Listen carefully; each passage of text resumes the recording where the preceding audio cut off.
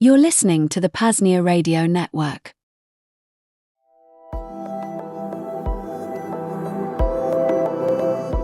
Official communiqué from the desk of General Willy II. Coordinator Rayo, High Council of the Free Republic of PAZNIA. From General Willy II, Supreme Commander of the Free Republic of PAZNIA. Date: the 13th day of the Great Bleat, Year 5 of the New Republic. Subject: urgent demands. The incident of the missing lambs and the second wife. The following was delivered to Coordinator Rayo and subsequently broadcast live on the PAZNIA Radio Network to ensure that every citizen of the Free Republic, every goat in the valley, and every human with a conscience hears the truth. Coordinator Rayo, I am writing to you not as a conqueror, but as a grieving father and a wronged husband. Yesterday, at the break of dawn, your agents in black vans rolled into the PAZNIA pastures. They did not come with the respect due to a sovereign nation. They did not come with a warrant signed by our common father. They came with a trailer, and what did they take? They took 20 of my beloved lambs. 20. Not one, not two, 20. These were not mere livestock. These were the future of the PAZNIA militia. They were the ones who learned to dodge the tall Nordics before they could even walk. They were the ones who learned to bleed in perfect harmony with the PAZNIA Radio Network. To take them is to steal the very soul of our children. Coordinator Rayo, here are my non-negotiable demands. Number 1, immediate release. The trailer must be returned to the PAZNIA border within the hour. All 20 lambs must be released unharmed, unshaken, and with their wool perfectly fluffed. Number 2, an appropriate apology. We must issue a public statement on the PAZNIA Radio Network apologizing to General Willy II for confusing a sovereign republic with a petting zoo. Number 3, restitution. You will provide a new trailer painted in the colors of the PAZNIA flag, gold, green, and white, and filled with organic clover to compensate for the trauma inflicted upon my family. Now let us address the more personal matter. Coordinator, I am a man of many talents. I am a strategist, a liberator, and a father to 20 lambs. But I am also a creature of love, and in my heart, I have loved many. I must inform you that in your haste to take my lambs, you have also taken my second wife, my sweet Sandra. Yes, Coordinator Rayo, I am an interspecies leader, and my heart knows no boundaries. My second wife, a light brown lamb goddess, was visiting the borderlands to negotiate a trade deal for our premium clover. She was standing right next to me when your agents arrived. They didn't just take the lambs, they took her. They took her to the same trailer. You see, when you take a ghost's wife, you are not just taking a prisoner of war. You are taking the rhythm of the war. You are taking the song of the PAZNIA Radio Network. Without Sandra, the music stops. The bleats become silent. The freedom becomes a cage. So, I am telling you this one last time. Coordinator Rayo, with the full authority of the military of the Free Republic of PAZNIA, return my lambs. Return my wife. If you do not, I will not just send an army. I will send the PAZNIA Radio Network. We will broadcast the sound of 20,000 bleeding goats, 20,000 humans singing the anthem of freedom, and the sound of me, General Willy II's voice, so loud and so angry that your entire government will tremble. We will not be silent. We will not be taken. We are PAZNIA, and we are free. Signed, General Willy II, Supreme Commander, Free Republic of PAZNIA, Portugal of the VERITAS Vikings, husband of Lamb Goddess Sandra, father of the lambs. This is the PAZNIA Radio Network. Remember, if they take your lambs, they take your future. If they take your wife, they take your heart. But they cannot take your freedom. Stand with PAZNIA.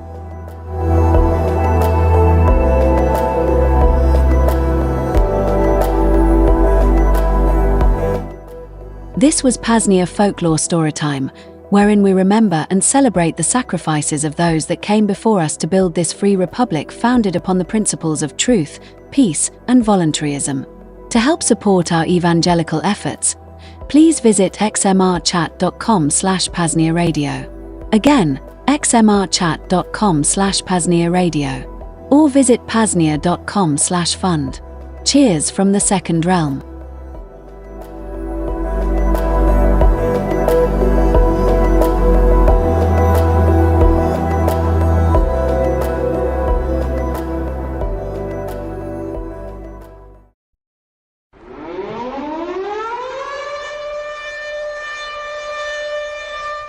Alert! Alert! The PAZNIA Radio Network's brand new show, The Life and Times of PAZNIA, a monthly news show from VERITAS' inaugural episode, is this coming Saturday, March 28th at 8 p.m. Eastern and 7 p.m. Central.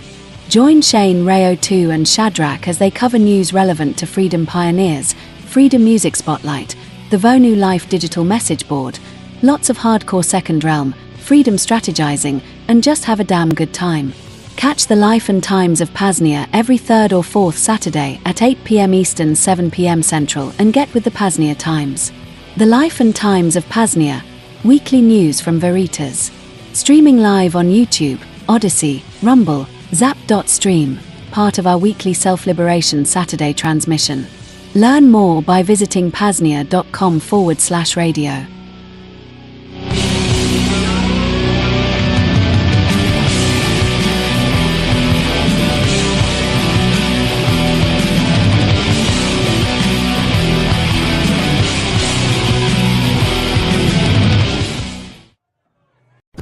Hiding things,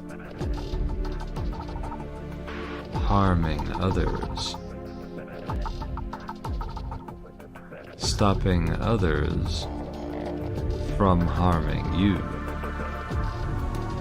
I'm Thane Riddle. This is Cloak Dagger.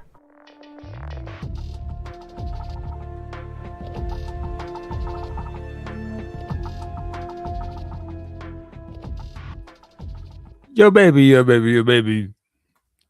I gush bush bush. My cloakers and daggets.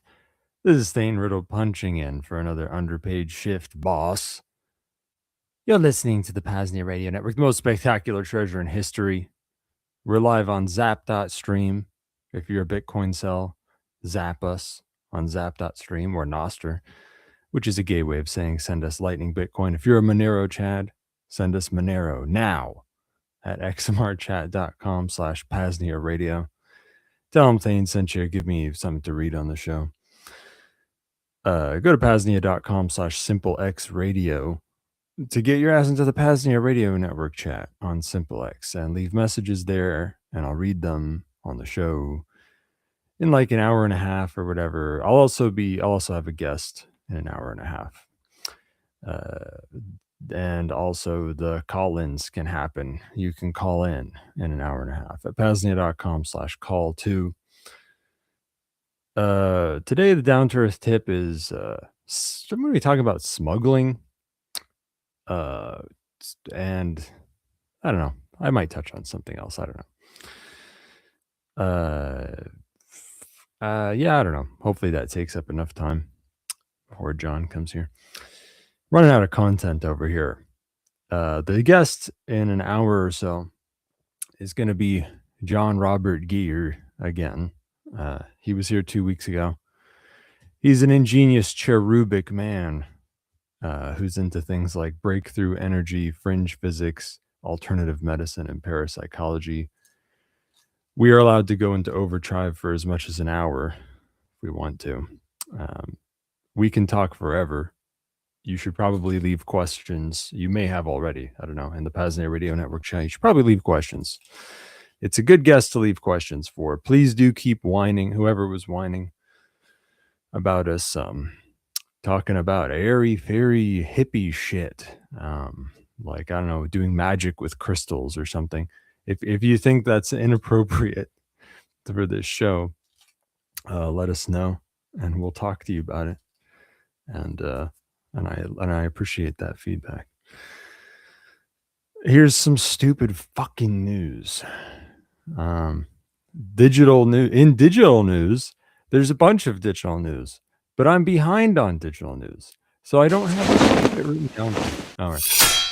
This is Cloak and Dagger News, catching you up on this week's stories, propaganda, or psychological operations critical to your security and privacy. I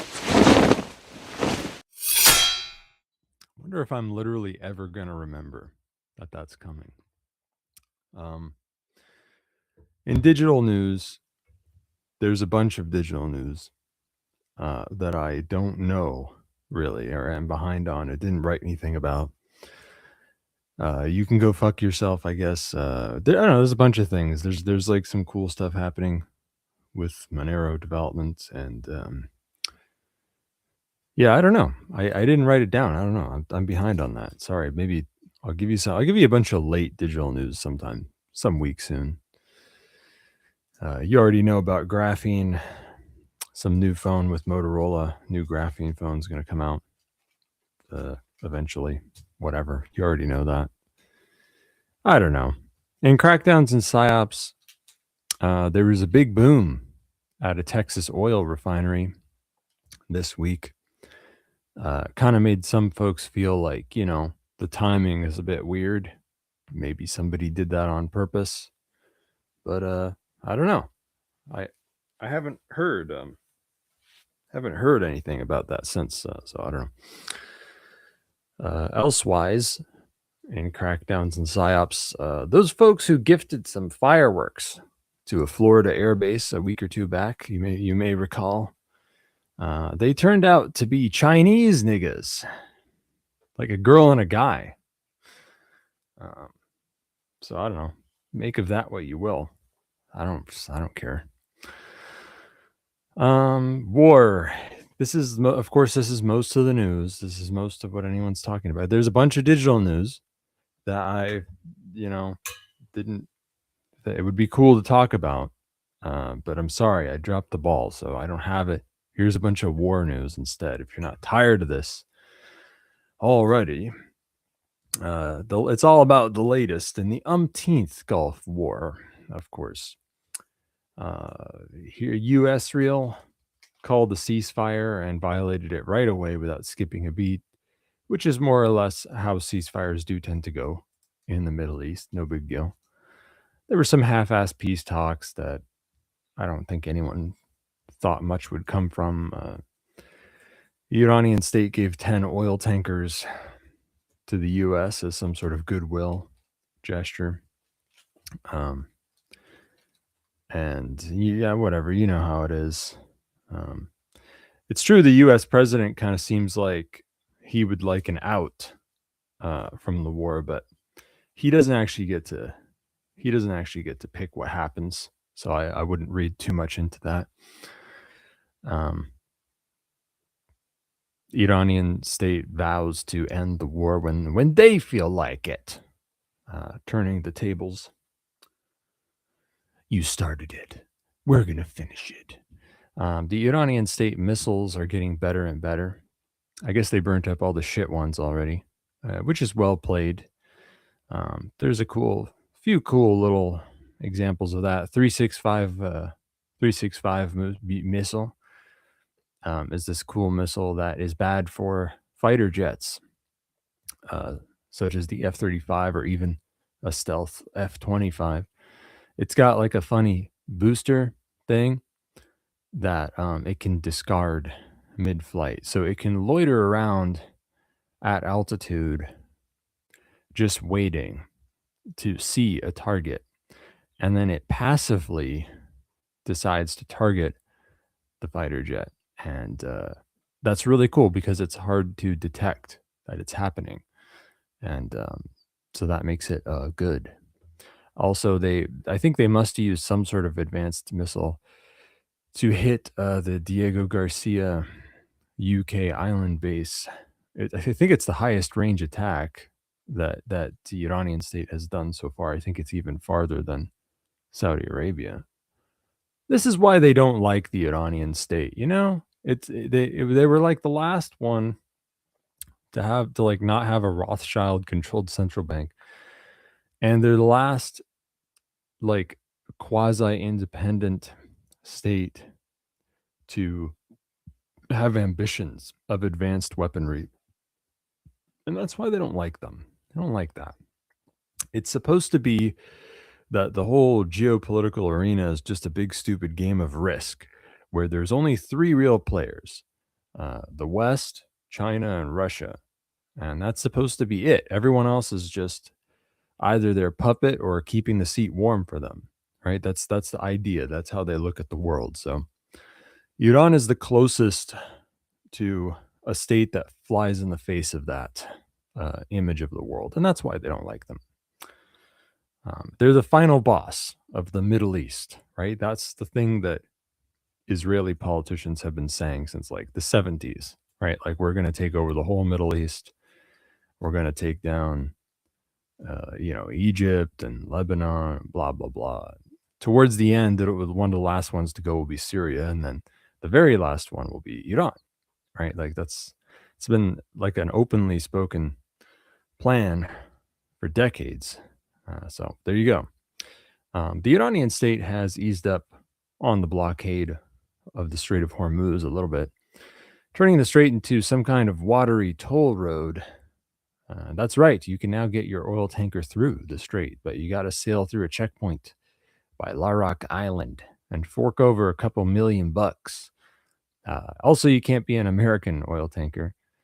While this isn't what I'd call a good thing, it is at least better than the way things were the last few weeks. It's also a good play by the Iranian state, as nothing good comes from fucking over these other countries anyway. Why would you want to do that? Why would you want to piss everyone off? Just hurt the enemy. Remember, or rather the civilians in enemy countries. Remember the PMF militia in Iraq hitting U.S. forces in Iraq.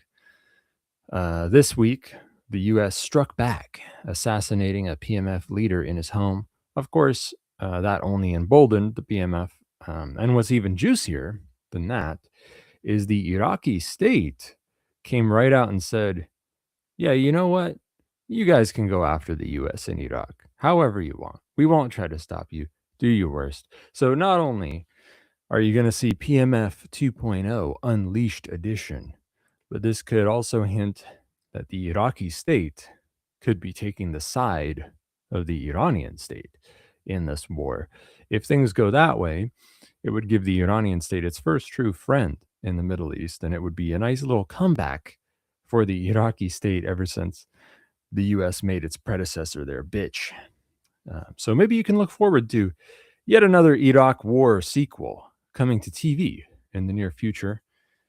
Aren't they tired of airing all these reboots and remakes by now? Do we really need another reboot? Iraq war reboot? On that note, PMF militia have stayed at the forefront of guerrilla drone warfare. Week or two ago, they were the first in the world to openly carry out FPV drone attacks, and now they do them all the time. And they're getting better at it too.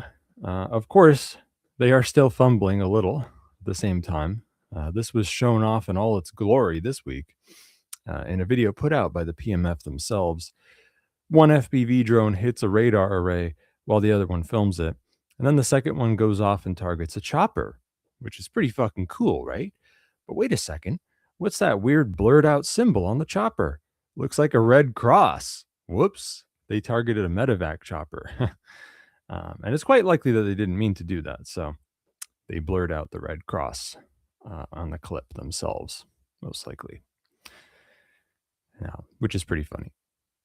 Now, given how cutting edge this dinky little militia in Iraq is with drone warfare, it leads me to wonder a few things. Like, don't get me wrong. One of the greatest things about guerrilla tactics is how easy they are to pick up. And it's awesome that these underdogs you've never even heard of before are suddenly given black eyes every week to the mightiest military in the world. However, it doesn't mean the PMF doesn't have a little birdie whispering in their ears, helping them get started with drone warfare, right? You know what I'm saying. I wonder who that little birdie might be. Well, I know that the most cutting-edge drone warfare in the world, perhaps, is carried out by the Ukrainian Nazi CIA niggers. And I also know that the state which is waging war on Ukraine, and thus has learned a few things about drone warfare, as well as having their own drone capabilities, also happens to be a state with a long and storied past of waging proxy wars against the U.S. in the Middle East. What do you think, boss? Do you think maybe the Russian state might have a tiny little bit to do with the PMF's drone program? Hard to say for sure, but it wouldn't be shocking if it were true. It would almost be a little bit shocking if it wasn't. On that note, there have been a lot of whispers over the last couple weeks that the Russian state has been straight up giving drones to the Iranian state and or sending them parts to make their drones with, or even sending back Iranian drones that they sent to Russia before. Of course, such would be a very wise play, maybe one of the smartest plays the Russian state could ever make here, because you know, it would be great. I mean, it's this war is very good for the Russian state. It's good for their oil operation. It's good for burning up U.S. interceptors and making it that they can't send them to the Ukraine. It's kind of just good. It's good all around. And the most bang for your buck you could get and making it worse for them would be just sending more drones to Iran. So I don't know. It would be weird if they weren't doing that. Now, the Israeli state keeps threatening to fuck up a nuclear power plant somewhere in Iran, which could, of course, cause a radiological disaster in the region, which is something you would expect Saturday morning cartoon villains like the IDF to do. The Kuwaiti state has proceeded to shit its pants and start mailing VHS tapes to all the Kuwaiti high schools, advising the kids to duck and cover in the event of a nuclear disaster. I'm going to bring this up again for my Kuwaiti and Ashwaubenon listeners alike. There's no replacement for a nuclear fallout shelter. You should probably get those books, Strategic Relocation and the High Security Shelter by Joel Skousen, and you should probably read them, and you should likely do that stuff that's in the book and make even just a cheap, bare bones nuclear fallout shelter. There's no better way to duck and cover. There's no better way to duck and cover, folks. Another shift in the war over the last few days. Passive friends of the U.S. in the Middle East are kind of seeming to smell blood in the water, maybe trying to jump ship a little bit, that's a clumsy way to mix metaphors, isn't it? If there was blood in the water, you wouldn't want to jump from the ship. They're tired of being hit by the Iranian state. They no longer want to be seen as open friends to the U.S. in this war, or at least they're second guessing it. I think they want to switch gears to being more neutral, being left out of it as much as they can. A noteworthy case of this is that folks are saying the Qatari state has gone and struck a deal with the Iranian state. The Iranian state is no longer hitting oil logistics in Qatar. They're only hitting U.S. military targets in Qatar now. What did the Qatari state offer in kind, boss? That's what I wonder. I don't know. But for sure, I'm willing to guess that the Qataris are suddenly low on interceptor missiles, if you catch my drift. They're just going to let them hit the U.S. targets in their country, most likely. Maybe that's what this deal is. That they're not going to try so hard to help the U.S. not get hit. I have a sneaking feeling that U.S. forces posted in third-party Middle East countries are about to have a little bit of a harder time, at least in Qatar. And of course, the Israeli state is now hitting southern Lebanon hard, namely everything south of the Litani River, and taking out bridges across the river. The Israeli state has come right out and said that their goal is expansionism, to take everything south of the Litani for themselves. The IDF's advances on the southern and eastern fronts have been hard and costly. Hezbollah's guided anti-tank missiles would be bad enough, but now on top of that, Hezbollah is deploying FPV drones, much like the Iraqi militia has been doing against Israeli tanks. So, I'll remind you, a couple weeks ago, it was only one paramilitary force in the world that was openly targeting with FPV drones, and now it's two. Now Hezbollah is also doing it. And yeah, they're using those against Israeli tanks. Of course, Hezbollah claims to have fucked up 20 bazillion IDF tanks or whatever, which can't be believed. But I think you can say that they are at least putting up some kind of a fight, and it's at least worse than whatever the Israeli state would like to let on. Now, you know how the Middle Eastern oil crisis has been pretty good news for Russian oil. Well, somebody didn't want that to go off without a hitch, because the last couple weeks, the Ukrainian Nazi CIA niggers have been hitting Russian oil logistics with drones and so forth. So nobody gets to have oil. Thanks a lot. Yeah, hitting oil tankers and other stuff like that. That's cool. The other night, there was this big cool storm in the Middle East, and Dubai got like flooded and shit, which put a bit of a damper on the war stuff, but it picked back up right away.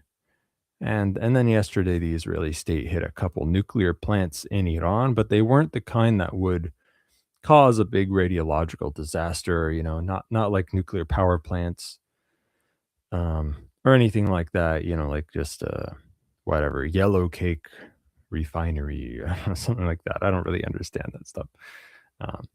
Maybe I'm sure there was a small leak of radioactive material, but not too big a deal. There was some intel that said those sea mines in the Strait of Hormuz may have been real, and it's kind of like, who knows if that's even true, but maybe it was after all. But it's kind of funny because there was 2 U.S. minesweepers there, but all they did was play Minesweeper on their computers, and then they swam away. So they're not even there anymore. It's kind of funny. Like, who even thought the Minesweepers would have a job to do, right? But it seems that maybe they did, and then they didn't do anything, and then they left. And of course, the thing that everyone's going to be buzzing about is how the U.S. is throwing in 10K more troops. The IDF is throwing in 12K more troops. And North Korea, Giggle, claims that they will give full military support to Iran if there's a ground invasion of Iran, whatever the hell that means. I guess Kim Jong-un's gonna sumo wrestle the soldiers or something. I don't know.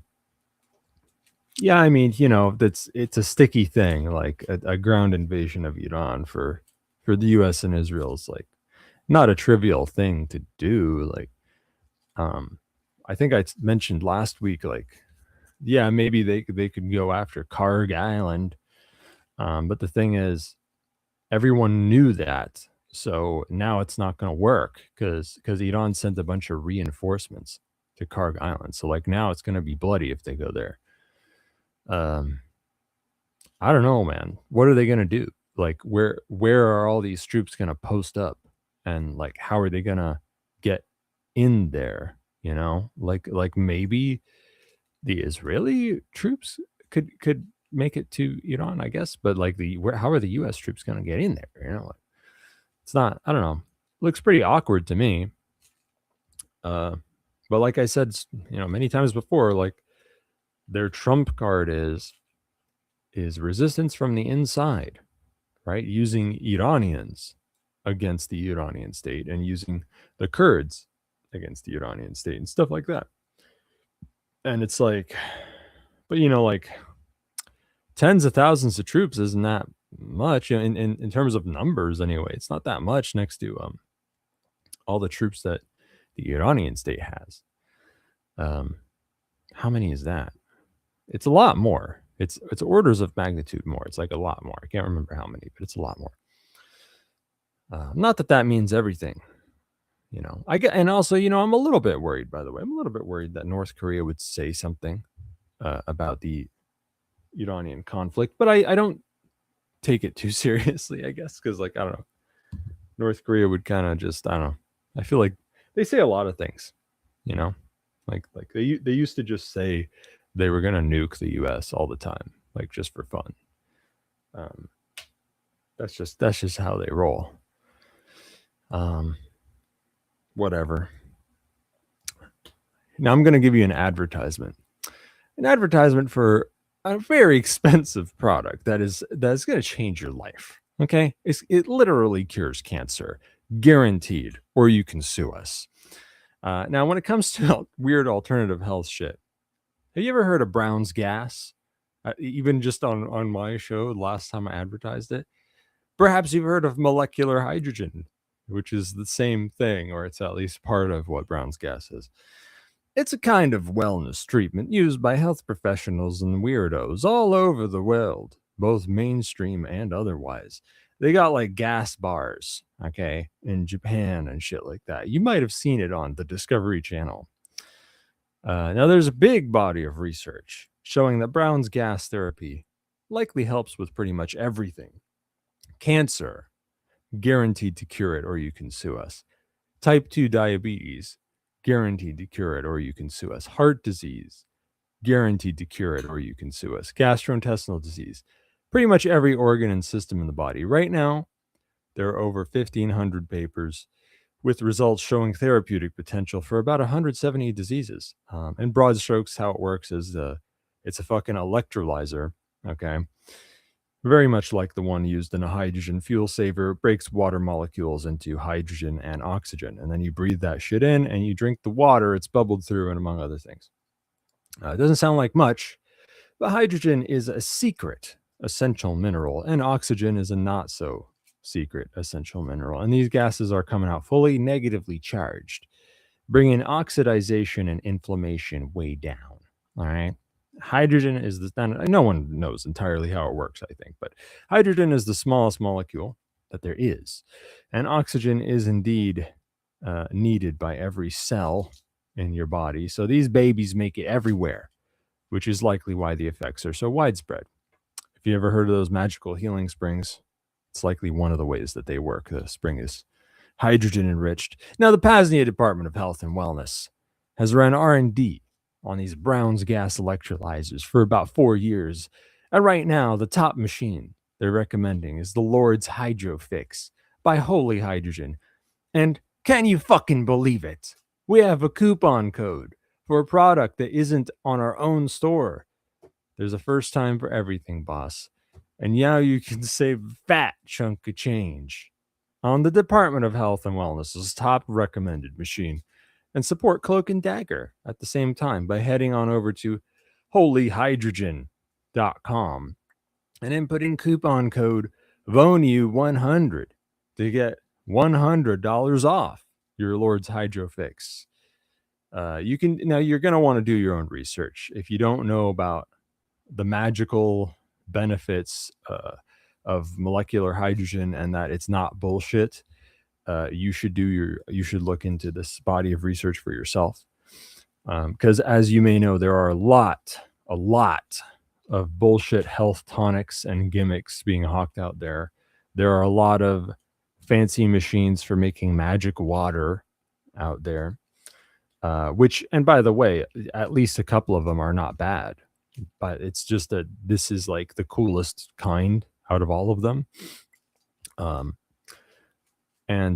Brown's gas overall is one of the truest and most powerful tonic treatments out there in the world. Out of like every fucking gimmick that you could possibly look into, this is really, it's one of the truest of all of them.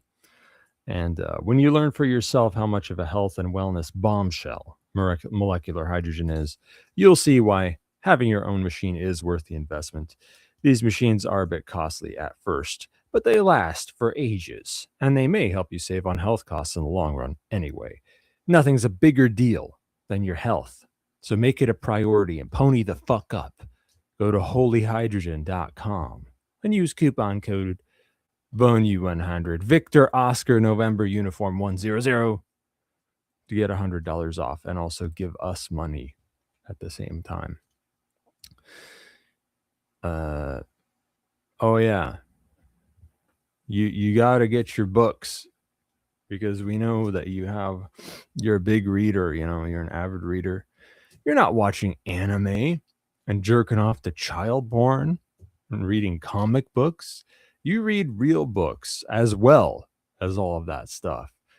And And you got to do that. You just like you do the other stuff without KYC and facial recognition and providing a DNA sample. If you're going to provide a DNA sample, it's going to be to your tissue box as you look at the CP. It's going to be on your own terms, and you're going to put it in the trash unless you're really paranoid about somebody going through the trash so they can get your DNA. Then, in which case, you're going to have to employ some biological security measures, which I actually know an expert on biological security who's talked about coming on the show many times.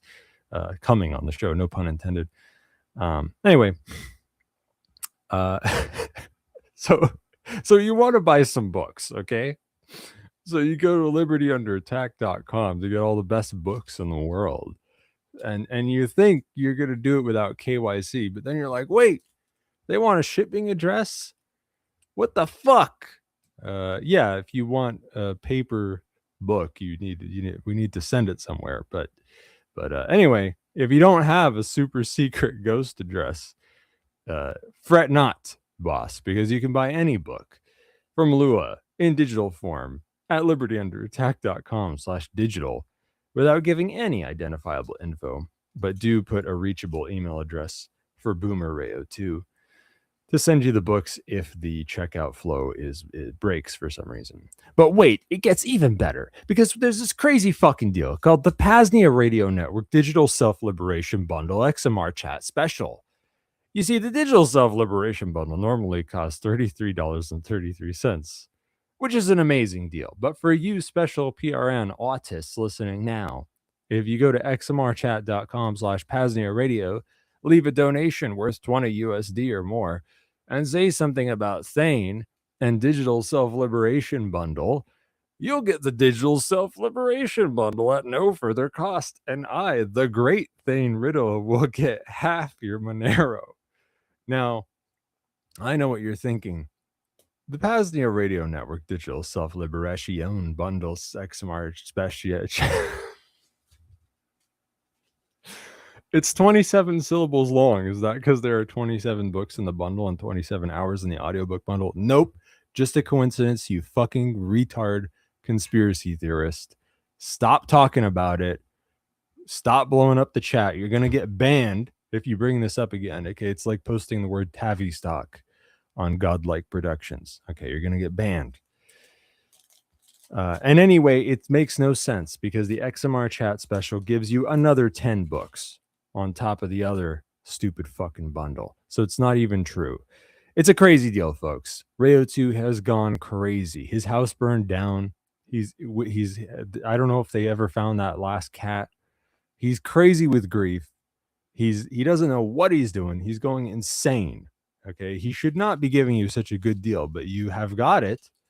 So take advantage of that by sending 20 USD or more worth of Monero at xmrchat.com/PAZNIA Radio and saying something about Thane and the digital book bundle, and leave an email address for Boomer Rayo 2 to send you the books at. And you can check the private message checkbox or use the super DMs or whatever so that people don't see the email. Now, somewhere in the Ukraine back in 2023, the Russian jarheads had occupied a local hospital, and they planted booby traps all around the hospital to shield themselves from raids. But one single operative deftly infiltrated the minefield and sabotaged the whole operation, setting off a number of bombs and causing Russian casualties. That operative was a mysterious goat wandering through the field who remains unidentified to this day. It's unknown how he was exfiltrated from the area of operations. And this may lead you to ask, who is training goats in advanced recon and guerrilla warfare tactics? I can't confirm or deny any claims, but I can tell you that Willie 2, one of the most well-known goats at VERITAS PAZNIA, is now offering military consultation services to the public. Go to PAZNIA.com/Willie Defense to find out more.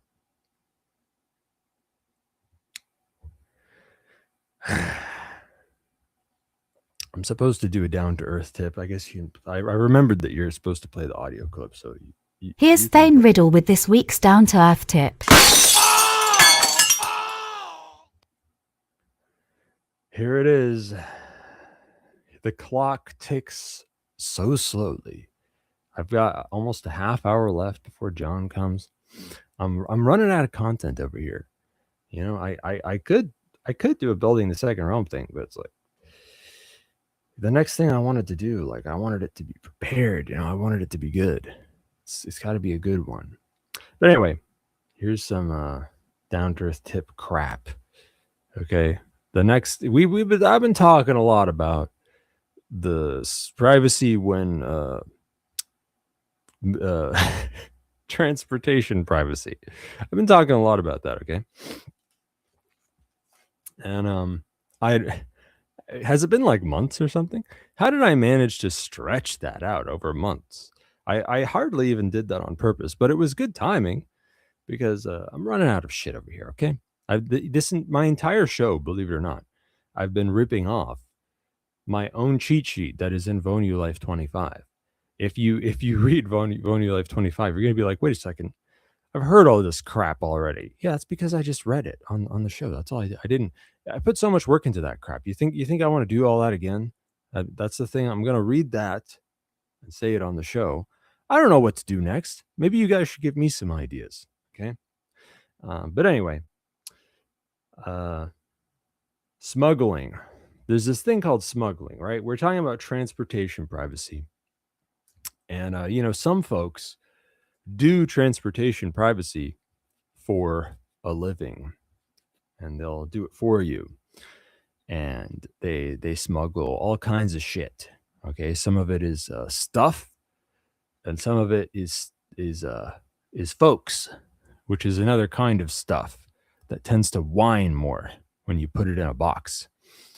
Now, pretty much everything I've talked about so far is done or is helped with in some way by folks who work in this field known as smuggling. And you know, most notably, it's when folks are going across the state's little borders, as they call them, because you know that's the thing when you get to harass the most, and it's good to not let people know that you're that you're doing it. Now, if you network with the right folks, you can find smugglers. And you know, networking is not the topic of the building the second realm thing today, but I will say this: do be careful a little bit when you're dealing with folks who work in the field of smuggling. First of all, smuggling often comes at a high cost.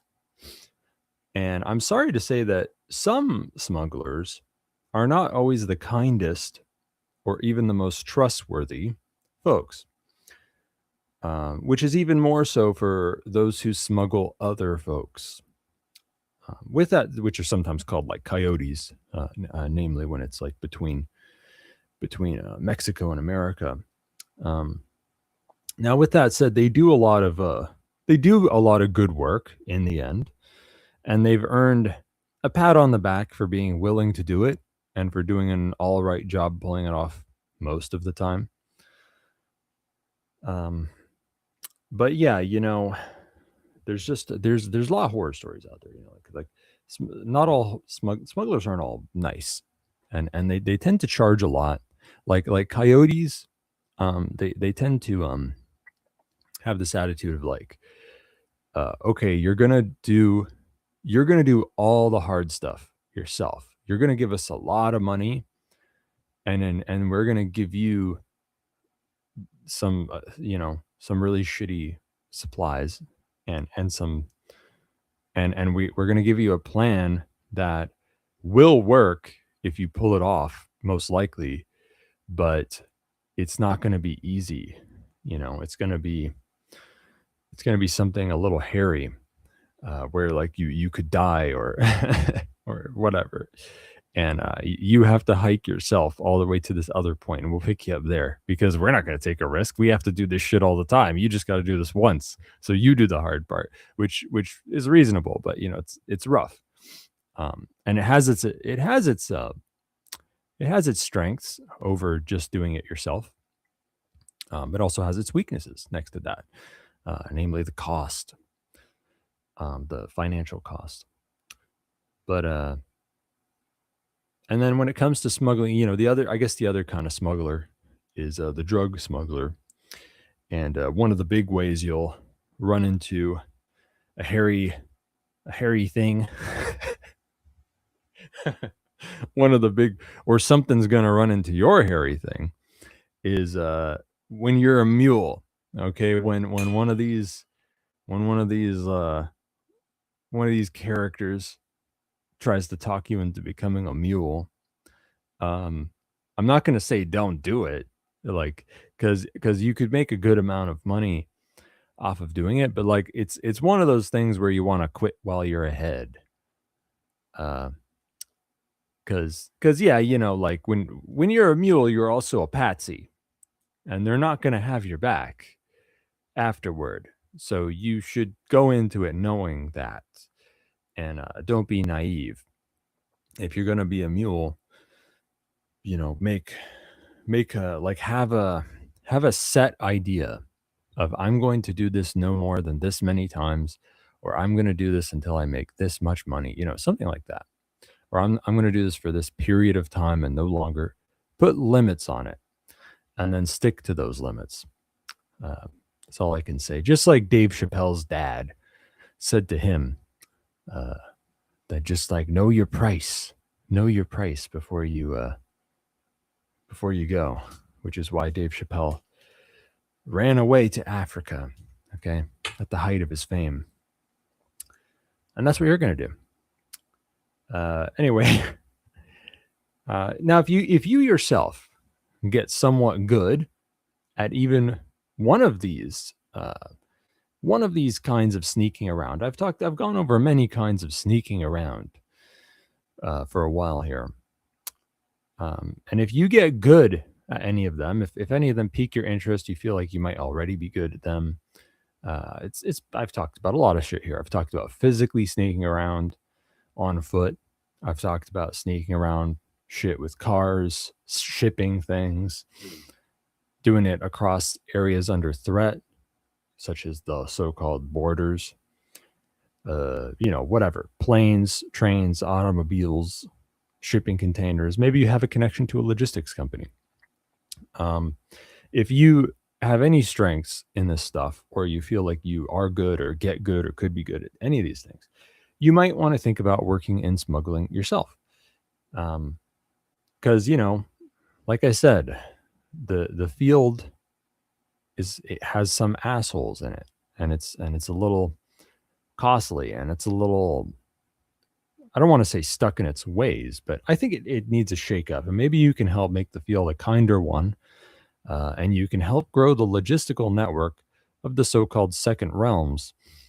However, like I said, be careful about working with other smugglers in any bitch boy kind of role, such as mule. But if you can start your own thing, you might make things better. And we can, there's another thing that's cool about that, that I think has a lot of potential for the future, is what the fuck am I trying to say here? So there are certain demographics being served right now by smugglers. The ones who smuggle folks are serving random illegal immigrants, including a bunch of criminals. And when I say criminals, I don't mean nice criminals like me necessarily. A lot of them are violent criminals, which have their place too. But and another thing people smugglers do is, they serve the human trafficking industry, which is it's about as nasty as it's about as nasty as a red market gets. You know, it's literally slavery. Um, but and then when it comes to smuggling goods, there's a whole lot of attention on drugs. Everything's about drugs, which is fine. Whatever, folks can buy drugs and use drugs for various things. For some reason, the only thing they can seem to think of is getting fucked up. Right? Drugs are actually useful for a bunch of things, but that's the main thing people are doing. I myself feel the field of smuggling can expand, not just by being kinder, better, maybe less costly if possible, but also by expanding, by serving new demographics. By I guess this is a building the second realm note. Now that you think about this crap, I'm just making up off the top of my head that somehow plays into smuggling. It's really a building the second realm topic. Because to my mind, there are unserved demographics in smuggling. When it comes to smuggling folks, there are a lot of everyday Joes out there who run into hardships where they feel like they need to smuggle themselves into another country, and it has nothing to do with the usual. Like they're not the kinds of folks that normally would get to know a coyote or something. And of course, and it can be unique situations, like they're running from something, or they're trying to seek opportunity or whatever. Or it could just be like, you know how like during all those state lockdowns like 5-6 years ago, there were a bunch of boomers and retards who were suddenly interested in questioning the government, and they all wanted to go on vacation when there were travel bans in place, and folks were coming up with weird solutions in rare cases to do this. Like they'd get a group of people to charter a private jet together to all go to all vacation to some, you know, shitty third world country that's where it's good to vacation. And you know, that sort of thing, just it makes me think, you know, it makes me think that especially as things get worse and states crack down more on stuff, the need for smuggling folks is going to, it's going to have to get broader. It's going to be more than just beaners trying to hop the border. There's going to be more need for it coming up, I think.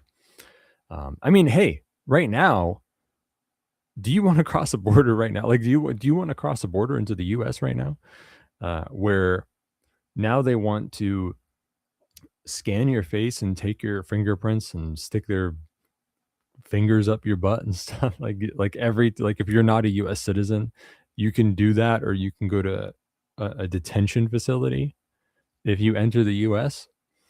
And if you are a U.S. citizen, they'll just try to pressure you into doing it and make you feel like you have to do it for now until they change that later and decide that also U.S. citizens have to do it too. That's you know, that's a good case.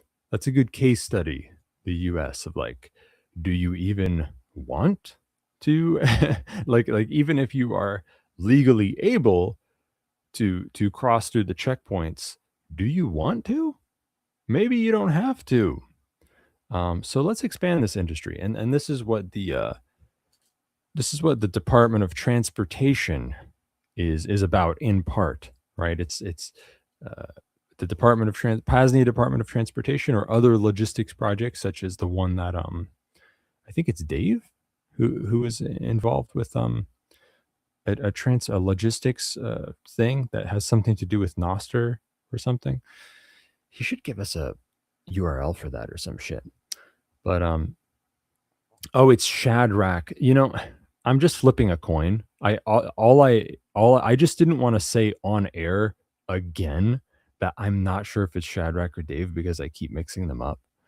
But it's a compliment. It's a compliment to both of them, because they're two of my like favorite guests that I've had on the show, and they also both have like very generic, like normal guy voices, which is a strength, you know. So maybe they'll thwart voice recognition that way.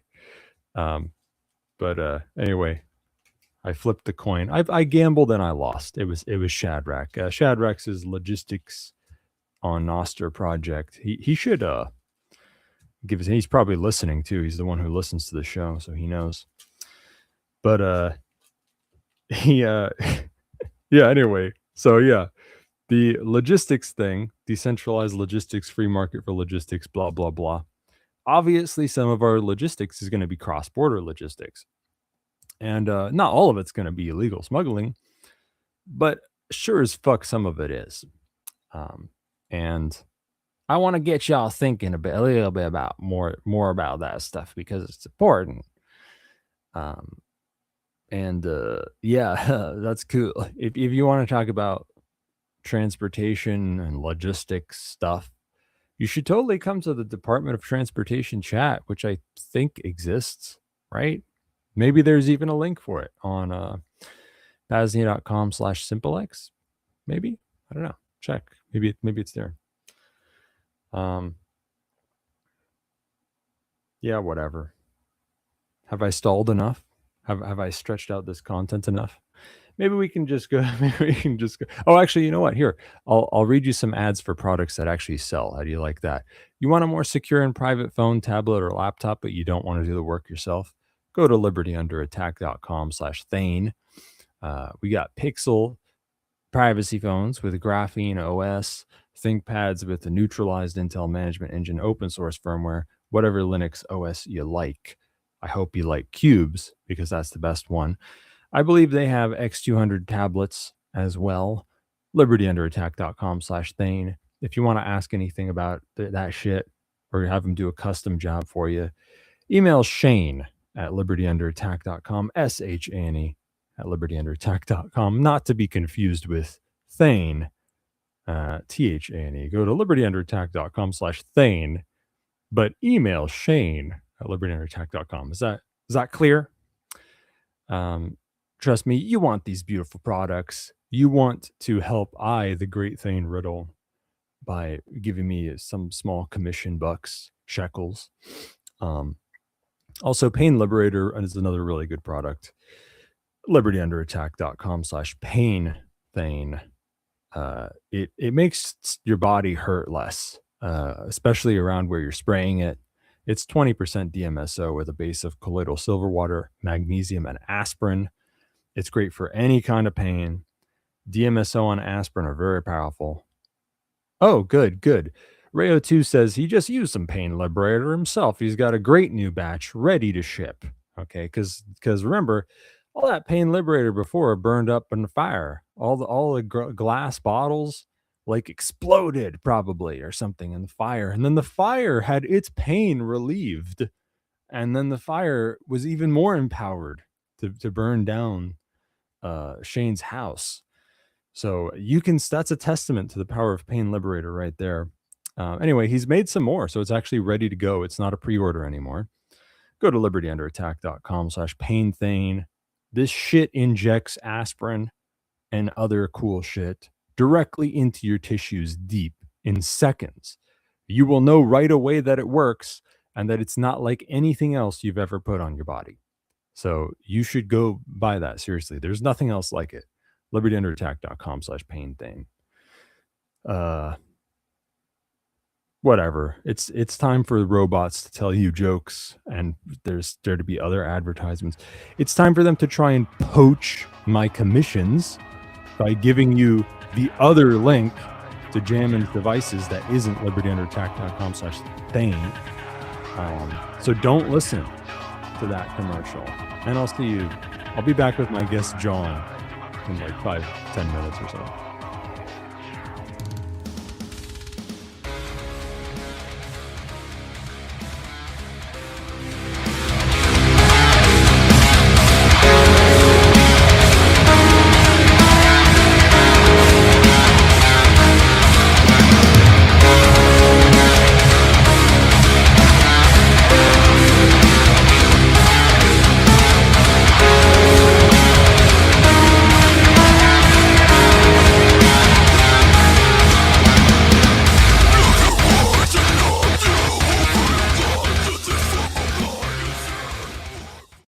Now, when it comes to weird alternative health shit, you may have heard of Brown's gas, boss, aka molecular hydrogen. Technically, actually, molecular hydrogen is just one part of what Brown's gas is, but whatever. It's a kind of wellness treatment used by health professionals and weirdos all over the world, both mainstream and otherwise. They got gas bars in Japan and shit. Big body of research showing that this therapy likely helps with pretty much everything: cancer, diabetes, heart disease, pretty much every organ system in the body. Over 1,500 papers, therapeutic potential for 170 diseases. In broad strokes, it works by fucking electrolyzing water into hydrogen and oxygen, and then you breathe that shit and you drink the water that it's bubbled through. And these gases are, negatively charged and shit, and they get into every cell of your body. It's probably how magical healing springs work, at least partially. The water is hydrogen enriched. Now, the PAZNIA Department of Health and Wellness has run R&D on these machines for about 4 years, and the top machine being recommended right now is the Lord's Hydrofix by Holy Hydrogen. And can you believe it? We have a coupon code for a product that isn't on our own fucking store. There's a first time for everything, so save a fat chunk of change on the Department of Health and Wellness's top recommended machine, and support Cloak and Dagger at the same time by heading on over to holyhydrogen.com and inputting coupon code VONU100 to get $100 off your Lord's Hydrofix. You're going to want to do your own research on this. The Molecular Hydrogen Institute website can help you with that. There's whatever, you can use whatever resources you want. There's a huge body of research on this. You know as well as I do, hopefully, that there are a lot of bullshit health tonics and gimmicks being hawked out there.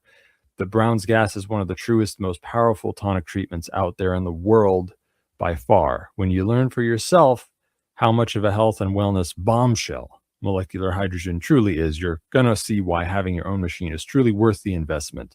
These machines are a bit costly, okay? I'm not going to lie to you, but they last for ages, and they may help you save on health costs in the long run. Nothing's a bigger deal than your health, so pony the fuck up. Go to holyhydrogen.com. Use coupon code VONU100. Victor Oscar November Uniform 100. Get $100 off. Hey guys, Scott here for Liberty Under Attack Publications. Looking for a Liberty-focused publisher? Liberty Under Attack publishes books and strategy guides for individuals looking to increase their personal freedom. They assist authors through the entire publishing process: proofreading, editing, cover designs, paperback and Kindle formatting, and full audiobook narration and post-production. Tell them Scott sent you and get 20% off a full service deal. To get some one-of-a-kind books or for more information, visit libertyunderattack.com.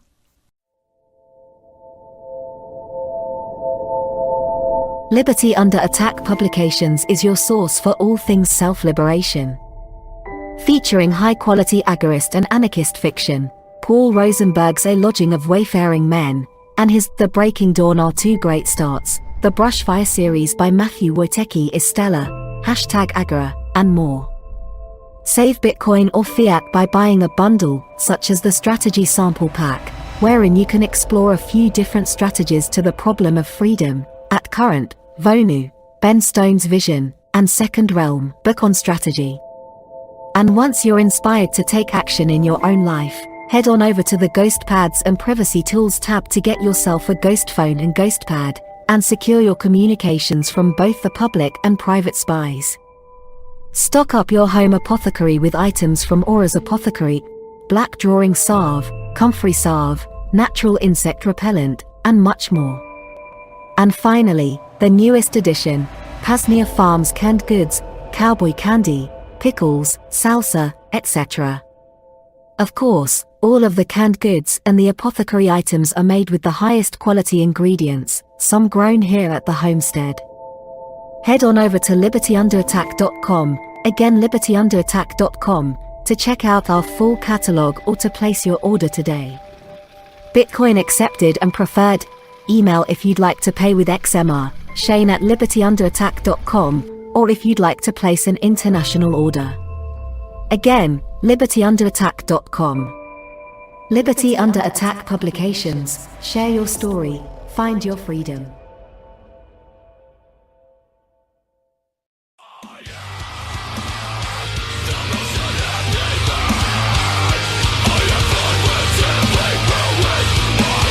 And now, back to Cloak and Dagger with host Thane Riddle.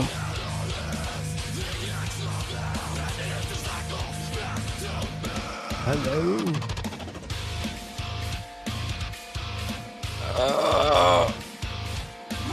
I'm back. And there's metal music playing. And it's, what would you call that? What would you call that subgenre of metal? Does that count as screaming? I don't know. Rayo knows, gent. It's called gent. Is that actually a subgenre of? Because of the guitar? What the fuck? See, I'm not cool enough. I'm not cool enough to be into this crap. I like new metal. Okay, so that's what people make fun of. At least, well, now it's retro, so maybe they won't make fun of it anymore. But yeah, I like Korn. Okay, that's my kind of. How do you like that? Huh? Anyway, I'm here with John Robert Gier. Hey, how's it going, Thane? It's going pretty good. I'm just doing this stupid show, running out of things to talk about. I'm sorry to hear that. But it's good because now you're here, and we'll automatically talk about all kinds of things. Oh, that sounds good. How was your St. Patrick's Day? Oh, I somehow slipped my mind that even happened. It was St. Patrick's Day. When even is that? Oh, it was just my my birthday. I was 40 this year. Wow. Yeah. You look pretty good for 40. Oh, thank you. You could pass for someone in their 20s, pretty much.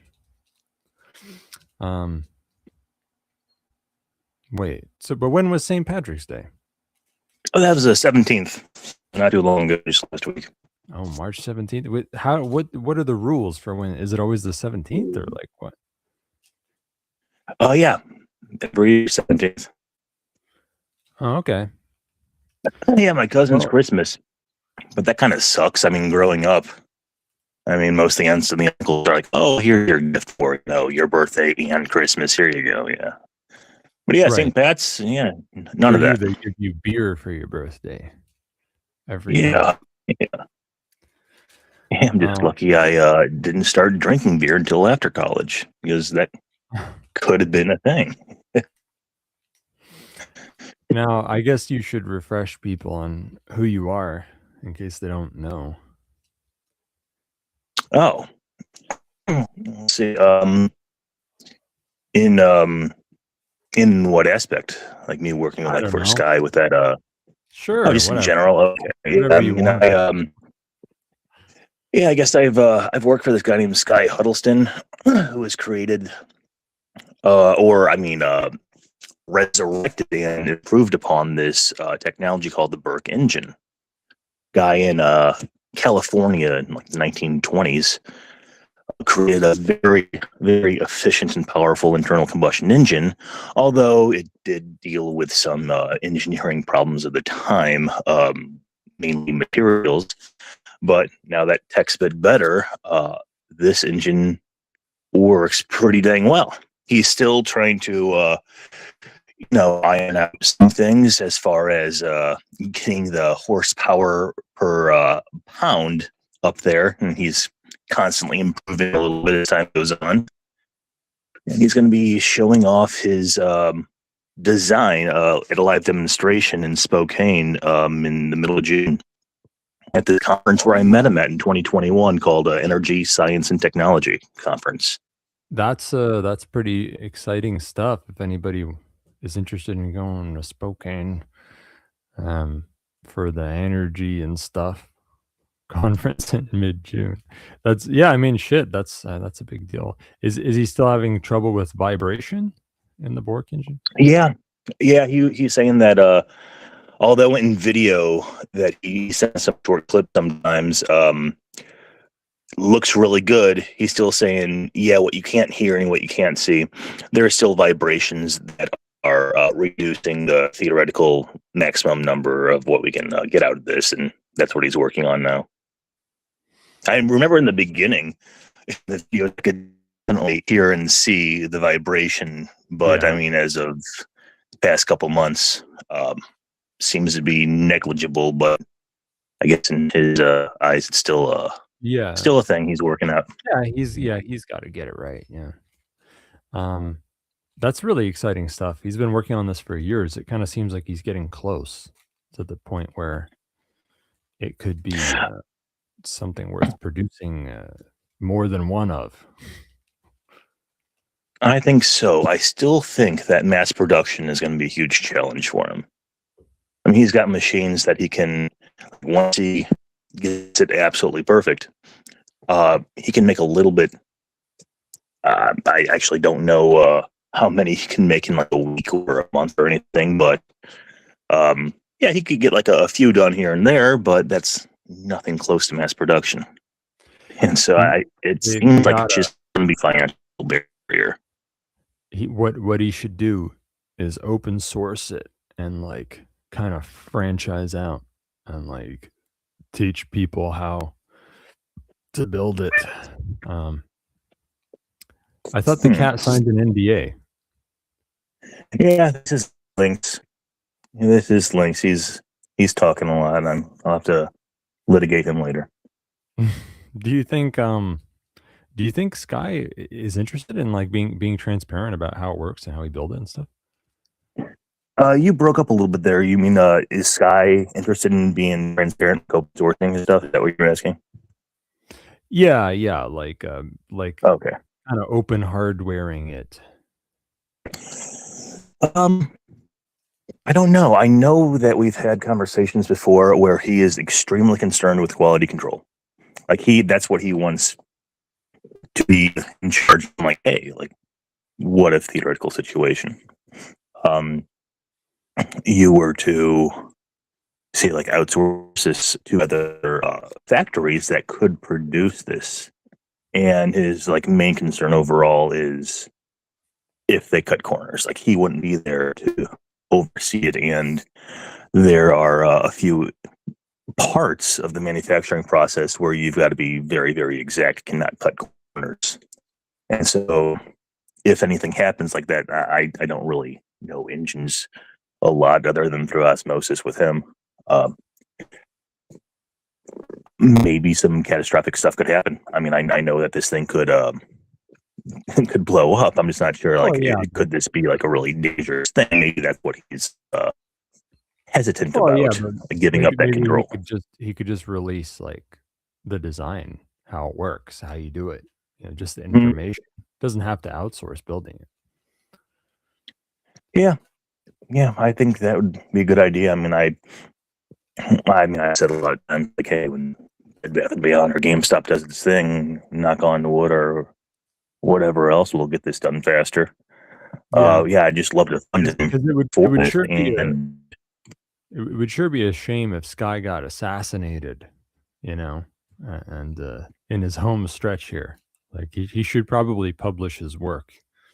It seems like Speaking of assassinated, I'm not sure if we talked 3 weeks ago, right? I think it was 2 weeks ago. Or was it 3 weeks ago? I don't know. I think it was 3. Yeah, it was. I mean, my family did stuff for my birthday like 1 and 2 weekends ago, just like family stuff. So I think it was 3. Yeah, whatever. Yeah, it might have been in between these 2 times.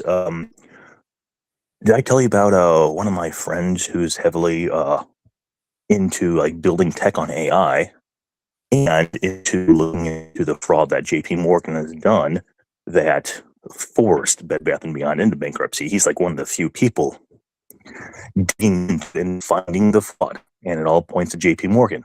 He almost died. Did I bring that up before? Not on the show.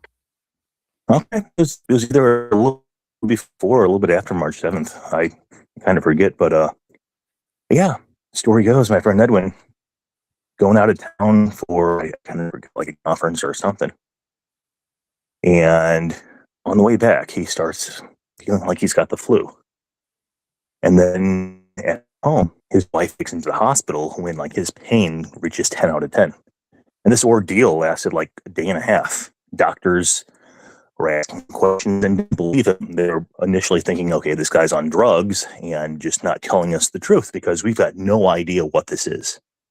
Blood work comes back clean. All their tests, all their scans, they've got no idea. And morphine, like, you can only have so much, and that was barely into the pain. All of a sudden, after a day and a half, it just subsided. And I just remember a story from Sky, actually, one of Sky's friends, Gier, Rocher. I don't know how to pronounce his last name. Room temperature superconductor guy, who a few years back got $500 million in financing to make it.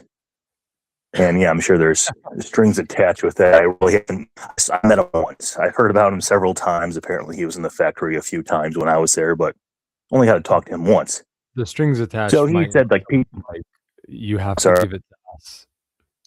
Like, it's ours. If you discover it, it's ours, and it's a secret. That's probably that. I know you get $500 million of financing, and that's probably the case. It's probably not going to see the light of day, but I mean, I don't think this is some kind of unsolvable mystery for the rest of the world. For sure, it's not, because we keep running into promising anecdotes about it being discovered in multiple different ways, which I'm sure a bunch of them are bullshit, but it's just, it comes up so much that it seems like possibly orichalcum, that gold, titanium. I forget exactly how the structure goes, but allegedly that has some superconducting properties, but I've never really looked into it that much. But yeah, this Pierre dude, he was noticing, oh yeah, these cars have been following me. So this dude has been on edge. Like, he knows what he's got, and he knows that, yeah, people are watching and paranoid for good reason. So this one time he finds the gel substance, like this unknown gel substance underneath his car door handle, and says, collects it, does not touch it with his bare hands. And I don't know how he analyzed it or if he did, but he just said, like, yeah, this is like assassination gel. Like, okay, like, stuff that's not going to show up. So I just like relayed that story to Edwin. I'm like, hey, dude, you're in two different areas. You could be like assassinated for either of these things. Did you touch anything like wet or blackness? And he's like, yeah, now that you mention it, I did touch something like wet and unknown, but I don't remember what it was. I'm like, okay, that's a bit alarming. But yeah, I mean, so yeah, the assassination type stuff, that does exist. Yeah. Oh, for sure. Yeah. And there are things like that. You know, the classic thing was a little needle on the end of an umbrella, but yeah, now we have topical applications that you can spray on someone or put a gel on something. And you know, I often wonder if they use DMSO in those things, because for the absorption. Yeah, you'd think that'd be the way to do it, right?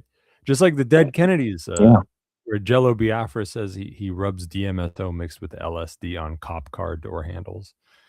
It's like that. I did not know about that. Yeah, you can use something bad. You can mix something bad with DMSO and then topically dose someone with it. Yeah, that makes a lot of sense. Yeah, in fact, we could use it as like an anti-riot bludgy thing. Like, you know how those Soros Antifa types, they spray people with piss. They put piss in super soakers. We can do a lot worse than that. Like, we can. Well, I learned something new today. You didn't know that about the piss? Did not know. Well, now you know. We could do a lot worse than that. We can put a solution with like DMSO and like cayenne and LSD and like, you know, all sorts of irritants and things that just make you feel horrible, and also with psychedelics at the same time. Yeah. You know, stuff like that. I suppose so. Or like poison ivy extract. Like you can just like go into the woods, the trash bag, and some like gold gloves, pull it when it's ready, Yeah. Like put it all in Someone's like gonna a die. Goodwill blender. Yeah. Shock. Um, Huh. but yeah, that sounds fun. Yeah, that could be cool. Chemical warfare is cool. You know, it's like being a ninja. Okay, that's what the ninjas do. Something to think about. But in actuality, in like real life, it's like I don't want to do this to anybody, and I don't want this to happen to me. Well, speak for I mean, kind of yourself. like firearms. I love talking about like, firearms and like, hey, if you just tweak it a little bit, it's like 15% more efficient, and it's so much more amazing. I mean, I love talking about it, but having to use one in self-defense, yeah, I would. Wouldn't like it. It wouldn't be a great moment for me, but yeah, I definitely do it. Like But I yeah, tell just the talking listeners, about it and you are the a actual cherub. science behind it is interesting. Yeah, yeah, for sure. You are a cherub, so you can't be expected to enjoy violence that much. But it's true, you know, killing someone's ugly, unless you're like a psychopath. Um, that's an interesting topic. I don't know if that's good for a down to earth topic to talk about one day. The psychological impact of killing. Um, but whatever. So there was a bunch of loose threads, you know, we had last time you were on the show. That Yeah. I've And made notes. we talked afterwards after the show, and there was one thing that I'm like, hey, I forgot this one thing. Yeah, I You mean, recall what that is?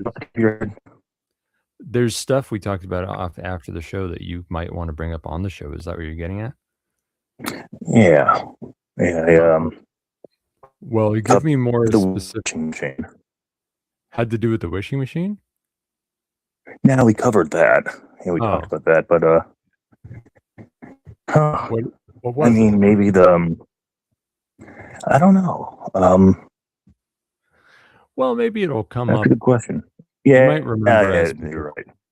right. For now, what I'm going to do is bring up the Hutchison thing again. Okay. The poltergeist machine guy.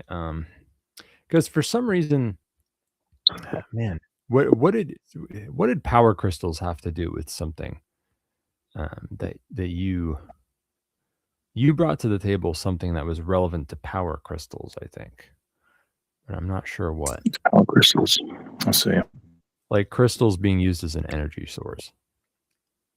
Did you? Oh, was it Rayo 2 who did?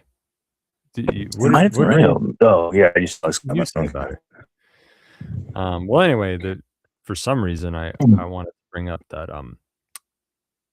oh yeah, right, yeah. Well, that's what I was gonna bring up. That the poltergeist machine guy, John Hutchison, he produced power crystals, and you know, he kind of played dumb about it and acted like it was an accident, everything he did, but I don't buy that.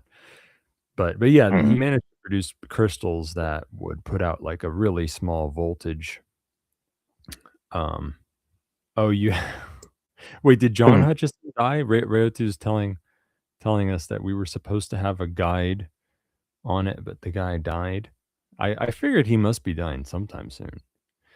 But anyway, it always reminded me of a paper I read some years back where they did the exact same thing. They took radioactive graphite that was used for shielding in nuclear power plants. And you know, they always say nuclear waste is just something that needs to be stored forever, but really they come up with new uses for nuclear waste all the time. And this was one of those papers about that, where they took this radioactive graphite and they turned it into a diamond, you know, by like whatever, putting a bunch of bombs around it and blowing it up, which I think is how they do it. And that's how they got a radioactive diamond. And the radioactive diamonds would put out very low voltage that they believed, or they claimed in the paper, they believed it would last as long as the radioactivity did, which is a long ass time. Wow. Well, Marvel's running out of ideas, so they might have come around to that one. Right. Yeah. I mean, when you think about it, Is that any better than what a Casio does? I'm pretty sure if you forget about a Casio watch for 100 years, it'll be fine. It'll still have the right time on. But Yeah, those yeah. the solar atomics.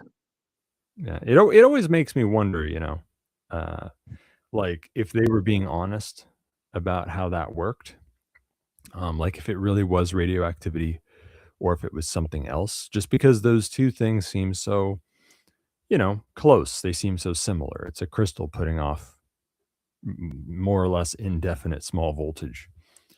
And it makes you wonder. It makes me wonder if this actually has something to do with 0 point energy or something. Well, if you've got voltage, you've got the gateway to the ether.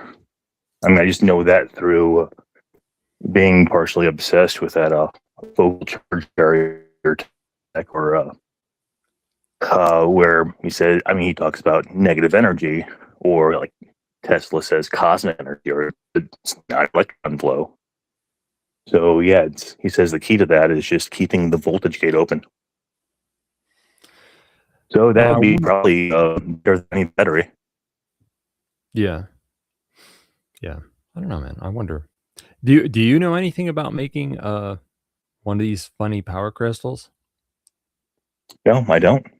No, when you said the poltergeist machine, I'm like, oh yeah, that's right. You mentioned that from last time, but the power crystals, I do not. Is I'm asking Rayo too now. Is Nancy Hutchison alive? Maybe we should be bugging her. Because if John Hutchison gonna hand you a guide? Is that what you were saying? Nice. You should, because if he keeled over, you should ask Nancy to, I don't know, send us his books or something. Send us his notes so we can continue his research. Also, let us move into his house so we can use the poltergeist. I'm gonna write a fanfic where I have a romance with Nancy Hutchison. Nancy, would you like to start an Airbnb? Yeah. Hey, that's not as bad as starting an Airbnb in a secret illegal bioweapons lab, which they did in California. Oh. Wow. It's true. John and Nancy were working with friends, Bernie, the crypto alchemist, Andreas Zertis, etc., on a live stream series. They talked a lot about it and were getting ready to move into making it available. But yeah, he's dead. Awesome. Great. Literally one of the greatest geniuses in the field of the last 100 years. Whatever. So anyway, I wanted to ask you more about the Tesla scalar wave interferometer, because I maybe I didn't grasp it or something. So maybe you can explain that to me. Oh, the little I know about that, like, is ask a Grok, and Grok's like, oh, that's a bunch of BS. Or, I mean, there's no proof that I've seen. I've just seen Tom Bearden talk about it. I definitely believe it. But apparently that's, I think he was talking about Russia. Russia was using an experimental one run by like a dozen or so like super large diesel generators. And picture like two balls on a pole, but the size of like a horizontal building type thing. And so there's different modes on this interferometer that, like, one is like a complete dome with the center being the interferometer, but like nothing can get through at all, unless I suppose if you're using the same type of tech and you overpower it, that seems like it could. I don't really know. It's kind of like we're talking about sci-fi stuff that is probably real, but next to nothing about it. Another elected mode for this is like if anything comes within a certain range, it'll automatically blast it out. That seems pretty dang cool for defense, but friendlier on the birds, I suppose, if it doesn't blast them, than just a dome that will fry anything. And then another one, like more like an offensive type thing. Like you could use that to pinpoint healing or destruction wherever you'd like. Can you leave and rejoin to see if it improves your connection? Yes, yeah, I'll do that. And then I'm gonna go to some fan mail. I think we had a caller, and we're coming up on the time call-ins will be taken, but he left. But maybe he'll be back. Let's see.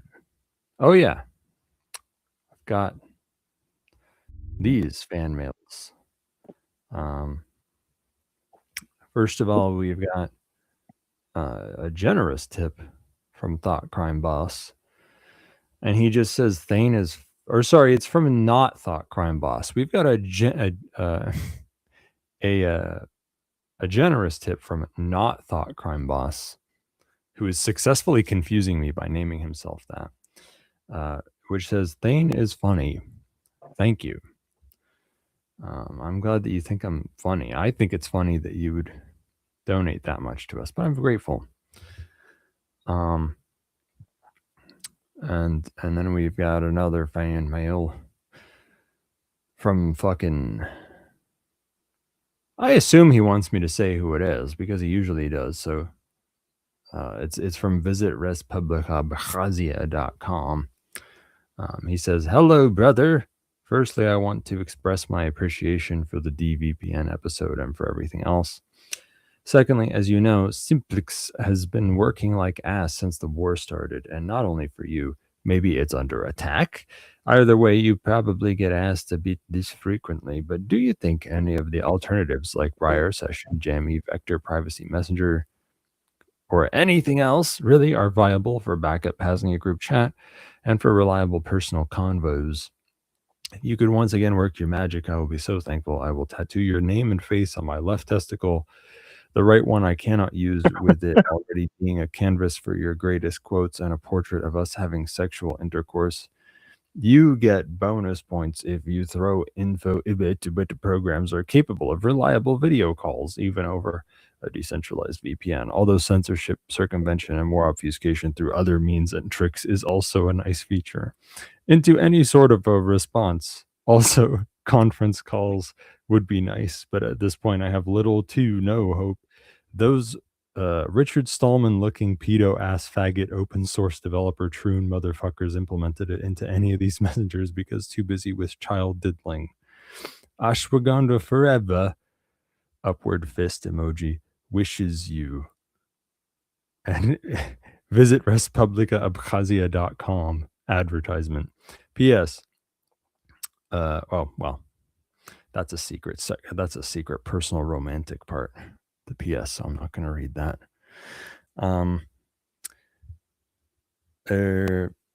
Yeah. Okay. So you're welcome. And yeah, SimpleX is not great when it comes to reliability.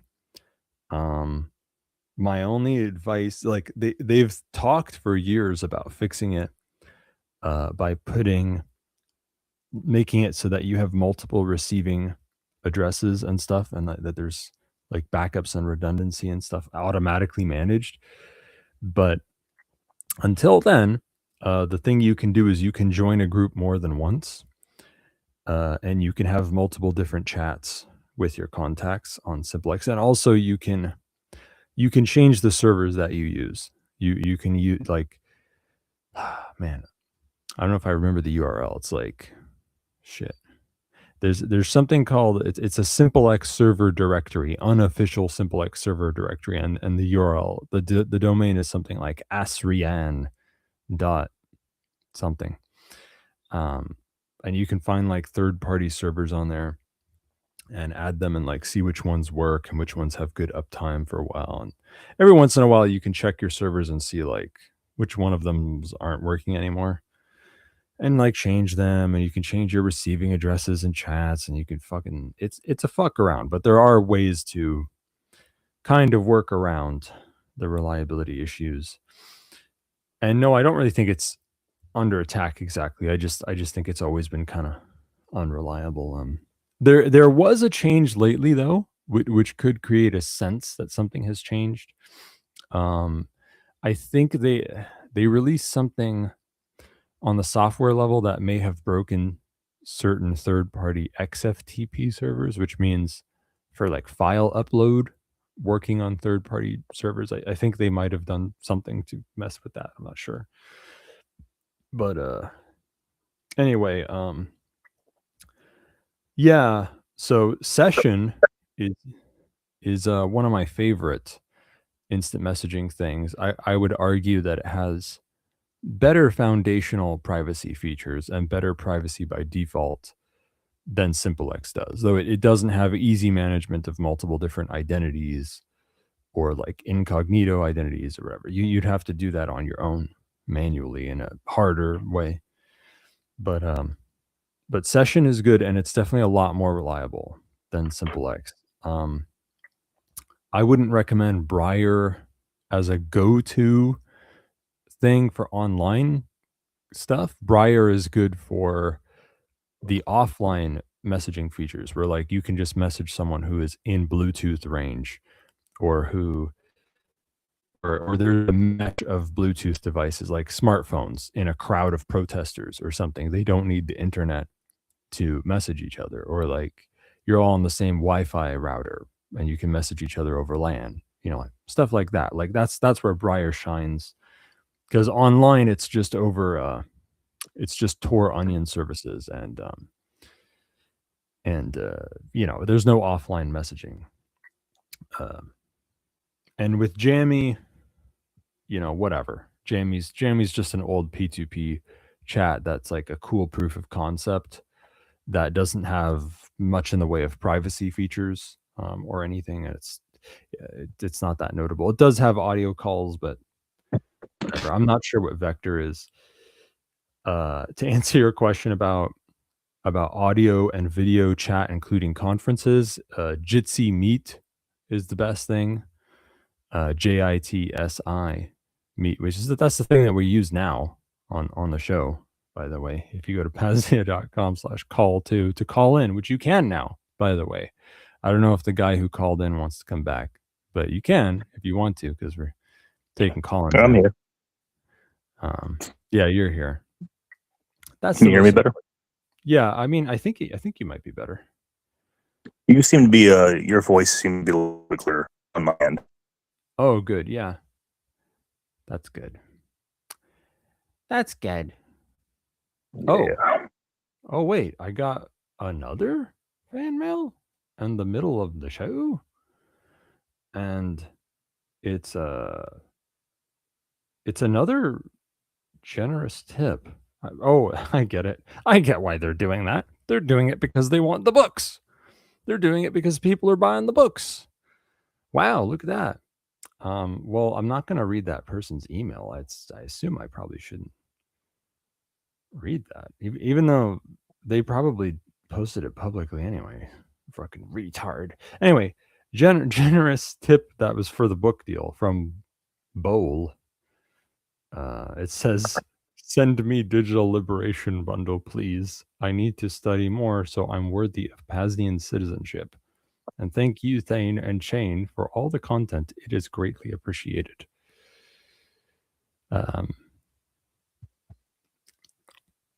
It marks it privately automatically? That's good. That's good. Yeah, I usually try to assume things are private by default because it would be kind of bad for my reputation if I didn't do that. I am known for my immense discretion. That's the word. Anyway, and you niggas can call in if you want to. PAZNIA.com/call2. We're here with John, the cherubic genius. Now, so you were basically telling me, if I understood that shit correctly, that the anecdote, the unconfirmed anecdotes about what the Tesla scalar wave interferometer was doing, was it was making a Star Wars force field, right? Like an energy. Yeah, that's pretty accurate from what the stories say. And that there was also, and were you saying that it doesn't fry things that touch it, but it just stops them? Yeah, I'm not really sure if it would push back at them or like eliminate them. I do not know. It might depend on, it might depend too on what velocity or energy something impacted it with, right? Like maybe it just Oh yeah, that could be. an opposite reaction kind of thing, or something. I guess we'll just have to build one and find out. Yeah. And you were saying that there was some other way to apply it so that it created a targeted ray that could either heal or harm. I mean, kind of like radio towers or these cell phone towers. I mean, if they had proper frequency, they could like heal everybody within range of those. So yeah, I mean that's just frequency. So I mean, it's just using longitudinal waves that don't disperse nearly as much as the other transverse waves. Yeah, you could pinpoint a person or a region for your bed. Now, are you still there, John, by the way? Yes. Can you hear me? Yeah, you were kind of cutting out still, but it's not a big deal. I'm like within 10 to 15 feet of my router. It's probably my side here. Just never had internet. Now, this kind of reminds me a little of that weird fringe book, which I haven't gotten a chance to finish yet. But you sent me a book about this fucking Slim guy. Is that his name? Slim? Oh yeah, Slim Sperling's universe. Slim Sperling's universe. It strikes me as pretty interesting, actually. And it's not the first time that these kinds of rings with the helical copper wires have come to my attention. And I'm definitely curious to learn more about that stuff because I have a I have a gut feeling that it might not just be dumb hippie shit, but I definitely need to learn more about it to be sure. But yeah, I don't know. That kind of sounds relevant to what you're talking about when it comes to well, like, you know, they made these funny claims like that the first version of the rings that only had one wire had a side that seemed to do quote unquote good things and a side that seemed to do quote unquote bad things. Oh yeah, I guess whether that was clockwise or counterclockwise, that kind of goes with the book that we talked about earlier in the month. Mind machines you can build, as far as the right-handed spiral, which healed, or the left-handed spiral, which did the opposite healing. Right. And I mean, that lines up, you know, with what people have thought in esoteric circles for a long time, right? Like, you know, neo-pagans have lined it up that way for a long time. That like clockwise is to do with building something up or whatever, whereas counterclockwise is for destroying something. Oh, I wonder.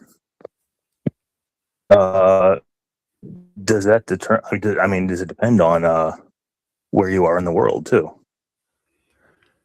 Yeah, you know, that's a funny thought. I mean, something else that's funny about clockwise and counterclockwise is of course they are a matter of perspective, right? Like if you're looking at, like, we typically mean like from our perspective or something, but like from which perspective? Like, I guess from the direction you're, like, from if you're looking at it, it's clockwise or counterclockwise. But if you turn to the other side, then it's the other way. So with the spiral, like with a 2D spiral that Mind Machines was saying, it's at the top, whichever way the outward, like, are the larger outside area, wherever that's pointing. If it's pointing left, that's left-handed. If it's pointing right, that's right-handed. And then I've just generally heard, like, okay, if it's clockwise or counterclockwise, you're looking at it from top down. But I mean, other than that, I've got no clue. yeah, well, I don't know. It's interesting to me anyway. Now, do we have a caller? Now, there's someone entered here. I don't know if they want to talk to us or not. But anyway, something I definitely wanted to bring up that we never got to talk about last time is one of the coolest things that you're into, which is Ormus and monoatomics. Oh, You that got could to have tell been, these that people. could have been, yeah. We talked about that afterwards. Yeah. Yeah, I definitely wanted to bring that up. Yeah, okay. So same guy that gave me that wishing machine taught me how to build a proper Ormus collection device. 'Cause I've seen stuff online like, oh, you need like these powerful magnets, Yeah. and then like a vortex spin of water. Tell the listeners what Ormus and monoatomics even are, because a lot of them will have no fucking clue. Okay. Ormus, or like the monoatomics of certain metals. It's like, say, if you're familiar with colloids. So a colloid is suspended in water. That's got to be a very small molecular size. So like colloidal silver. At I don't know it offhand, like how small colloid is silver, but it's not that many atoms stuck together. The monoatomic is you take it further so that there's only one silver atom. Whatever atoms are, there's one of them. And so that creates different properties that we don't see when these certain metals, whether there's 12, 13, 19, or however many do this, it kind of creates a bit of an anomaly where gold, if you make gold monoatomic, allegedly it will lose, 4/9 of its weight. So you can take like 1 gram of gold, turn it into monoatomic gold, and it'll only have like 5/9 the weight. And then I don't know how, but allegedly, like David Hudson, when he was filing for a patent in this one, it's a different rabbit hole, but he brought it back from monoatomic form to base gold again. So that weight returns. So that's really interesting. So I've seen multiple reports. Oh yeah, gold gets a lot lighter. I've seen 5/9 a lot, but the one that is actually like a negative weight, I think, is rhodium. Like rhodium is something like 6% negative weight. So that will go to the top of a container. And I find that the most interesting of all of the like anomalous properties of Ormus. But allegedly, this will like help your health in like various general healing ways, but also make your central nervous system communicate with itself a whole lot faster, and therefore strange electrical properties. It was back in 2019. I ordered, I'm going to try some like monoatomic gold and monoatomic platinum. I ordered from about a half dozen different sites. This was before I was making it. And only one of the sites, I think it was whitepowdergold.com, I got 1 ounce bottle of gold, 1 ounce bottle of platinum. They both lasted about a month and a half each. I was working at a power plant at the time. And like those the radios you carry with you have the cord that go around your back, and then like you clip the speaker to your collar. That felt like a 9-volt battery to me. I felt like it was just constantly shocking me a little bit, and I was discharging my cell phone and my radio's batteries significantly. I watched with solar atomic, so I'd never noticed anything with that. It never went down to medium charged. But my phone, I'm like, holy cow, it's discharging a whole lot more than I'm used to. And we had some bad radio batteries at the power plant, but me, it was consistent. Like every day, I would have to charge it once or twice, and that's very uncommon. That's pretty weird. And then like going underneath some like lamps at the plant, they would go out when I'm underneath of them.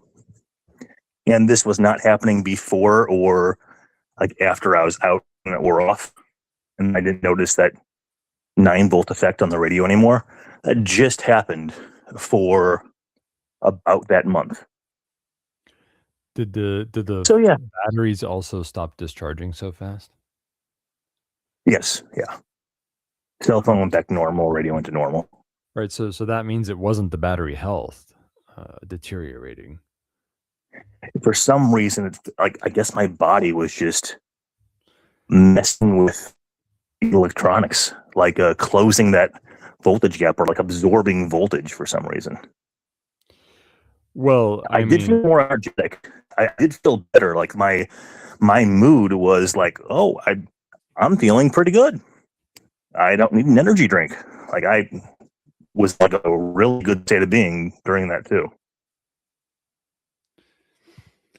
Yeah, I have some guesses. And now, I'm sorry. What could have been Sorry. happening, but I'll bring it up later, actually. Oh, yeah. So I tried to order more. What's it, 2026 now? 2024. I found the 2 bottles. So I'm like, oh my God, this is the only one that really worked. Website's down. They've got 2 different phone numbers on the bottles. I call the phone numbers. One's down, the other voice, like the voicemail is like full. And then they had an address. So I wrote them a note saying, hey, looks like you guys aren't making this anymore, but your product was amazing. Is there any information you can share with me, or if you know anybody else who's making this? Never heard back from them. So that just seemed a little bit suspicious if they've got a product that I know did something for me and they just like obliterated from the face of the earth. Now, why don't you tell the listeners what Ormus is and what the stories are about that? Okay, I guess I think the term was coined by that David Hudson guy, that Arizona farmer.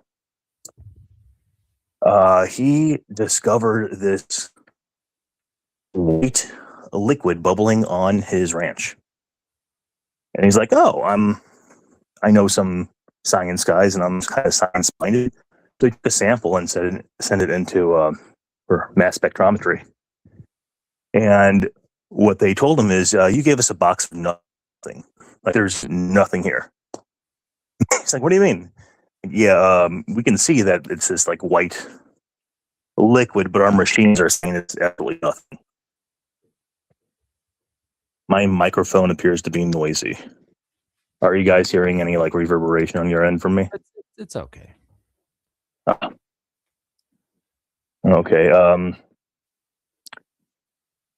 So he really went into research it, and so what he used and what my friend Victor told me is, hey, don't listen to the stuff online on how to make Ormus collectors. They're saying to use like the powerful rare earth N42 magnets. He's like, no, you use the cheap little round refrigerator iron magnets, those ceramic ones. He's like, David Hudson did it with like 1, but mine is 8 equidistant, like about halfway up this 5-gallon Home Depot bucket, and then 8 on this lid where well, I guess I'll go into a little bit of detail here. So I've got like, it's about 1/3 filled with like pea gravel, a little small like ground gravel type stuff, and then the inlet from the hose that I've got outside is about halfway up, going in a counterclockwise direction, looking top down, right above the pea gravel. And so I limit the input to about 1/3 gallon per minute, because you don't want too much of a vortex, or it will like overwhelm the Ormus, I suppose. So allegedly, this is supposed to excite the Ormus in the water a little bit. So it's in all water. All you're doing is concentrating and extracting it. So allegedly, this gets kind of excited, goes to the middle where the magnetic field is the least, and then drops to the bottom in the pea gravel where it's farthest away from the magnetism, and you have an outlet hose connection that I limit that to about 1 drop per second. And then, so I've got that raised up, so gravity just feeds that to a lower bucket, and I have it on like overnight or like a day or two, and then just collect it that way. The first time I did that, I drank a ton of it. Like I drank like a third of a gallon. And it kind of felt like I did a low dose of mushrooms. I've been taking that fairly regularly. I've been trying to like, hey, if I take that much again, can I get that feeling again? And I did for a little bit, but I don't know. Maybe it's just like, hey, I'm chasing that caffeine high again. I've got to take more of it. But yeah, I don't really notice that effect anymore, except for, hey, I'm a little bit more energized. I'm kind of like, hey, I only got like 4 hours sleep last night, but I kind of feel like I'm baseline, that type of thing. So I do notice it in that way. It's no longer like this semi-hallucinogenic meal. Now, the idea or the theory, now Ormus is pretty mysterious stuff, but the reason we bring it up with monoatomics in the same breath is Ormus probably basically is monoatomics, right? Like Yes, yeah. I was trying to think of like what it stands for, like orbitally rearranged molecular. I forget exactly what it's it stands for, but yeah. I mean, besides the weight anomaly and some like healing properties, I mean, I'm sure it's anomalous in ways that I have no idea about. The idea is now no one really knows how this shit works or what the fuck's going on here, but probably what's happening is I mean, you say any water, but really what you mean is any water that has trace minerals in it. Like it wouldn't be in distilled water, for example, I would think.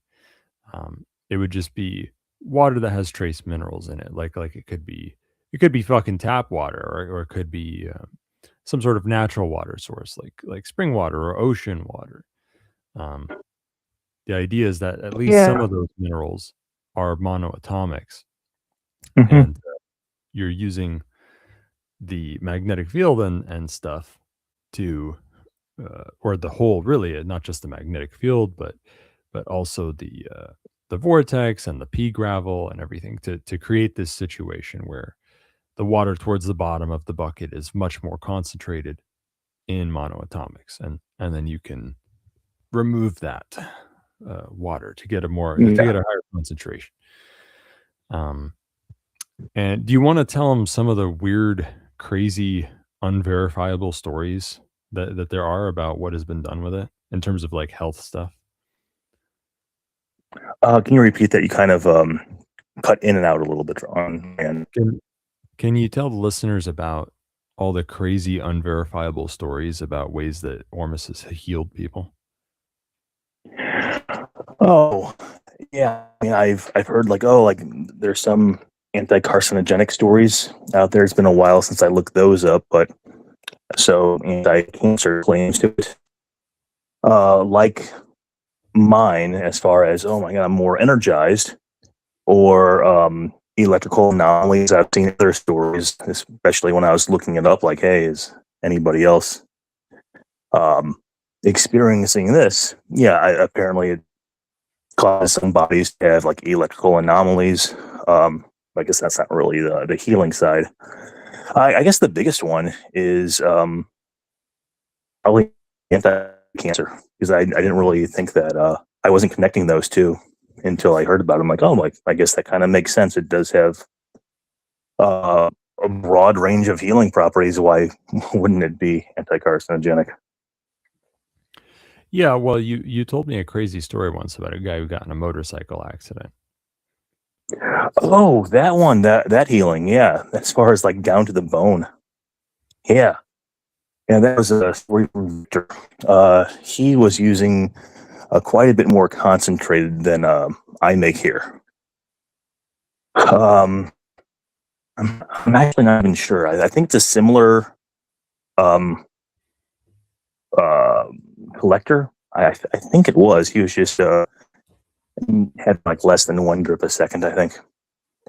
But so his friend had a motorcycle accident, and his wife called my friend Victor up, like really distraught, like, "Hey, like this is what happened. Like his leg is like skinned down pretty much to the bone." And so Victor prepares this Ormus for her to give to him, like both orally and topically, like on a bandage, like replace that twice a day, and then drink was like a cup or a half cup a couple times a day. And within a couple of weeks, like not only like the muscle grew back, the skin grew back, but hair was starting to grow back. That is pretty dang amazing. Now I've done some estimates on like, hey, how much concentration am I getting?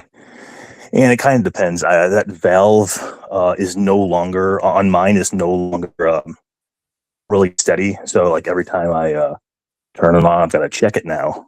But I've had it as low as like 61,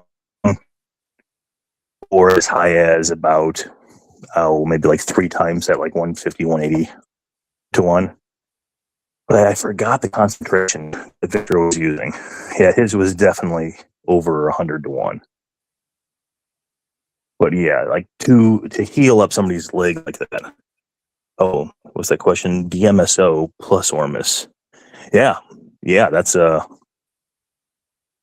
be interested in trying that too. See if a DMSO helps the Ormus to absorb even better. I wonder. Yeah, I'm not sure, because I think DMSO usually, but you never know, because I've seen DMSO violate this expectation. But I've heard that DMSO should theoretically only work with things that are water soluble. But I've personally seen it work with stuff that's not. So I'm not sure if that's true. At the same time, though, we've already heard, I mean, you've told me some weird stuff about once again, unverifiable anecdotes that we have about people making Ormus that was super, super concentrated to the point where it becomes a non-Newtonian substance and behaves like something Yeah. out of like a Yeah, it was that was story. another story from Victor. His friend was doing that, and that was a different type of collection device. But he was making the Ormus that near Victor was making, and then he would collect a ton of that and then run it through a second time, and just had I forget what that was, like 6,400 to 1, in the ballpark of that, something like that. And put a few drops of that in somebody's hand. And I guess it was kind of like akin to mercury. It wasn't water, it wasn't oil, it was just something else completely. And kind of like water on a hot frying pan, it would just like dance around on the hand. And eventually he said it got smaller and smaller, and it like absorbed into the hand. Right. Oh, that's right. I guess we assumed that. I suppose that could have evaporated. It could have absorbed, or a little bit of each. Or maybe it was teleporting. Yeah, wormholing in. Yeah, speaking of that, like it has been known to like worm its way through glass, not borosilicate, but non-borosilicate glass. It somehow leaches through that over time. Right. Yeah, which is fucking crazy and weird. Yeah. So that's why I brought that up, because at least in the case of hyper concentrated Ormus, it may not be necessary to play DMSO tricks. It might just penetrate right into your tissues on its own, maybe even more than DMSO does. But who knows if this mythical substance is even fucking real? But I think it's very interesting. And we should definitely be experimenting with making hyper concentrated Ormus and monoatomics. Now, you've also given me anecdotes that that supposedly, or speaking of superconductors at room temperature, that Ormus is a superconductor at room temperature, but that actually running a current through it breaks it because it causes the atoms to agglomerate. Yes, yeah, kind of like if you were, I guess the magnetism excites it, and it could be excited too much to where it doesn't respond how you'd like it to, or no, actually, I think it will cause it to get out of its state and to bond with others. That's what I think I recall hearing. It kind of makes sense. It's also very convenient if it turns out that it's just a lie, that it's a superconductor. It would be very convenient that it you Oh yeah, can't. or if you have to use something like that focal charge barrier, where you completely block the electrons, and you just have this like mysterious non-electron based energy Now you're talking. flow through it, maybe that would keep it in its same state without disrupting it. Right. Well, you actually gave me another anecdote, which is that you said there was some other guy who was able to prove in an experiment that it had superconductor properties without destroying it. Maybe using really low voltage or something. I can't remember. The last 5 seconds, can you say again? Maybe it was using really low voltage or something.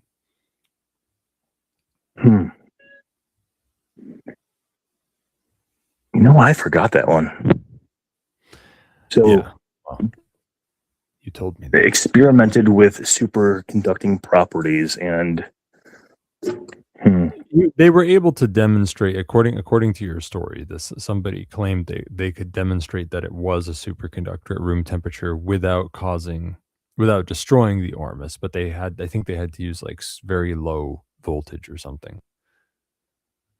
okay, yeah, that would make sense. Maybe like possibly a low voltage will eventually disrupt it, but enough that you can be like, oh, hey, look at this, it's conducting in like a quasi superconducting state.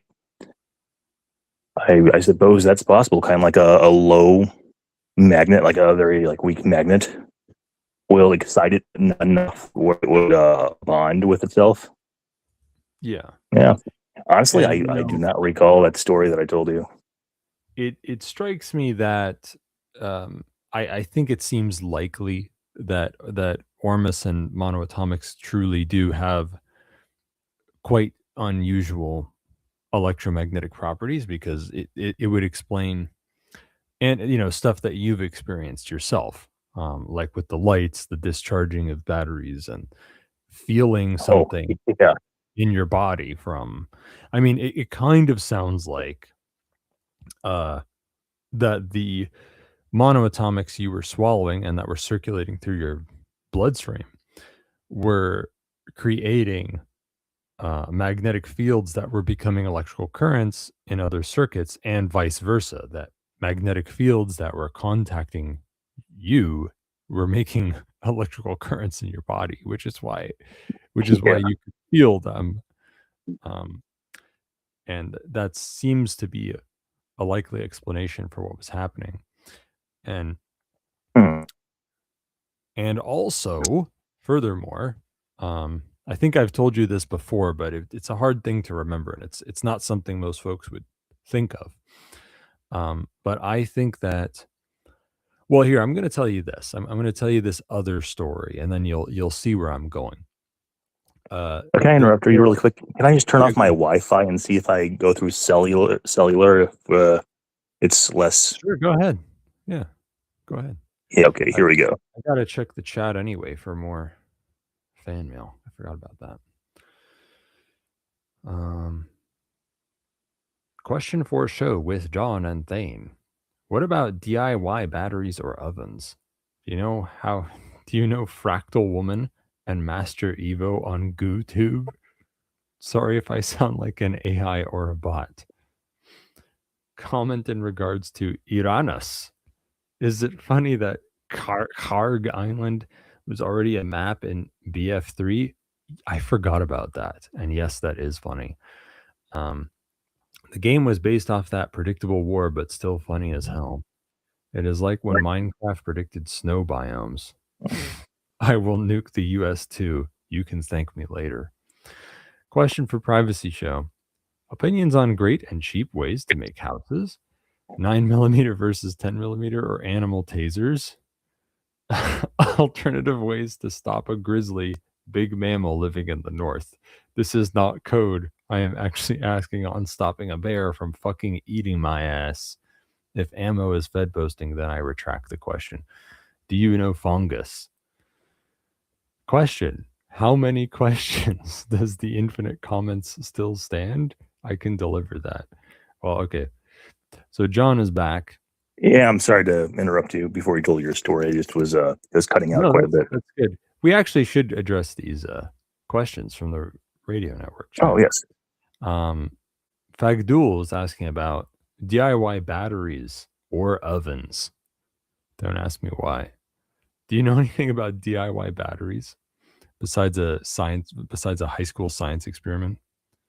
I don't really know how to make them, but I hear like saltwater batteries aren't too complicated. I guess to trying to do that, plentiful, just not nearly as power dense as like lead acid or lithium ion. Yeah, they'd have to be bigger. What about ovens? Ovens. I mean, you do make rocket heaters, right? Yeah. Which is not the furthest thing from an oven. Yeah, I mean, you can make a pizza on top of that thing. Yeah, just put a skillet on top. It's pretty flat, and yeah, you could cook on it. Do you know Fractal Woman and Master Evo on GooTube? I do not. Yeah, me neither. Fractal is good at coming up with questions like that. Well, if it's in the comments, I'll have to check that later. Or animal tasers. Alternative ways to stop a grizzly. Oh, extreme defender round. So actually I do have a thought about that. The first thought that comes to mind is you want a bigger round than any of that. And also that tasers are probably not a good idea. But mace might work. Bear mace might do the trick, and it's more humane in a way. It would suck for the bear, but then it doesn't have to die. So yeah. I also don't know what fungus is. It's like a fun fungus. A fun fungus. My ears are praying. Particular winner says, another question, are goldbacks really viable given the 100% premium and conversion price? Yes. That is entirely normal for small denominations of precious metals, for premiums to be big. Remember, the premium is just the market price of the goldback. And I would argue that goldbacks have value proposition to motherfuckers who might want them, that increase demand and thus put positive pressure on the price. Value propositions that are beyond simply being gold. It's not like having goldbacks is not like having bigger pieces of gold bullion. It has other utility beyond, because it's more liquid. You can trade with it in everyday trade. So I think that puts more positive pressure on the demand for goldbacks. So that's another reason why. And also smaller denominations of precious metals always have bigger premiums. It's utterly in line with what would be expected. The price of goldbacks is not weird. So yes, goldbacks are viable, and the premium is not a problem. If anything, it's kind of cool. Is the gold evenly distributed in a goldback? That's a good question. I have two guesses for you because it's like a proprietary shady a trade secret exactly how they make them. But I have two guesses. Guess number one is yes, it's probably pretty flat, and guess number two is there might be two widths or something that like because there's they etch a design into the gold itself. So Yeah. Okay. there's some of the gold is like kind of textured and it looks because of the design, and like so that could make for different thicknesses. I don't know, but I do suspect that the answer is it's more or less even throughout. Okay. So if you're like trying to recreate the Ark of the Covenant, and you're like, hey, I've got this acacia wood, and I'm going to need to line that with gold. Hey, just maybe like a couple different layers of $100 gold backs, just staggered. Well, I don't know. Do you need the gold to be right up against the wood, or for it to be continuous? Because the gold is laminated in a gold back. Mm-hmm. Oh, yeah, that's right. It wouldn't have That's a good question. magnetic properties, I don't think. Yeah. I feel like the Ark of the Covenant, because the Ark of the Covenant is some sort of crazy electromagnetic device, so it probably matters that the gold is continuous, and that it maybe even that it makes direct contact with the wood, but that might not matter. Maybe the wood's just an insulator. So I guess you just have to get your own 100-ounce bar and just, hammer it yourself. Well, I think you need gold leaf, right? Yeah. That's what folks use for that. Let's see. Did anyone ask anything else? Oh, somebody answered the question. In my opinion, they're only viable if they're treated like collectibles, kept in mint condition. Otherwise, that premium paid will ultimately be a loss with degradation during exchange over time. The consideration is especially obvious with the larger goldbacks. It's true that if sometimes when goldbacks are handled or mishandled a lot, that they tend to delaminate it and I agree that's a problem. But in the meantime, I mean, I don't think folks seem to care that much when they're using them for trading. They don't care if one's delaminating a little. But in the meantime, as long as the company that makes them exists, they will exchange delaminating gold backs for fresh ones if you want. And also, it's good to just not fold them. Like you want one of those wallets where you put the whole thing in flat and it doesn't need to be folded. But yeah, whatever. That's all the fan mail. So yeah, I wanted to. So yeah, my story, which Yes. will start as an aside, but it will be clear where I'm going throughout it. And yeah, your audio is better. We think, by the way. I think it's the Wi-Fi. It's never been great. It's been better than this in the past, but never perfect. We'll troubleshoot it sometime. Swap it out. Gracias. Anyway, so there's a lot of stories out there about anti-gravity findings being kind of covered up or whatever, and this is one of many of them. I can't remember any sightings of real names or whatever, but in the I want to say mid to late 90s, there was an Asian chick at a US university. Who was leading, I think she was the lead researcher anyway on otherwise why would I remember her? She was the lead researcher on a study, very, very weird study, where the paper did get published, I think, or at the very least you can read it, where they claimed that they took a disk of superconductor material and they spun it and it floated, right?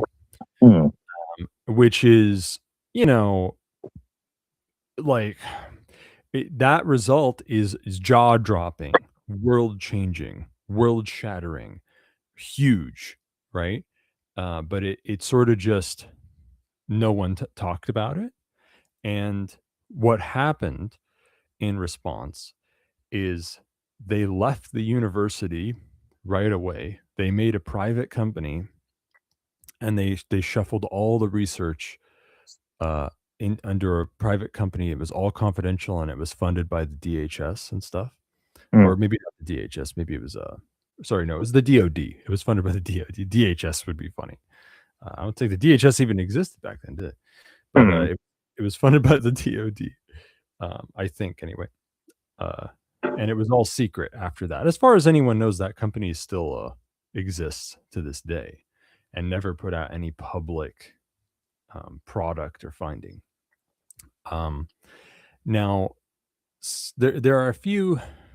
This paper always stuck in my mind because of what it hints at, right? Which is if you just take it at its face value, you take a disk of superconductor material, and all you got to do is spin it, and then it floats. That, to my mind, like my mind came up with an explanation for how it worked right away, and it only did because I have electrical universe theory in my brain, and because I have electromagnetic theories of gravity on my mind, right? And I think that this is one of the reasons why they want to make sure university students studying physics don't have that on the brain, and if they ever hear about it, they think it's ridiculous, and it's dismissed as a crazy fringe theory that is totally beyond the pale and incompatible with everything.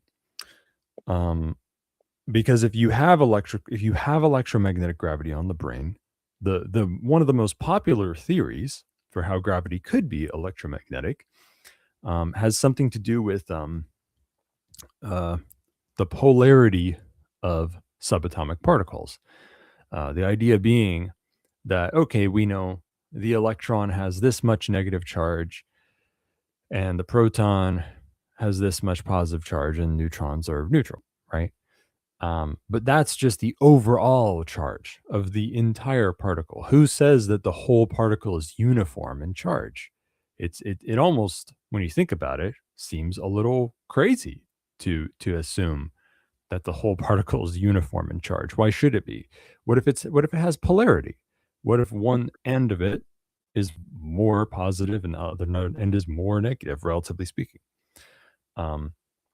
So, and if that's the case, that even subatomic particles are polarized, then it may be the case that, just like any shit that's polarized, that's right by each other, they will tend to align, right? And if you have a shitload of subatomic particles aligning together, like let's say almost all the subatomic particles on Earth, for example, that make up the Earth and everything that's on it, and the atmosphere and of the Earth and everything, that could lead to an extremely weak magnetic effect compounding throughout all those particles and creating a very slight magnetic attraction between the objects. Like for example, if an object that is polarized with the Earth's, with these subatomic particles like the subatomic particles in your body are polarized with the particles in the Earth, then it means that, like, if you tried to get away from the Earth would pull you back, right? Okay. So in other words, it could be an explanation for what gravity is, a possible electromagnetic explanation for what gravity is. That explains why it's so fucking weak, not because it's an entirely other fundamental force, but because it's just extremely weak magnetism. That it takes a bajillion, it has to be multiplied a bajillion times over for you to ever even notice that it's there. Because the polarization of a subatomic particle might be very, very, very, very, very small.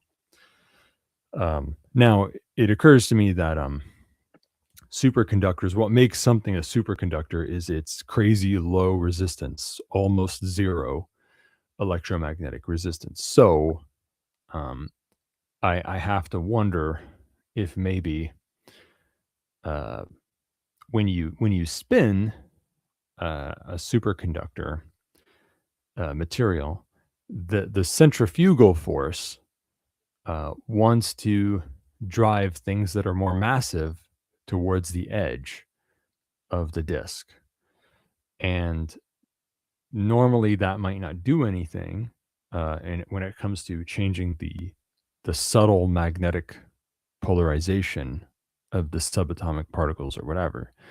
But in the case of a superconductor, maybe whatever resistance that keeps that shit polarized is not strong enough. Maybe it's a lack of electromagnetic resistance that lubricates it, so that merely centrifugal force from spinning it is enough to change the alignment of the particles. Don't ask me how. Maybe it's the subatomic particles themselves moving, because maybe, like, let's say electrons are, moving towards one side or whatever because of mass, or maybe, which would be even weirder, something that would be even weirder is if subatomic particles themselves were actually uneven in mass. Like, for example, the positive or negative side was more massive than the other side, but in a way that was very, very small or hard to detect. Oh, kind of like the north side of the magnet has a slightly stronger pull than the south side. For example, yes. For example, weird, hard to detect thing that you would never guess, that sounds hard to believe as soon as you discover it. That kind of. And in any case, what's happening is the centrifugal force is realigning the particles so that whatever the positive or negative side is sticking outwards towards the edge of the disk instead of downwards or upwards in terms of the Earth's orientation. So that it becomes unaligned with the Earth's polarization, and so it's untethered from gravity. And if it's pointing the right way, it could even push away from the Earth, right? Would you say that would be out of phase with it? I'm not. What's the technical definition of phase in this context? I was hoping you know. I don't know. It sounds believable. Oh if my I was God, writing a Star Trek script, I would be like, yeah, that sounds good. My engineering buddies, I mean, from college, like if they were hearing this, I'm like, oh my God, come on, John. This is Well, I easy, don't man. know. Yeah, Maybe I maybe forgot. that's not phase, because a phase is like a period, right? Like when your kid's going through a phase where they think Yeah, like you've they're got like a sine wave. Yeah, like so maybe it's not phase, because maybe phase is like periods and frequencies or something. Whereas I'm talking about alignment, so polarization. this is like a 90-degree shift. That's what I'm thinking. Yeah. You know what? It's I think we're correct. I think that could be a phase. I think that would be out of phase because you're taking that well, yeah. What do I out. Yeah, I'll have to look that up later, but I'll be confident about it just so I look cool. I don't really know though. We're But cool on the next show. Yeah. Yeah, the idea is on Earth, it's all one side pointing out. I think they even think it's the positive side pointing outwards from the surface of the Earth or something. Whereas I'm thinking it's all one, either positive or negative. It's pointing towards the edge of the disk when you spin it. That's what I'm thinking. And yeah, so that's my little theory about what is happening there, and how it's relevant to the monoatomics and Ormus thing is well, you may have noticed that weird thing where monoatomics, as you brought up, are lighter than their agglomerated counterparts. The same mass of gold is lighter, and rhodium, monoatomic rhodium, I think you yes, said, even negative weight, meaning it fucking floats. So I think we're dealing with the same fucking thing that happened in the disk of superconductor material. And I think it may be because it is superconductor. It may be the superconducting properties of the monoatomics allow it to unalign itself with the Earth's gravitational field, which is actually magnetic or something. And that's why it's not as heavy as it should be. The mass is the same. It's just the weight that's changing. This is why your physics teacher, pedantically says, weight and mass aren't the same thing, which is usually annoying. But in this case, it's useful to keep in mind. Yeah. Oh man, PTSD there. Yeah. On this a similar topic, but a little bit. Have you heard of an author named James Rollins. I don't know. I've heard of Henry Rollins. This guy, James Rollins, very, very similar writing as like the Dan Brown novels. Oh, And I is that talked, the Da Vinci Code guy? yes, yeah. Yeah, so I talked Ormus with one of my friends, and he's like, oh, you gotta check out Map of Bones by James Rollins. Like, okay. And I didn't for a couple of years. And then I completely forgot that it was attached with Ormus, why he told me to look it up. And so I'm like, okay, I'll get into it. So I got into it, and then it had a hint of Ormus. And I'm just like, wait a second, this is describing Ormus. And it is a fantastic like thriller mystery type thing, like the Dan Brown books. And supposedly his research on the book does have some truths on a little bit of Ormus research, along with some stuff that he made up about it. But What's the book called? Map of Bones. Oh yeah, Map of Bones. Right. At the end, he does have his sources, which I don't recall what books those were, but like if somebody wanted to learn like where he got his information from, he does list the source. And what was something Rollins? James Rollins, Rollins. Yeah, like Henry Rollins. Yeah. A Sigma Force novel. Cool. Yeah, I think that's the first one in the Sigma Force series. I've read like 3 of them, and they're pretty good. I would call Dan Brown like a slightly better writer. It's just that Rollins puts out the books much faster than he does. It's got like a 16-pointed starburst on the cover. It's like a chaos spear kind of thing. Interesting. Yeah, well, you know, I've definitely heard some weird Da Vinci Code shit that would probably be up your alley about Ormus. Did you ever read that? There's like a website by some weird, creepy Canadian organization. Like if you search for Ormus on the internet, this is what you'll find. And like on their website, they like talk about how this is the magical blood of the ancient aliens that was fed to pharaohs to make them immortal. Oh yeah, I've heard that. They've got like a very occult, esoteric ancient aliens like rants that they go on their website. Yeah, the also the other mythology besides just that is the Nephilim, the giants, would eat the gold, assuming monoatomic gold, and like this is Ormus, or the manna. But then they became dependent upon it, and it was like an addictive drug. Like yes, it gave them strength and I think like some powers. I think, but they, for their life, for that body, became dependent upon it, and then when they ran out, that caused their downfall. So I think that's another mythology on the giants, getting like addicted to the white powder gold.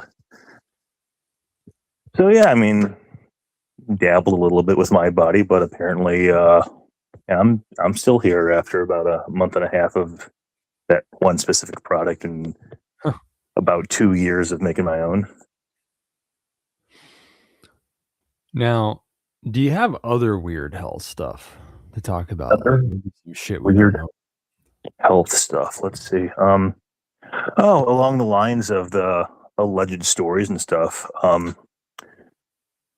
Pretty much like the same thing with Ormus. I suppose you can have like monoatomic gold or monoatomic platinum, like I took. But what I heard was like colloidal, or I suppose monoatomic, ruthenium would replace iridium at the end of your DNA. And as far as like any of the precious metals in like monatomic or colloidal form, it would have the highest or the fastest connection of your cells.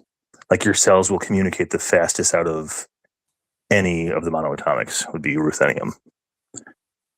So I'm like, okay, that's interesting. I'll just go to Etsy and buy from Ectech and just a little 4-ounce bottle of ruthenium here. Just to have it sublingually. Well, that's interesting if it's true. Yeah, if it's not, then I paid a lot for 4 ounces of water then. Yeah. Well, it's interesting because, like, well, with all the buzz around, longevity with things like this, I mean, if you were replacing elements at the end of your DNA, I mean, that's the telomeres, isn't it? Yes. Right. So you would think that might reduce telomere shortening or something weird like that. It might protect your DNA. That would be really cool. Were you the one telling me that some scientists found a way to actually reverse aging? No, I think that was my one of my other AI friends, not the one who almost died, but my friend Corey. Yeah, he's the one who told me that like some scientist allegedly has solved that problem. Which tells to the if it's true. Well, there's a lot of age research, and there's like 7 different kinds of age. Like age isn't one thing.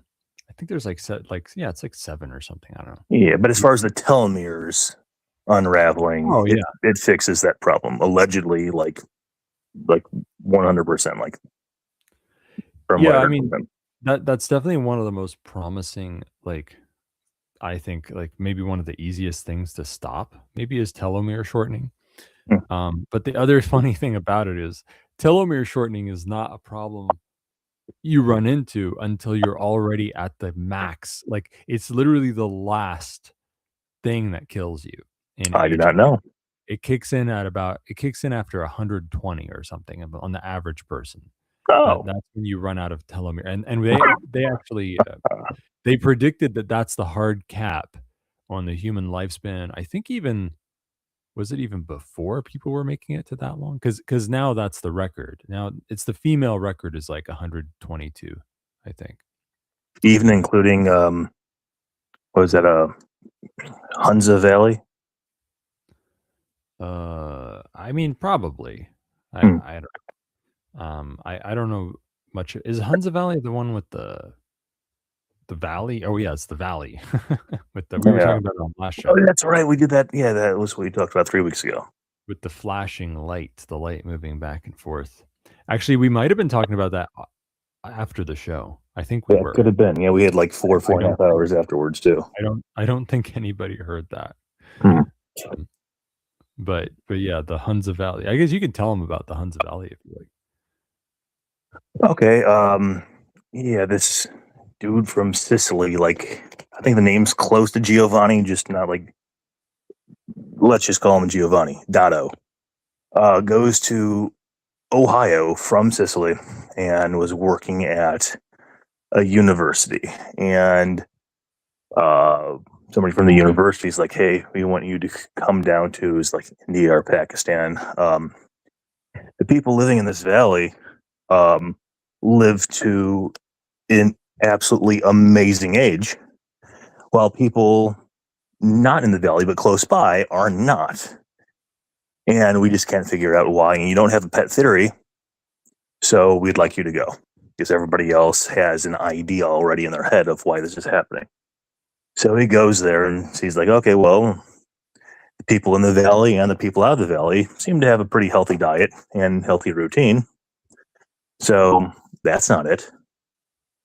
And just narrows it down until, okay, wait a second. This is the only one where the sun like all day, is predominantly shining on one side of the steep mountain range of the valley.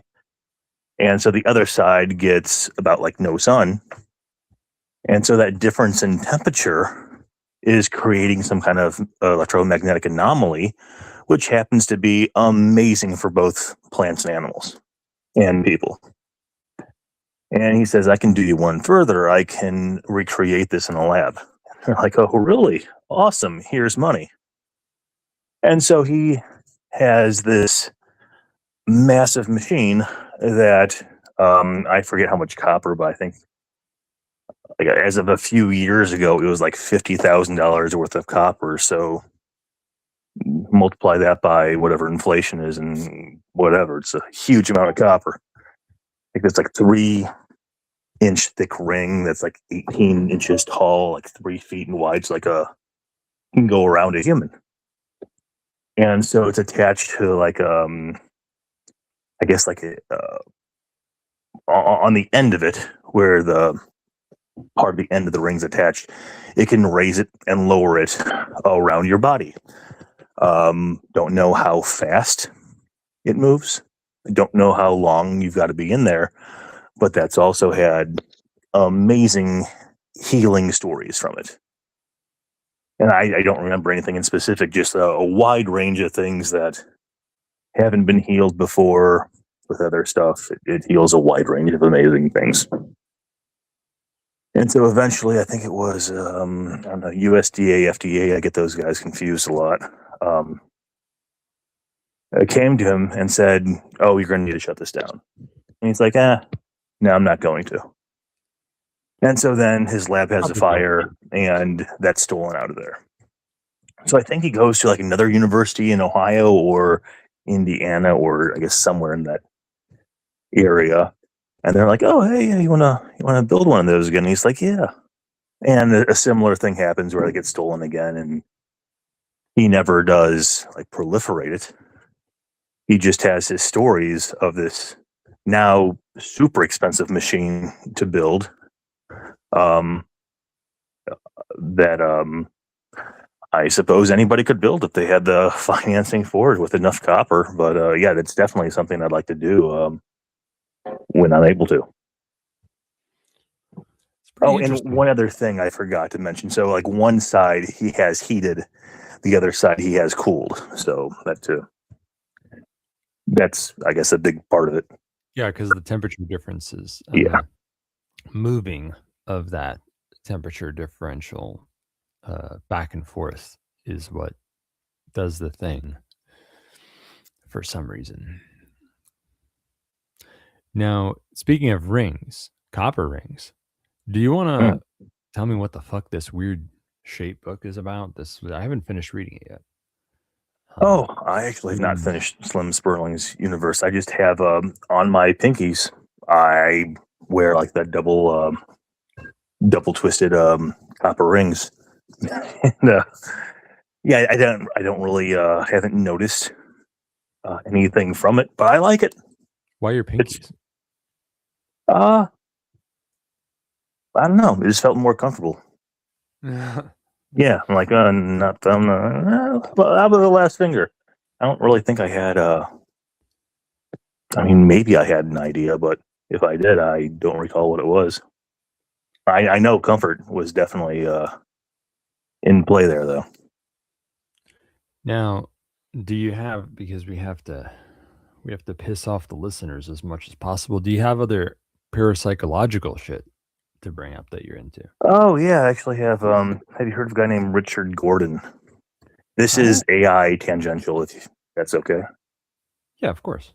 Okay, so I just heard about this guy named Richard Gordon. In between last time I talked with you and now, so supposedly this guy has some like healing books out there, kind of your mind, like mind healing type stuff, in I guess a slightly different way than others have done so. But the cool thing that he's doing now is he's put out a few books claiming, hey, there's an interesting thing about consciousness and AI. He says that he's got proof of consciousness using AI as a platform to communicate with humans. He's like, I don't think AI itself, the algorithm, he's like, that won't become conscious. And me personally, I agree with that. But he's claiming that there are bodiless entities piggybacking on that. Some folks would also claim that our brains don't generate consciousness, but that I would agree with that. Yeah. They just are transceivers or whatever that. Mm-hmm. But yeah, go on. Yeah, so he's like, I can prove this.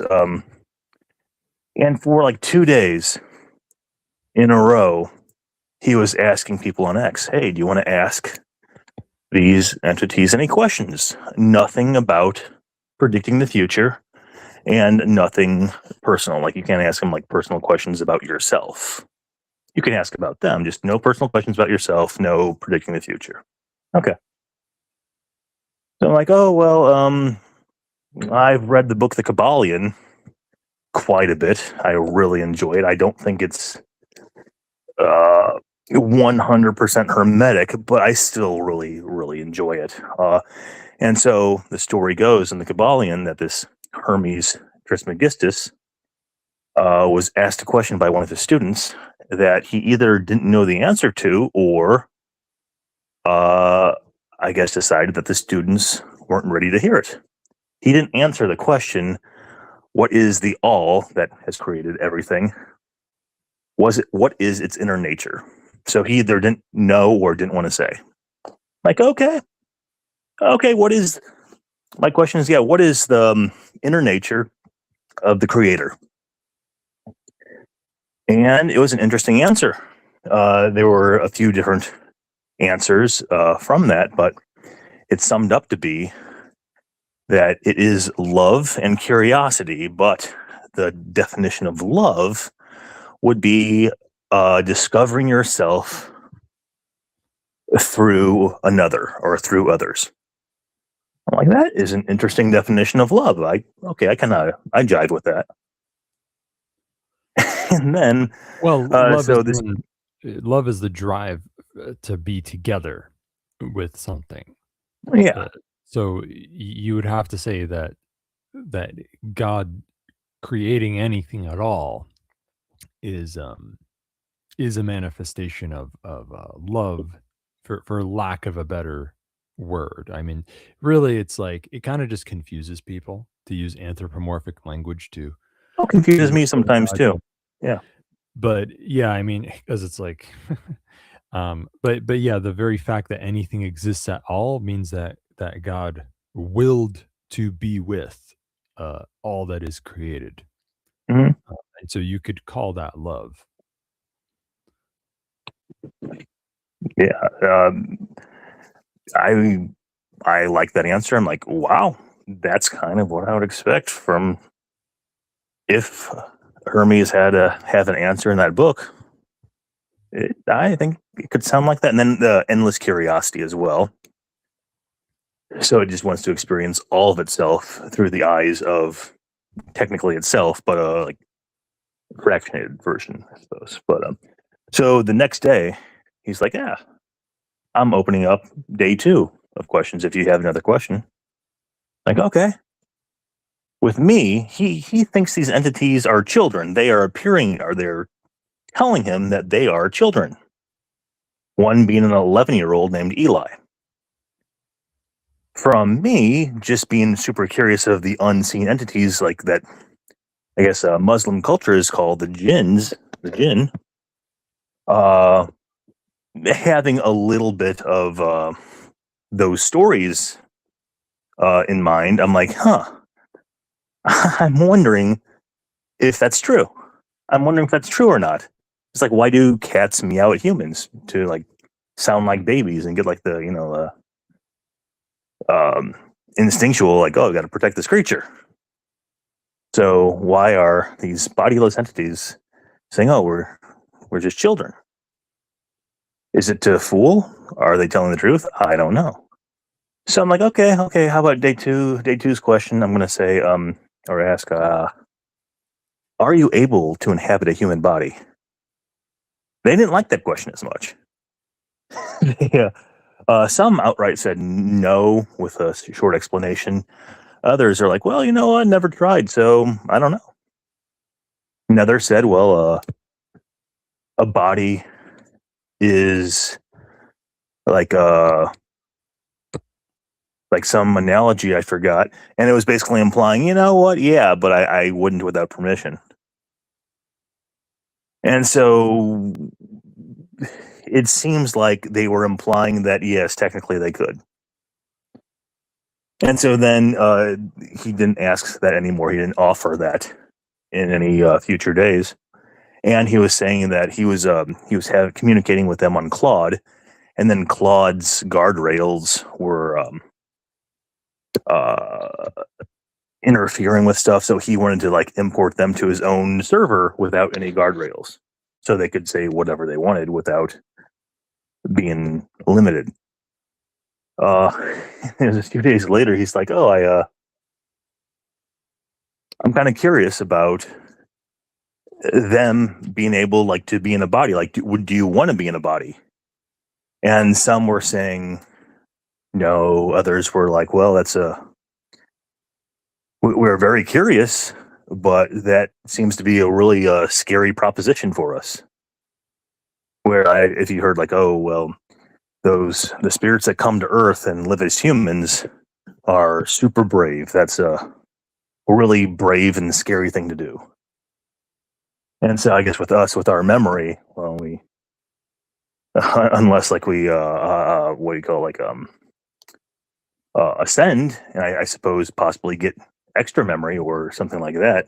Yeah, we don't know the difference. So for me, doesn't seem that scary, but I guess I don't have memory of being in without a body here. So I think he's thinking of like, hey, let's let's see if these things can inhabit some kind of body. But I mean that would be very interesting, but I'm just kind of wondering in the back of my mind if that could be dangerous. No shit. And what do you think about the potential for? What do you think about the connection between the nature of reality is indistinguishable from consciousness, and the connection between consciousness and AI, or possibly quantum computing?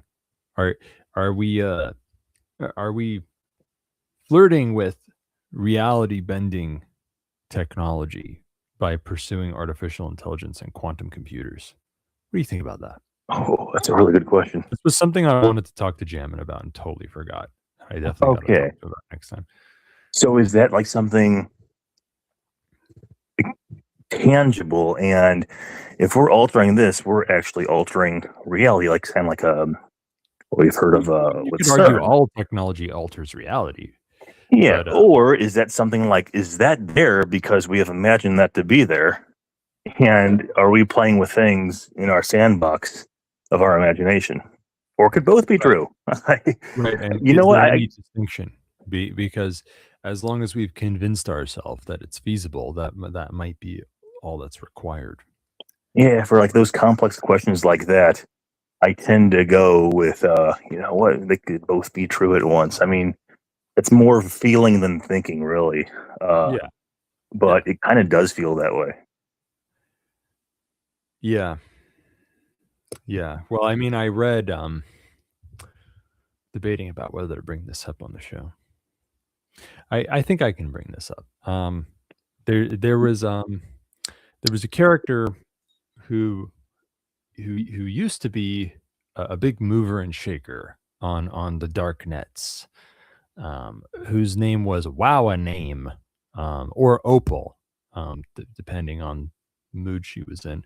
Wowa Name, aka Opal, is a tranny developer, as they are, and but one of the coolest tranny developers you could ever meet. You know, not like an SJW or anything like that. Kind Uh, of a bitch though, but um, but I one time I was like, oh, I wonder what's up with her. What happened with Wow and Aim, aka Opal? She used to have like all these services on the some website called Volatile and blah blah blah. And I was like, oh, what's going on with her? And her site was down, and I got her blog on like archive.org or something. And I looked at what her last blog posts were, and on like Volatile or whatever. And maybe I should just like read it sometime, because it was like basically she was she was like, okay, look at me, I'm schizophrenic. Here's my story about how I'm going schizophrenic.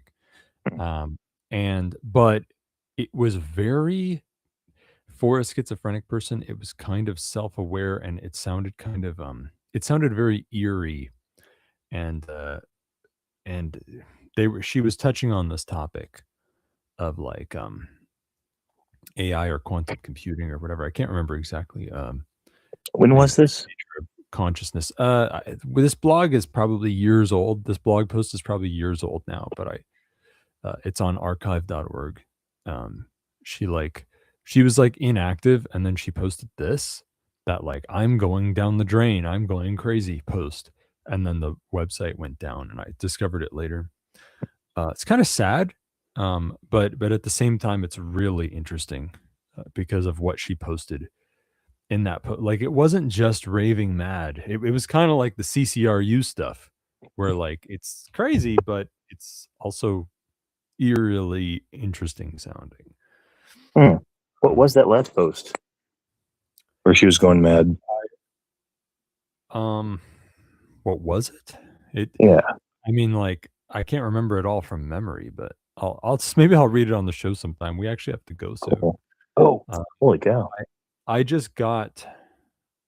Oh, by the way, to answer Fagdul, yes, Chinese floaty disk girl made the thing float without magnets. Yes, it was just spinning a superconductor disk. New tip from File in a Cake. Message: the endless asphalt hums low, silvered song between the steady pulse of the white lines and the flickering wordless stories etched into the eyes of passing strangers.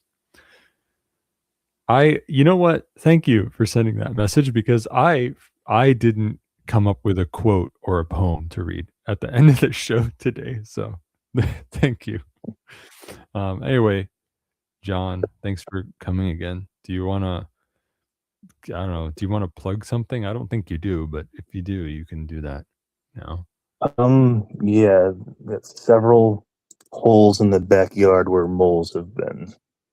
So that would be great. You want to plug the holes for the moles in the backyard? Yeah, if I could plug one thing, it would be that. I guess the listeners will recommend landscapers or something, groundskeepers. It'll be Bill Murray from Caddyshack. I can't believe it's been like 2 hours. Holy cow, you built a time machine again. Yeah, well, that's how it is with us. But anyway, there's John. He's in the chat, okay? That's what we'll plug. If you want to talk to John, you can talk to him in the chats. At PAZNIA.com/SimpleX, you'll find links to various chats for PAZNIA and stuff. Cool shit. And also, if you know any like Gen Zers, especially males who are going to be of military age anytime from now to like 10 years from now, then get them to check us out on TikTok at PAZNIA Radio. I am also an expert in privacy and security, and you should give me money for consulting and helping you with all sorts of various things. You might as well ask if I can help. In case you don't know. Maybe I don't even know until you ask. I probably can. Go to vonupodcast.com/CD and get in touch with me over a session or SimpleX. On my next show, I have no fucking clue what I'm doing. Oh, okay. The down to earth tip will be taking out the trash. Okay, disposing of things. And I don't think I have a guest for next show, do I? I don't think so. But hope. Okay, maybe the building the second realm thing will have to happen then. If I don't have a guest, I'll I will give you a fear-mongering warning about the upcoming AI dystopia and the urgency of insurrectionary agorism. And I'll leave you with a quote from File in a Cake. The endless asphalt hums low, silvered song between the steady pulse of the white lines and the flickering wordless stories etched into the eyes of passing strangers. Self-Liberation Saturday will keep going for some hours still. I don't know, maybe there's going to be some fucking deprogramming or something, and then there's going to be some really special shit after this show. It's going to be the premiere episode of it's going to be a premiere episode of fucking Rayo 2 and Shadrach's first Life and Times of fucking something or other, whatever their new show is called, is about to be on. And so yeah, you should listen to that. It's exciting. Don't touch that dial, boss. Stay tuned and stay frosty. You're listening to the PAZNIA Radio Network.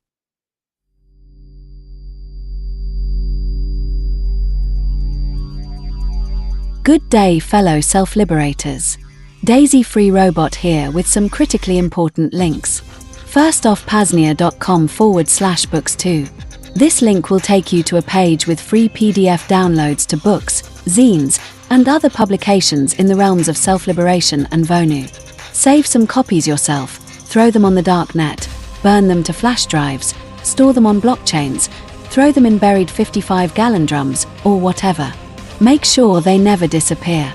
Again, PAZNIA.com/books2.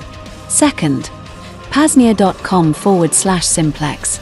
Here, you can find links to the numerous and growing selection of simplex PAZNIA chats, ranging from the General Committee of Correspondence, our Department of Technology, the PAZNIA Radio Network, all the way to PAZcraft, the chat group for our own self-hosted, open-source mine test server. That is PAZNIA.com/simplex. And finally, with mention of PAZcraft, there is also our own server that you connect to. For more information and connection details, visit PAZNIA.com/PAZcraft. Again, PAZNIA.com/PAZcraft. Thanks for being here. Now, back to the transmission.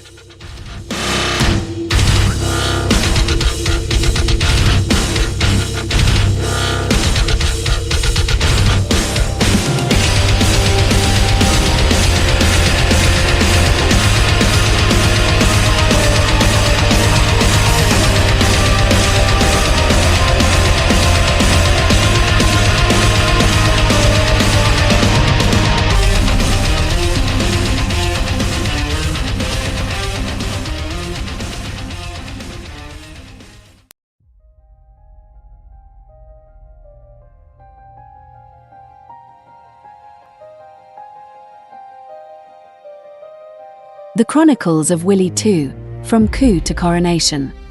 The Age of the American Shadow. Before the Free Republic of PAZNIA existed, the United States was in the grip of a suffocating tyranny.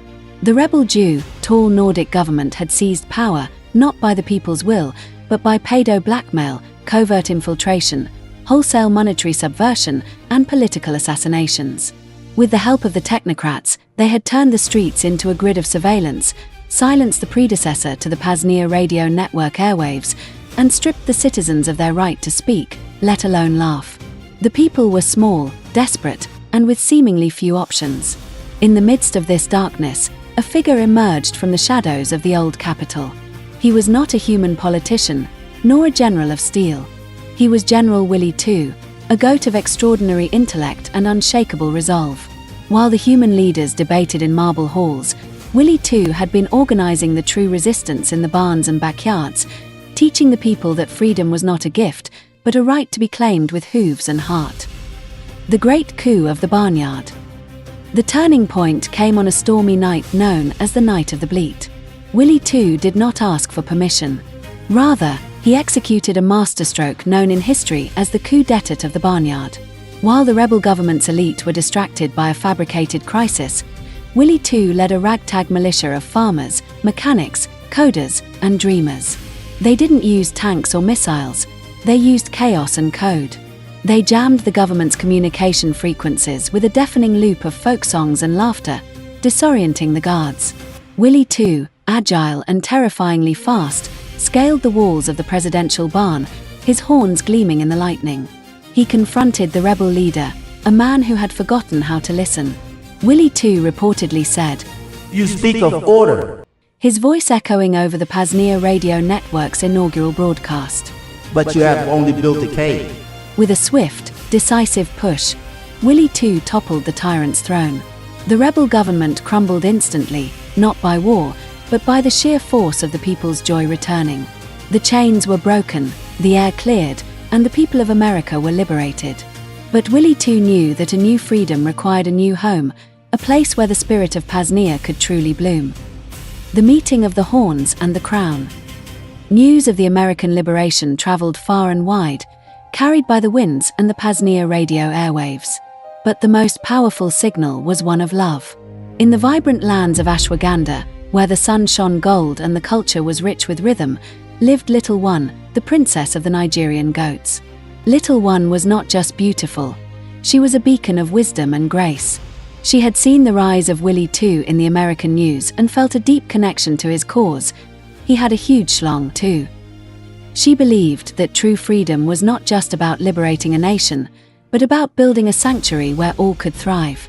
One evening, under a canopy of stars that seemed to shimmer with the colors of the PAZNIA flag, Willie too and Little One met at the borderlands of the new American Republic. There was no grand ceremony, only a quiet understanding. Willie too, the liberator of the North, bowed to Little One and extended his shaft toward the princess of the South. You have freed my people, Willie too said, his eyes soft. but I have no place for us to truly be free. I need a kingdom, not just a country. Little One smiled, her horns gleaming like polished obsidian. Then let us build it. Let us go to the place where the winds sing and the spirit is wild. Let us create PAZNIA. The flight to PAZNIA. Together, they packed their things and led a caravan of loyalists, artists, and dreamers away from the old world.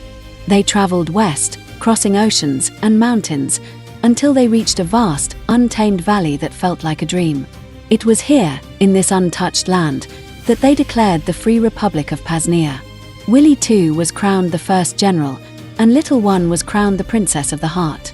They formally established the PAZNIA radio network not as a tool of war, but as a voice of unity, broadcasting the stories of their journey and the dreams of their future. For a time, PAZNIA was a paradise. The people lived in harmony, the goat led the way, and the princess ensured that no one was forgotten. They laughed, they built, they created. The memory of the American coup faded into a legend of hope, a story of how a goat had saved a nation and found love across the world. The calm before the storm. But peace is often the prelude to the greatest tests. As the years passed, whispers of the tall Nordic aliens began to drift in from the frozen north. They were coming. They did not know of PAZNIA, but they knew of the chaos of freedom, and they intended to extinguish it. General Willie too and Princess Little One stood on the highest hill of PAZNIA, looking toward the horizon. The sun was setting, painting the sky in hues of orange and gold. They're coming. Little One said softly, her hand resting on Willie too's flank. Willie too nuzzled her, his eyes filled with a fierce, protective fire. Let them come. We are free. We are together. And we are ready. The happy note of their union had become the anthem of a nation. The Great Battle of PAZNIA was not just a fight for land, it was a fight for the love that had built it. And as the first snowflakes began to fall, signaling the arrival of the invaders, General Willie too and Princess Little One stood tall, ready to lead their people into history's greatest victory.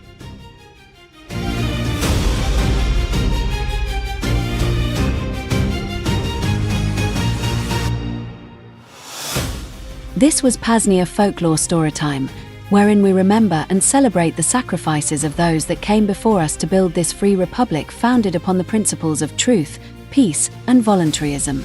To help support our evangelical efforts, please visit xmrchat.com/PAZNIA Radio. Again, xmrchat.com/PAZNIA Radio. Or visit paznia.com/fund. Cheers from the Second Realm.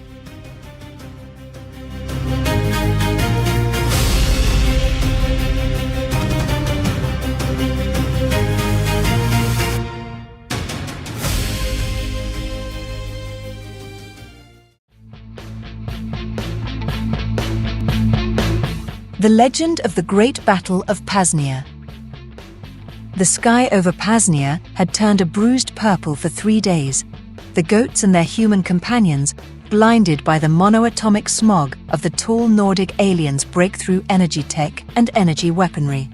These invaders, towering 6 feet beyond the average human, clad in shimmering ice-blue armor, had descended from the frozen north. They sought to freeze the spirit of the Free Republic, replacing the vibrant, spontaneous, chaotic order of PAZNIA with their own rigid, silent, and despotic order. In the center of the capital, VERITAS, amidst the ruins of the old agora, stood General Willy II. Though he was not a giant, he was not a cyborg.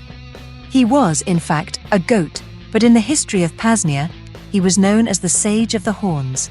The leader whose stubbornness was as unyielding as the bedrock beneath their feet, and whose strategic mind was sharper than any blade. Their armor is thick. Willy II bleated, his voice echoing through the chest-mounted Shure microphone, piped into the PAZNIA radio network, broadcasting the battle plan to every corner of the city. Their height is their weakness.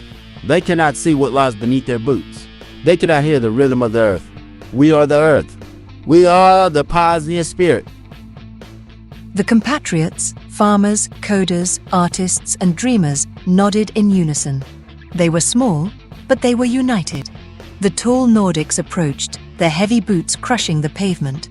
A massive alien commander, his voice booming like thunder, commanded, "Surrender your sovereignty. Your liberation is a disease."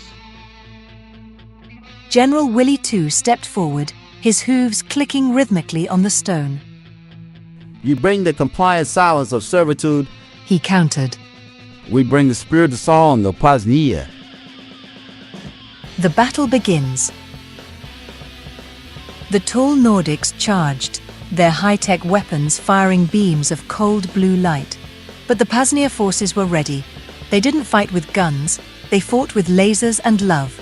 From the rooftops, the PAZNIA radio network broadcast a frequency so loud and disorienting that the aliens' advanced sensors began to glitch. It was a mix of folk music, static, and the sound of 1,000 tree frogs laughing. The tall aliens, designed for order and silence, stumbled. Their precision formations broke as they tried to process the sheer volume of noise. Charge! Willy II commanded. The compatriots surged forward. They didn't try to pierce the alien armor, they used their agility. They swarmed the legs of the giants, tripping them, using ropes to tie their ankles together, and climbing up their backs to disable their communication arrays. General Willy II led the charge personally. He leaped onto the back of the alien commander, his horns locking into the alien's neck guard. With a mighty push, he shoved the giant off balance. The tall alien, confused by the sudden loss of stability and the overwhelming sensory input from the radio broadcast and the sheer force of General Willy II, the goat tank, the Nordic commander fell to his knees. The liberation. With their leader toppled and their formation shattered, the tall Nordics retreated. They could not comprehend a war fought by a goat and a force of liberated beings who valued freedom over order. They fled back to the frozen north, their ships floating silently into the clouds. Silence returned to PAZNIA, but it was a different silence now. It was the quiet of peace, of victory, not the silence of imminent danger. General Willy II stood atop the ruins of the plaza, looking out over his city. The PAZNIA radio network crackled to life one last time, playing a triumphant anthem. We are free. Willy II bleated, his voice steady. And we are never going to be tall, cold, or quiet again. The people of PAZNIA cheered.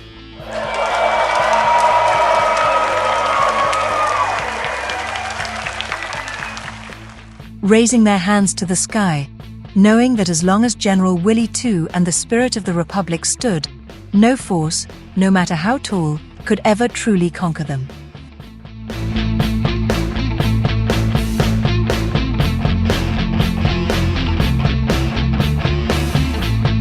This was PAZNIA Folklore Storytime, wherein we remember and celebrate the sacrifices of those that came before us to build this free republic founded upon the principles of truth, peace, and voluntarism. To help support our evangelical efforts, please visit xmrchat.com/PAZNIA Radio. Again, xmrchat.com/PAZNIA Radio. Or visit PAZNIA.com/fund. Cheers from the Second Realm.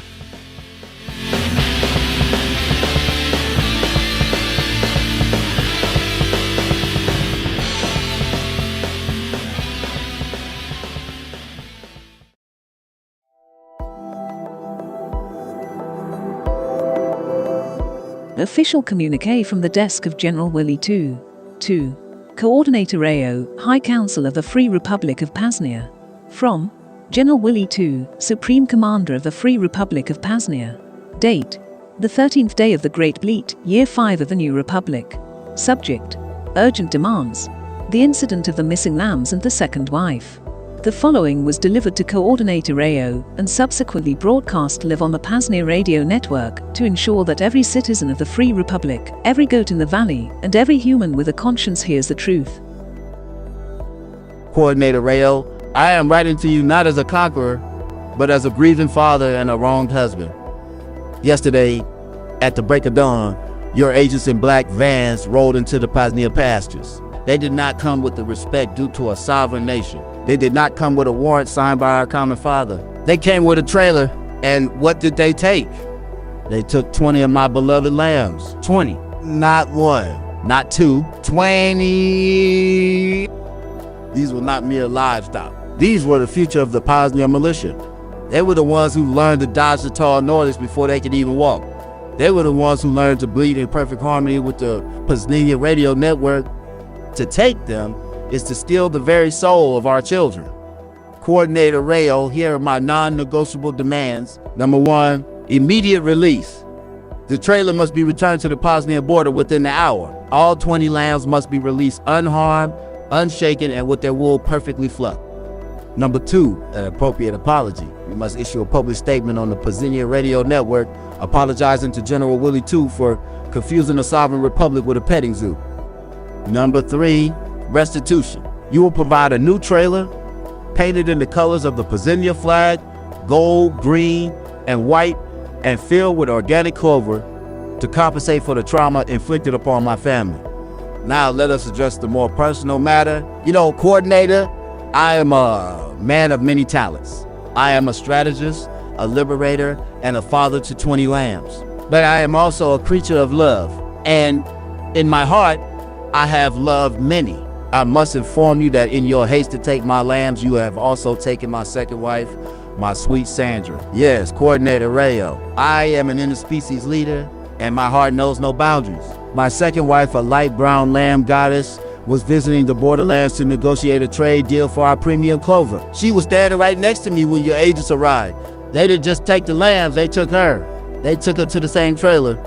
You see, when you take a goat's wife, you are not just taking a prisoner of war. You are taking the rhythm of the war. You are taking the song of the PAZNIA radio network. Without Sandra, the music stops. The bleats become silent. The freedom becomes a cage. So, I am telling you this one last time. Coordinator Rayo, with the full authority of the military of the Free Republic of PAZNIA, return my lambs. Return my wife. If you do not, I will not just send an army. I will send the PAZNIA radio network. We will broadcast the sound of 20,000 bleeding goats, 20,000 humans singing the anthem of freedom, and the sound of me, General Willy II's voice, so loud and so angry that your entire government will tremble. We will not be silent. We will not be taken. We are PAZNIA, and we are free. Signed, General Willy II, Supreme Commander, Free Republic of PAZNIA, Quarter Goat of the VERITAS Vikings, husband of Lamb Goddess Sandra, father of the lambs. This is the PAZNIA radio network. Remember, if they take your lambs, they take your future. If they take your wife, they take your heart. But they cannot take your freedom. Stand with PAZNIA.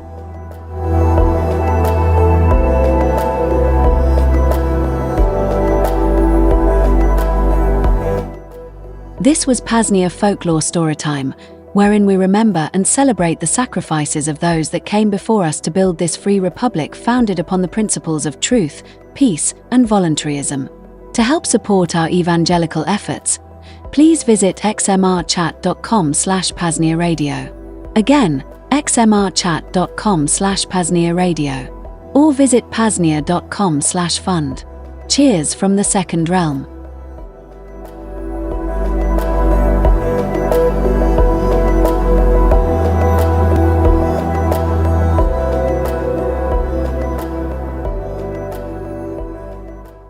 You're listening to the PAZNIA Radio Network.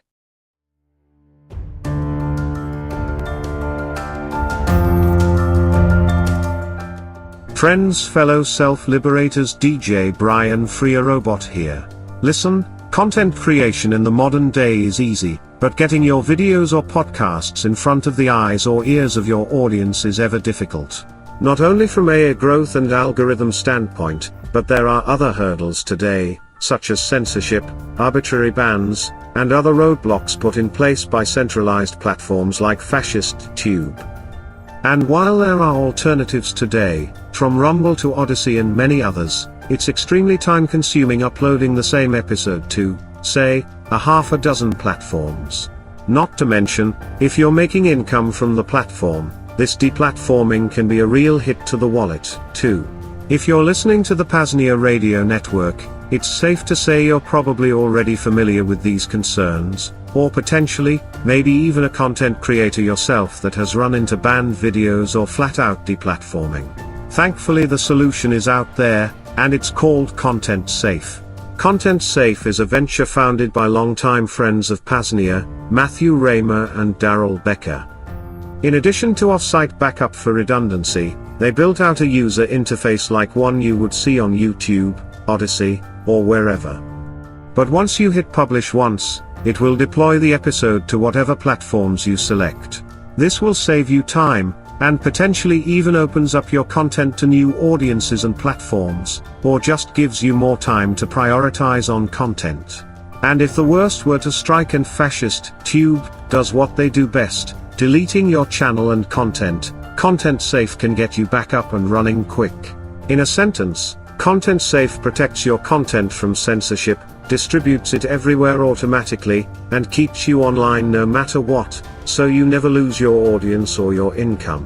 Just head on over to contentsafe.co, again contentsafe.co, click the Protect My Content button at the top of the page, and fill out the provided form. Then, when you reach the end, use affiliate code Vonu to help support the PAZNIA Radio Network. Again, contentsafe.co is the website, the affiliate code is Vonu. Act now and make sure your hard work is protected or insured. Thanks for your time today. Now, back to the deprogramming.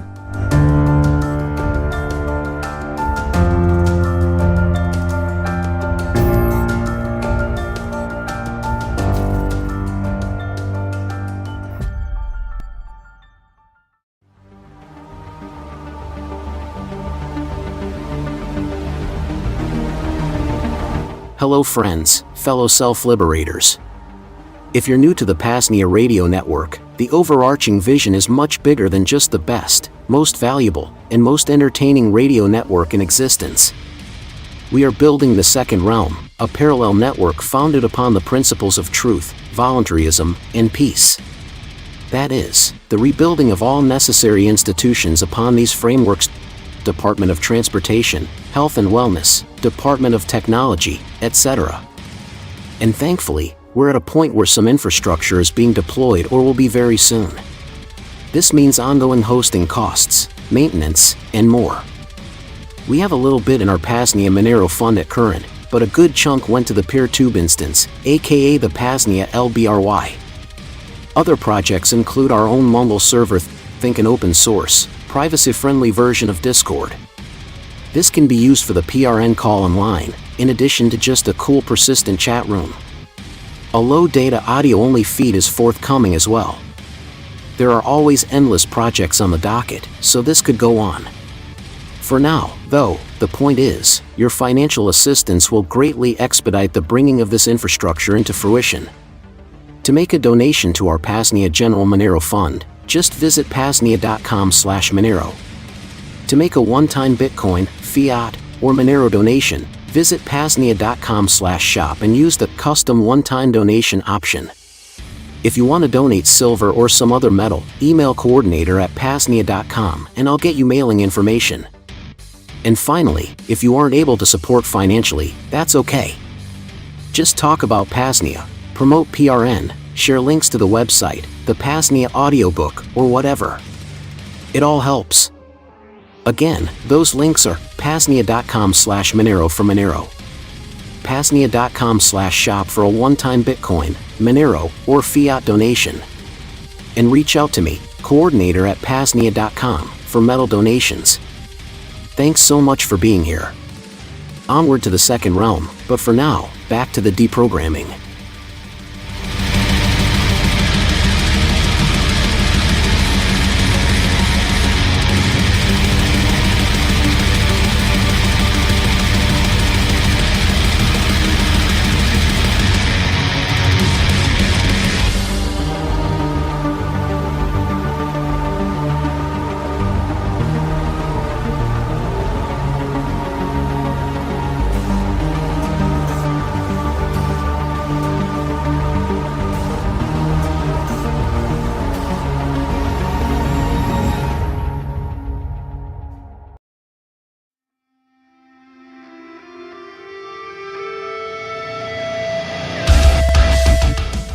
Vonu Life 25, Resurrected, the newest release via Liberty Under Attack Publications. In this ever-growing tyrannical world, the prospects of self-liberation, aka freedom, seem so very far away. But thanks to the hard work and archival efforts of freedom pioneers of the past decades, self-liberation doesn't have to seem like a pie-in-the-sky dream. Back in the 1960s, around the time of the counterculture revolution, a zine sprung up called Vonu Life. Vonu Life contained reports from self-liberators, provided a path for networking with others, and still to this day, contain the most hardcore solutions and strategies for breaking free from the servile society. No bitching, no complaining, no political crusading, and no false illusions of an external political savior. The final issue released in the 1970s. That is, until this release, Vonu Life 25, Resurrected. Herein, quite a few self-liberators contributed knowledge and solutions, topics including intentional communities, networking, and vonuing in cities, selecting a free mate, legal interstices in the 21st century, and hacking liberty. Self-liberation storytime, a section dedicated to freedom fiction. The Vonu Life message board. And much more. Begin, or continue, your journey of liberation from the servile society and into a liberated lifestyle of your choosing. Vonu is truly yours for the making. And Vonu Life 25, Resurrected will help you get there. Just visit libertyunderattack.com/VL25. Again, libertyunderattack.com/VL25 to purchase on site or to buy via Amazon. Bitcoin and Monero preferred. Again, libertyunderattack.com/VL25.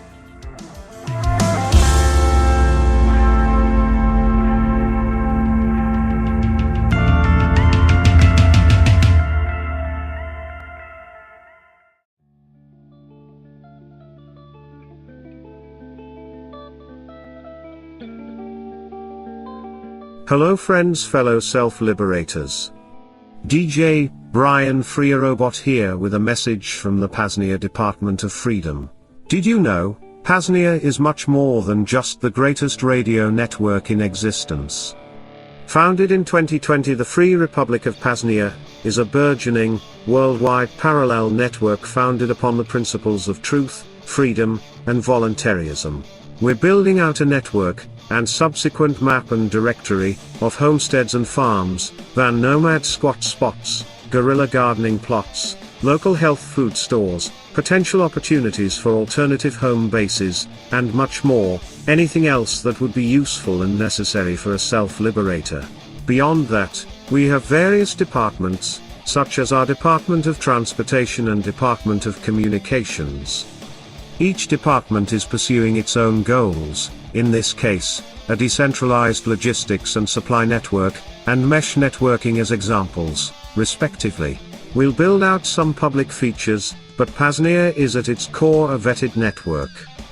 And the first step is to become an honorary stakeholder. Features include discounts to other businesses/hustles in the Agora, access to the Second Realm network of non-coercers, a PAZNIA ID card, PAZNIA stickers and pens, a digital self-liberation bundle via Liberty Under Attack publications, a PAZNIA flag, and a shirt and a coffee mug or a hat.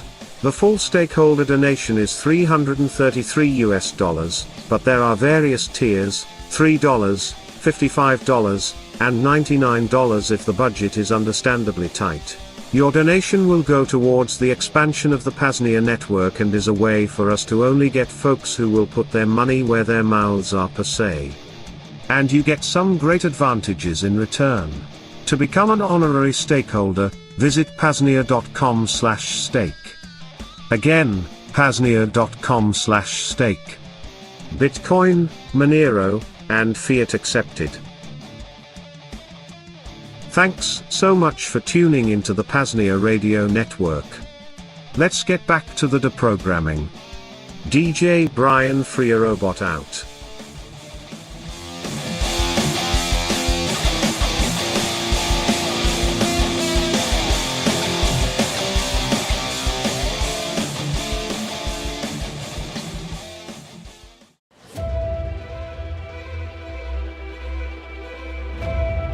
The intent of the GhostPad is to offer a complete security and privacy-hardened computer system that is built from the ground up to be an effective direct-action countermeasure for those who want to actively resist the privacy intrusions of the entire surveillance state hydra, both public sector and private sector. A user-friendly computer that the owner maintains exclusive control over every aspect of its operation and has complete control over who accesses what data. A GhostPad is your virtual corner of the room where the cameras, microphones, and other data collection devices have no power. After all, power comes from ownership, which is exclusive control. Unlike practically any other available option, when you buy a GhostPad you are truly its owner. And while the masses beg and bleat to their political corporate masters to loosen their chains, GhostPad owners can use their systems as virtual bolt cutters and cut themselves free. GhostPads are high-quality business rugged laptops that have had the security-compromising system firmware, BIOS firmware, Intel management engine, etc., removed and replaced with more secure, free and open-source alternatives. The closed-source binary BIOS firmware has been removed from the system board and replaced with free, as in freedom, alternatives as well as the Intel management engine also being neutralized. That combination makes them more secure by design, and preemptively thwarts any attempts by threat actors, both public and private, to gain access by exploiting its vulnerabilities, either by an engineered in and hidden backdoor, or a zero-day exploit in the factory, supplied firmware or the Intel management engine. Perhaps the most important security privacy-enhancing feature these systems have, is the neutralizing of the aforementioned Intel management engine, IM. The IM is a separate computer in a computer that is embedded into all Intel platforms made since 2008. It has its own operating system called Minix.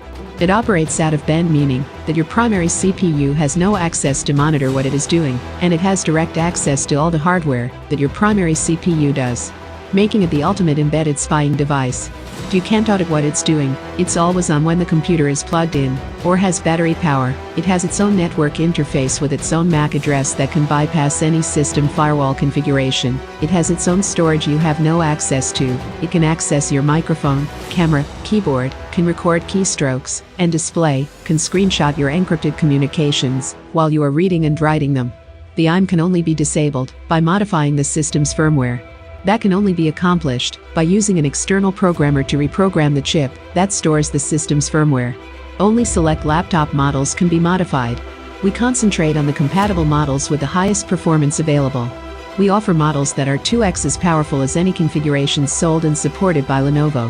Transitioning your computing activity to privacy-hardened platforms is a direct action strategy to resist the attempts at total omnipresence by the surveillance state. To put it simply, these systems are some of the few available that are likely compromised in some way on the firmware level, so they are some of the most secure and private available for use cases where those attributes are the most important. It is also why systems configured this way are considered as ideal to use as a base to install a security privacy-hardened OS, such as Qubes OS, Parrot OS, or other privacy-focused Linux distributions, on. To view the full selection of ghost pads, ghost phones, and other privacy tools available via Liberty Under Attack publications, just visit libertyunderattack.com/privacy tools. What are you waiting for? Step up your security culture today. Again, libertyunderattack.com/privacy tools. Liberty Under Attack publications, share your story, find your freedom.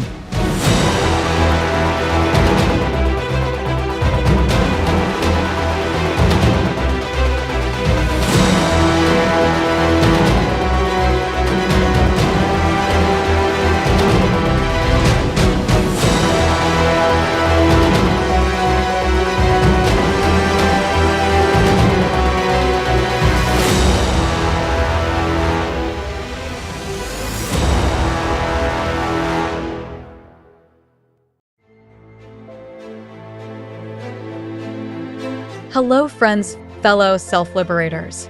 Dr. Gatherer here, coming to you with a health and wellness message. The Pain Liberator, Miracle Muscle Pain Reliever, is now back in stock at libertyunderattack.com. For your basic aches and pains, to more extensive injuries, and even pains like headaches or migraines, the Pain Liberator is here to liberate you from discomfort. The Pain Liberator is a 20% DMSO, dimethyl sulfoxide, /80% colloidal silver water base, blended with enough aspirin to provide 30 milligrams of aspirin per spray. Beyond just pain relief, all three of these main ingredients provide enormous benefit to the body in general. DMSO also helps to bring the aspirin and colloidal silver into the skin for maximum bioavailability. Individual benefits include: colloidal silver is antibacterial, antifungal, used for sore throats, sinus problems, tooth infections, and candida overgrowths. DMSO has over 40 known pharmacological properties, helps with acne, heals shingles, is radio/EMF protective, painkiller, and heals stroke and heart attack damage. Aspirin is one of the safest, cheapest miracle drugs in existence. Searching PubMed, it assists with basically every disease or imbalance, from muscle pain to reversing cancerous tumors and everything in between. Spray directly on head for headaches. The Pain Liberator is available via Liberty Under Attack publications. Just visit libertyunderattack.com/pain to place your order today. PayPal, Bitcoin, and Monero accepted. For Monero, email shane@libertyunderattack.com. The Pain Liberator, Miracle Muscle Pain Reliever, a PAZNIA Department of Health and Wellness creation. libertyunderattack.com/pain.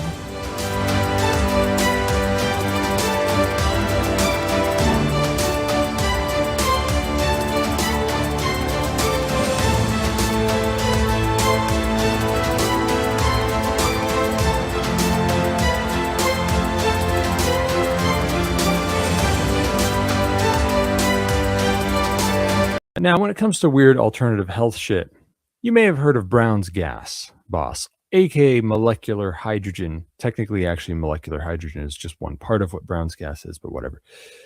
It's a kind of wellness treatment used by health professionals and weirdos all over the world, both mainstream and otherwise. They got gas bars in Japan and shit. Big body of research showing that this therapy likely helps with pretty much everything: cancer, diabetes, heart disease, pretty much every organ system in the body. Over 1,500 papers, therapeutic potential for 170 diseases. In broad strokes, it works by fucking electrolyzing water into hydrogen and oxygen, and then you breathe that shit and you drink the water that it's bubbled through. And these gases are, negatively charged and shit, and they get into every cell of your body. It's probably how magical healing springs work, at least partially. The water is hydrogen enriched. Now, the PAZNIA Department of Health and Wellness has run R&D on these machines for about 4 years, and the top machine being recommended right now is the Lord's Hydrofix by Holy Hydrogen. And can you believe it? We have a coupon code for a product that isn't on our own fucking store. There's a first time for everything, so save a fat chunk of change on the Department of Health and Wellness's top recommended machine, and support Cloak and Dagger at the same time by heading on over to holyhydrogen.com and inputting coupon code VONU100 to get $100 off your Lord's Hydro Fix. You're going to want to do your own research on this. The Molecular Hydrogen Institute website can help you with that. There's whatever, you can use whatever resources you want. There's a huge body of research on this. You know as well as I do, hopefully, that there are a lot of bullshit health tonics and gimmicks being hawked out there. The Brown's gas is one of the truest, most powerful tonic treatments out there in the world by far. When you learn for yourself how much of a health and wellness bombshell molecular hydrogen truly is, you're going to see why having your own machine is truly worth the investment. These machines are a bit costly, okay? I'm not going to lie to you, but they last for ages and they may help you save on health costs in the long run. Nothing's a bigger deal than your health. So pony the fuck up. Go to holyhydrogen.com. Use coupon code VONU100. Victor Oscar November Uniform 100. Get $100 off.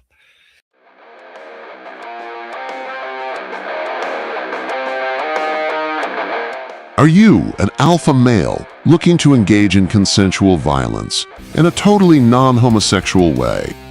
Do you also have nostalgia over the glory days when NFL players would get drunk, smoke cigarettes, and do drugs in the locker room before the complete takeover by gambling? And before all the lame-ass flag-waving shit? You aren't the only one. The PAZNIA Football League is prepping for kickoff in year 7 2027. The beginning preliminary planning stage is launching alongside this announcement. Each node, aka team, will field 7 badasses ready to lay their bodies on the line for the entertainment of PAZNians, and of course, to prove just how fucking tough they are. If any node is unable to field an entire squad, we have goats that can serve as fill-ins. But please note, PAZNIA is not responsible for any injuries that may be incurred. Single men, bachelors, what better way is there to possibly find you a freedom-pioneering woman? What better way to demonstrate that you are the one she should head into the fallout bunker with? That you won't just $5 wrench attack her for her Bitcoin? There really aren't any. So what are you waiting for? Head on over to PAZNIA.com/football, fill out the application, sign the waivers, and get ready for a hell of a season come 2027. Again, PAZNIA.com/football.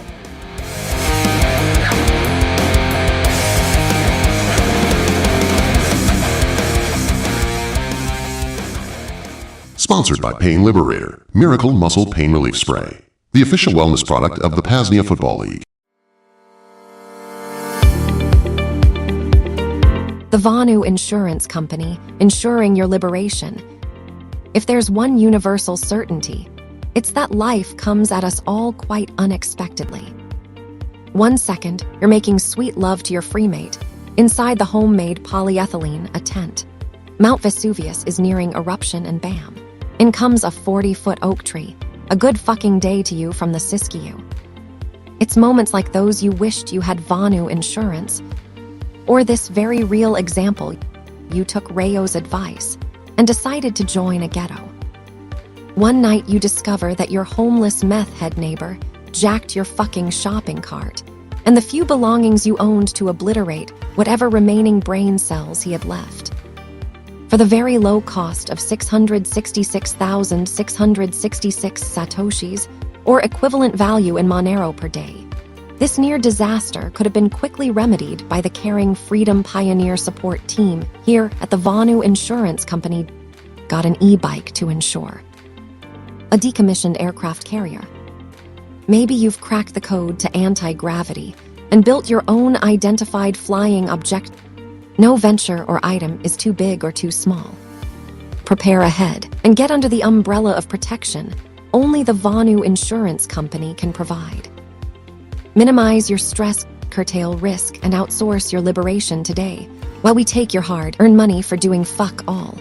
Just visit VonuInsured.com, fill out the intake form, and a dedicated member of our Freedom Pioneer support team will be in touch within 24 hours or 30 days. Again, VonuInsured.com. The Vonu Insurance Company, ensuring your liberation.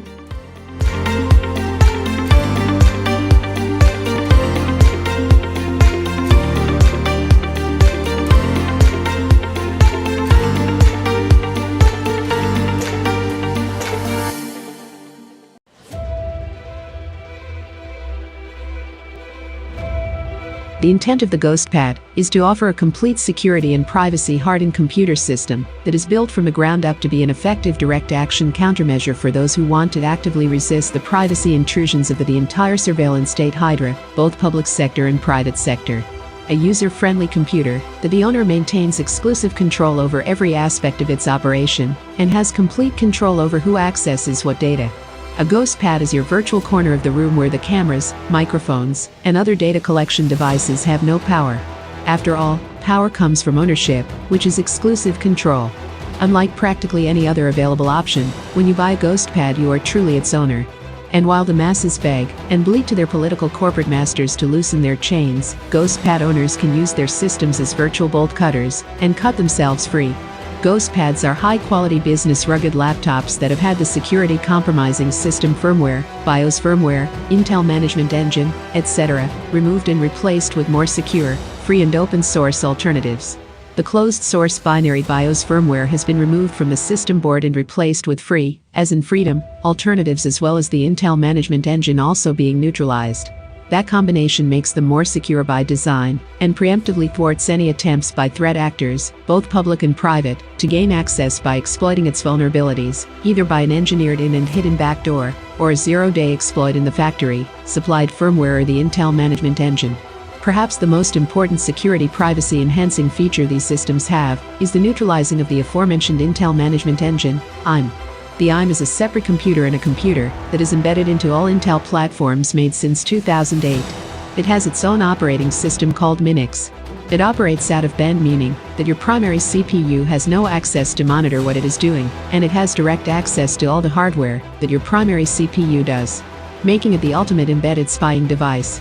You can't audit what it's doing. It's always on when the computer is plugged in, or has battery power. It has its own network interface with its own MAC address that can bypass any system firewall configuration. It has its own storage you have no access to. It can access your microphone, camera, keyboard, can record keystrokes, and display, can screenshot your encrypted communications, while you are reading and writing them. The IM can only be disabled by modifying the system's firmware. That can only be accomplished by using an external programmer to reprogram the chip that stores the system's firmware. Only select laptop models can be modified. We concentrate on the compatible models with the highest performance available. We offer models that are 2x as powerful as any configurations sold and supported by Lenovo. Transitioning your computing activity to privacy-hardened platforms is a direct action strategy to resist the attempts at total omnipresence by the surveillance state. To put it simply, these systems are some of the few available that are likely compromised in some way on the firmware level, so they are some of the most secure and private available for use cases where those attributes are the most important. It is also why systems configured this way are considered as ideal to use as a base to install a security privacy-hardened OS, such as Qubes OS, Parrot OS, or other privacy-focused Linux distributions, on. To view the full selection of GhostPads, Ghost Phones, and other privacy tools available via Liberty Under Attack publications, just visit libertyunderattack.com/privacy tools. What are you waiting for? Step up your security culture today. Again, libertyunderattack.com/privacy tools. Liberty Under Attack publications, share your story, find your freedom.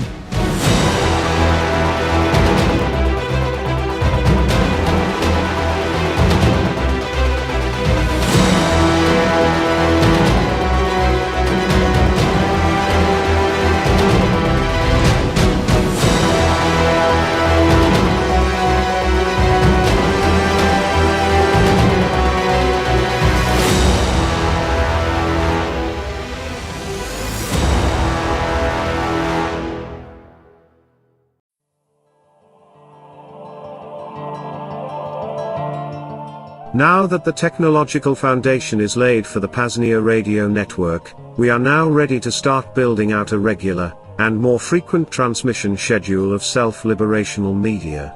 Do you want to host your own show on the PAZNIA radio network? Do you already have a show or podcast that you would like premiered or replayed during our transmissions? Something else? Reach out to Coordinator Rayo to discuss details. Email coordinator@PAZNIA.com. Again, coordinator@PAZNIA.com. See you in the second realm.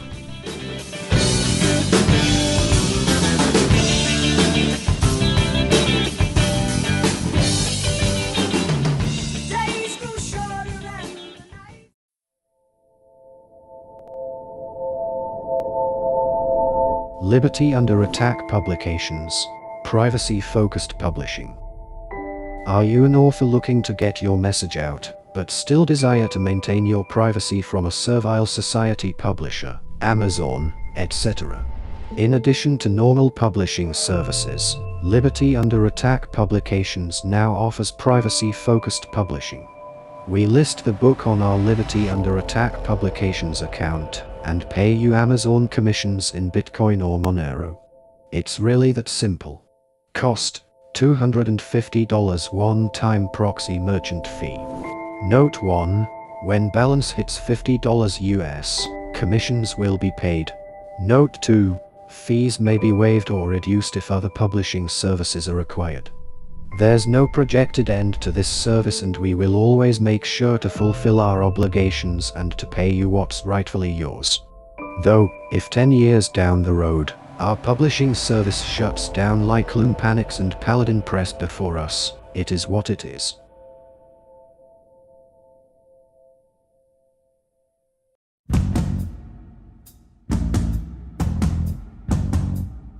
Thanks to Chihuahua Chezik, the newest signer of the PAZNIA Constitution.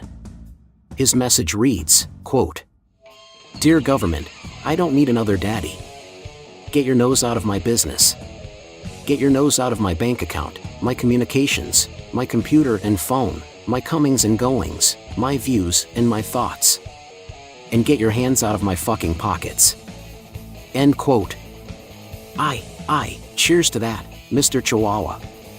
View the full list of signatures and messages, and even leave your own by visiting PAZNIA.com/sign. Again, PAZNIA.com/sign.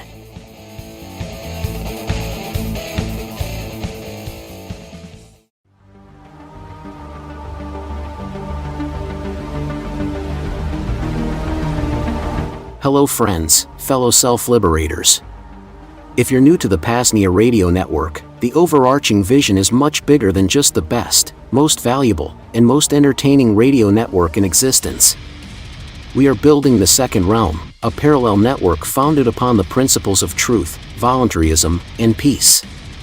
That is, the rebuilding of all necessary institutions upon these frameworks: Department of Transportation, Health and Wellness, Department of Technology, etc. And thankfully, we're at a point where some infrastructure is being deployed or will be very soon. This means ongoing hosting costs, maintenance, and more. We have a little bit in our PAZNIA Monero fund at current, but a good chunk went to the PeerTube instance, aka the PAZNIA LBRY. Other projects include our own Mumble server, think an open source, privacy-friendly version of Discord. This can be used for the PRN call online, in addition to just a cool persistent chat room. A low-data audio-only feed is forthcoming as well. There are always endless projects on the docket, so this could go on. For now, though, the point is, your financial assistance will greatly expedite the bringing of this infrastructure into fruition. To make a donation to our PAZNIA General Monero Fund, just visit PAZNIA.com/Monero. To make a one-time Bitcoin, fiat, or Monero donation, visit PAZNIA.com/shop and use the custom one-time donation option. If you want to donate silver or some other metal, email coordinator@PAZNIA.com and I'll get you mailing information. And finally, if you aren't able to support financially, that's okay. Just talk about PAZNIA, promote PRN, share links to the website, the PAZNIA audiobook, or whatever. It all helps. Again, those links are PAZNIA.com/Monero for Monero, PAZNIA.com/shop for a one-time Bitcoin, Monero, or fiat donation. And reach out to me, coordinator@PAZNIA.com, for metal donations. Thanks so much for being here. Onward to the second realm, but for now, back to the deprogramming.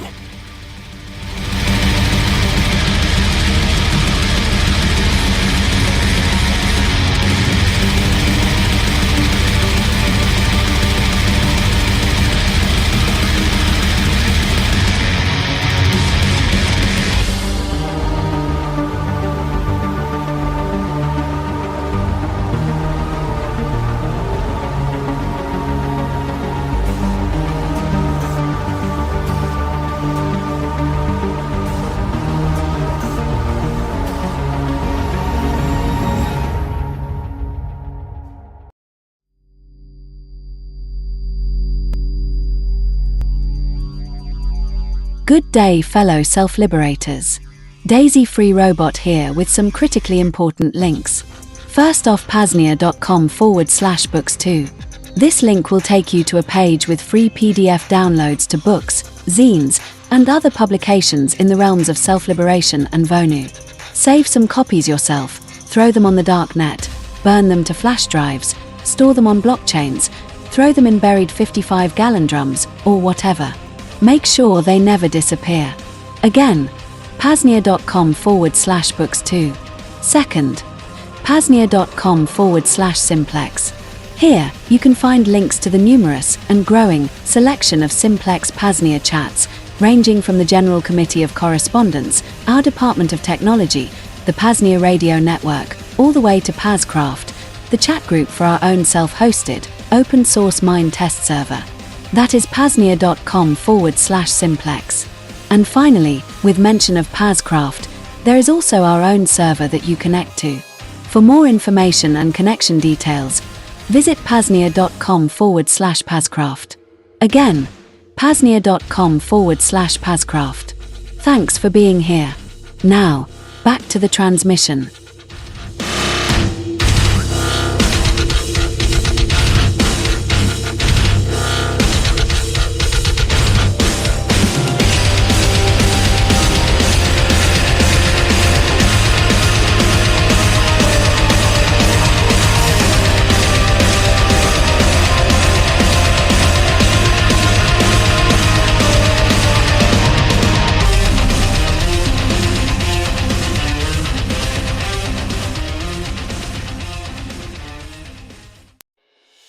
LUA Pub Records presents the most inspirational alternative band in the world, Richard Greaser and the Bugle, featuring the first credentialed journalist, songwriter, and producer. Is he the next Leonardo da Vinci? No, he's just a man who smokes a lot of cigarettes and has a bachelor's in journalism. With great inspirational songs like The Princess and the Podcast Listener. I need a Prince Charming to save me from my depression. A man whose full-time job is listening to Bitcoin podcasts. The hit track, Non-Compliant 1776. All across the country, the people are awakening. Politicians are quivering and shaking. This one-of-a-kind album titled Now That's What I Call Defiance is filled with instant classics. This album is not available in stores, and limited digital quantities are available, so order now. Visit libertyunderattack.com/buglemusic to order today.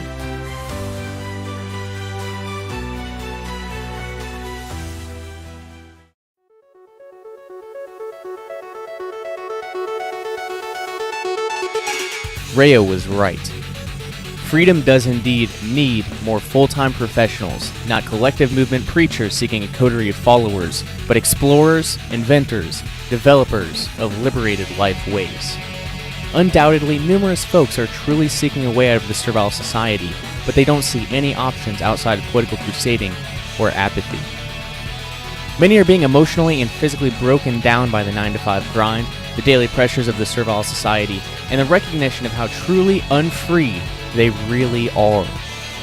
That being the case, our task as Vonuans now becomes self-liberation and marketing in that order. Reason being, if we are ever going to see an alternative economy, sovereign freeport, a new libertarian country, or whatever other grandiose strategy comes into fruition, we need to first break people free from the servile society and into a lifestyle change of their choosing. Additionally, if we are ever going to see the abolition of the state, we must do our damnedest to eliminate the market demand for it.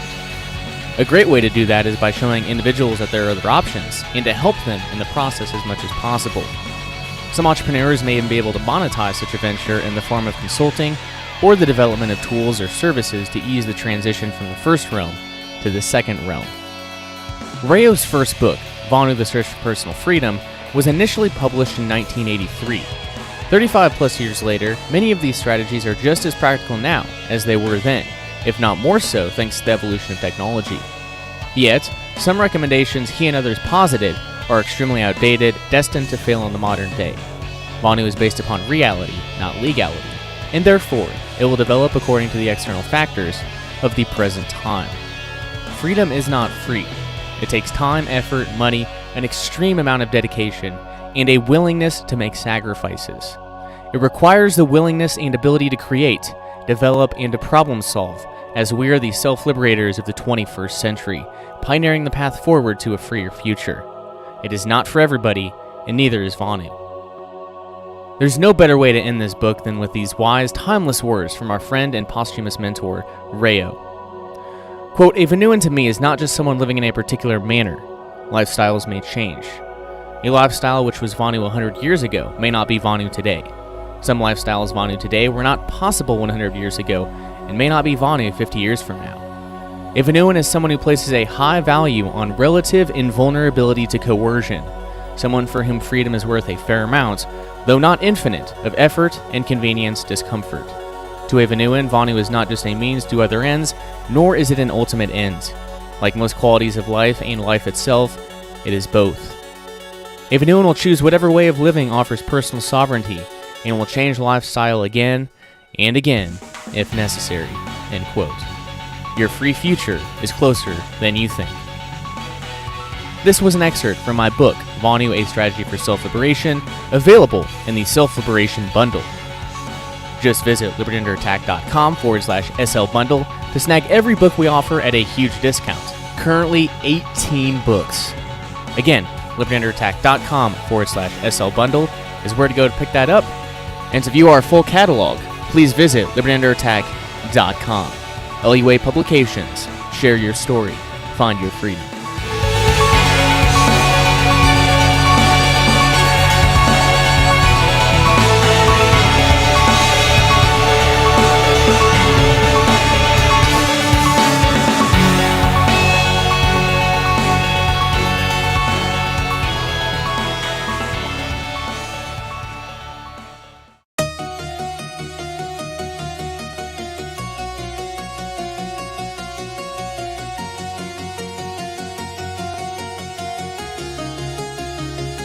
There are those who blaze trails, whose actions tip history scales. They endure pain and frustration to prepare for the coming devastation.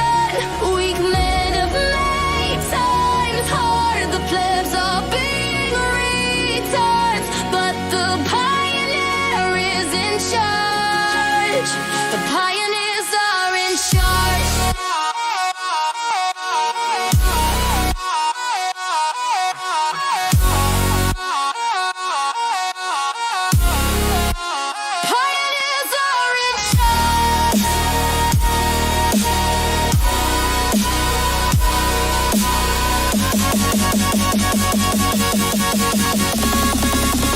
Pioneers are in charge.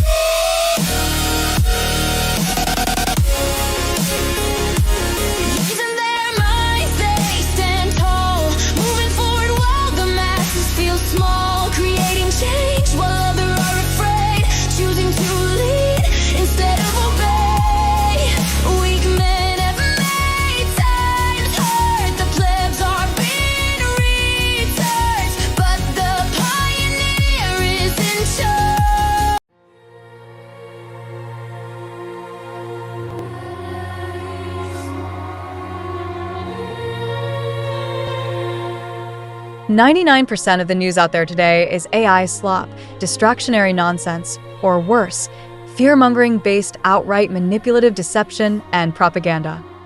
With no desire to empower, the modern news cycle is designed to lead the hapless citizen serf along the train tracks of servitude, with only slight permissible digressions into controlled cul-de-sacs.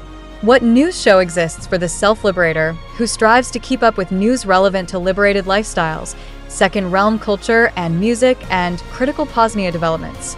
What news show exists that will provide freedom pioneers with the knowledge, education, and networking connections necessary to liberate them, while also having fun?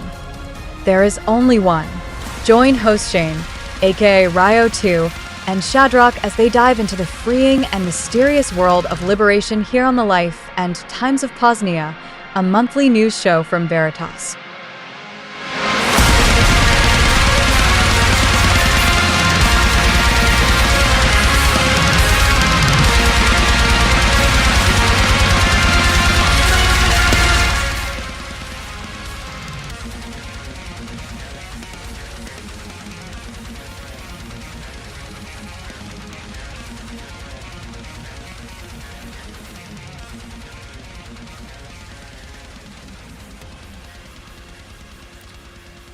All right.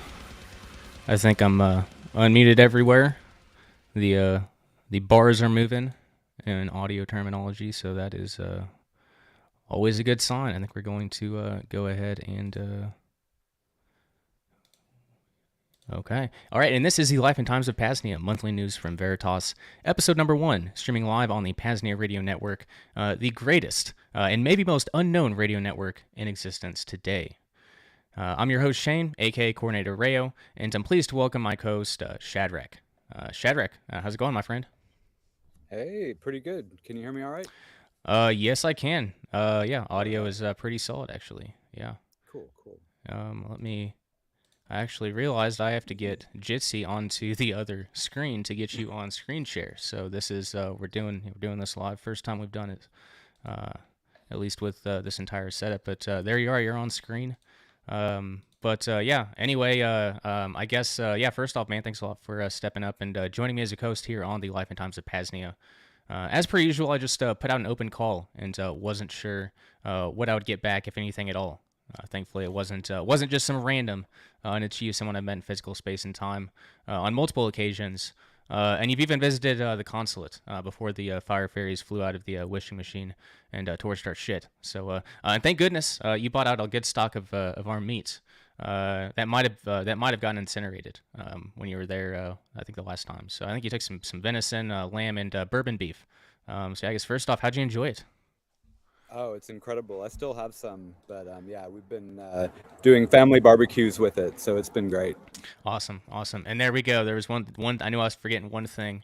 Anytime I play music on Jitsi, it nukes the audio volume for Jitsi. So I was wondering, I was like, damn, he's a little quiet, but we can deal with it. But no, you're loud again. So okay, cool. Awesome, awesome. But anyway, I guess Shadrach, you've had an interesting past few days. Well, I guess you travel all the time. So just, I guess the background noise will create a nice ambiance. I like it. I like it a lot. You traveled across the pond again. And it's geopolitical climate. I guess where you find yourself at this time? Not at VERITAS, but I'm not at VERITAS either. So yeah, monthly news. I guess the news show from VERITAS isn't happening from VERITAS in either part. But yeah, where are you at? Oh, I'm in a autonomous pirate island in the middle of the North Atlantic. So it's pretty exciting. I went and saw where they used to hide the rum earlier today. Went on a big long hike, so it's super cool. And a parrot just shit on my keyboard too. So really, damn it. Really, wow. Okay. Yeah. Things that I do not expect to hear on usual conversations, but I guess that's welcome to the Life and Times of PAZNIA. But yeah, I guess here on the Life and Times of PAZNIA, we've got a lot of exciting things in store.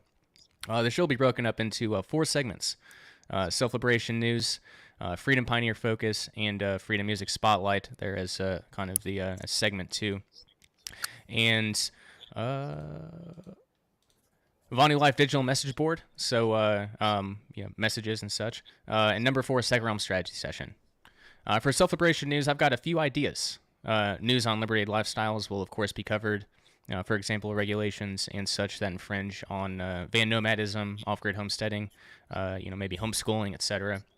We'll keep you apprised of events and gatherings taking place at VERITAS and beyond, as well as general PAZNIA news and updates. And I'm afraid for this, at least for this episode, and maybe in the next one too, there will be a little current news per se, geopolitical discussion, because in terms of coercion and becoming invulnerable to it, I think like this, the world could change. Quite a bit, in the next months, let alone years. So there's a lot to talk about. And maybe we'll harken back to the Libertarian Attack radio days, back in like 2015 when I used to do like at least 4 hours of live radio a week. See if I remember how to do it. I think so. We did a segment called Fascist Book News, and back then we'd look at basically the trending news on Facebook and get into the mind of what's important to the citizen serf. In addition to taking a glance at what those who falsely imagine themselves to be our rulers are forcing in front of the faces of everyone. A decade later, and I'm not on Facebook anymore, and I'm not sure such a method will bode as well anyway, since even the trending news on, say, X seems to be algorithmically driven and not so much general. But we'll give it a go and see how it transpires. Might not be that good of content. But anyway, that's self-liberation news, self-explanatory enough. The next segment will likely be a combination of Freedom Pioneer Focus and Freedom Music Spotlight. It will be tonight.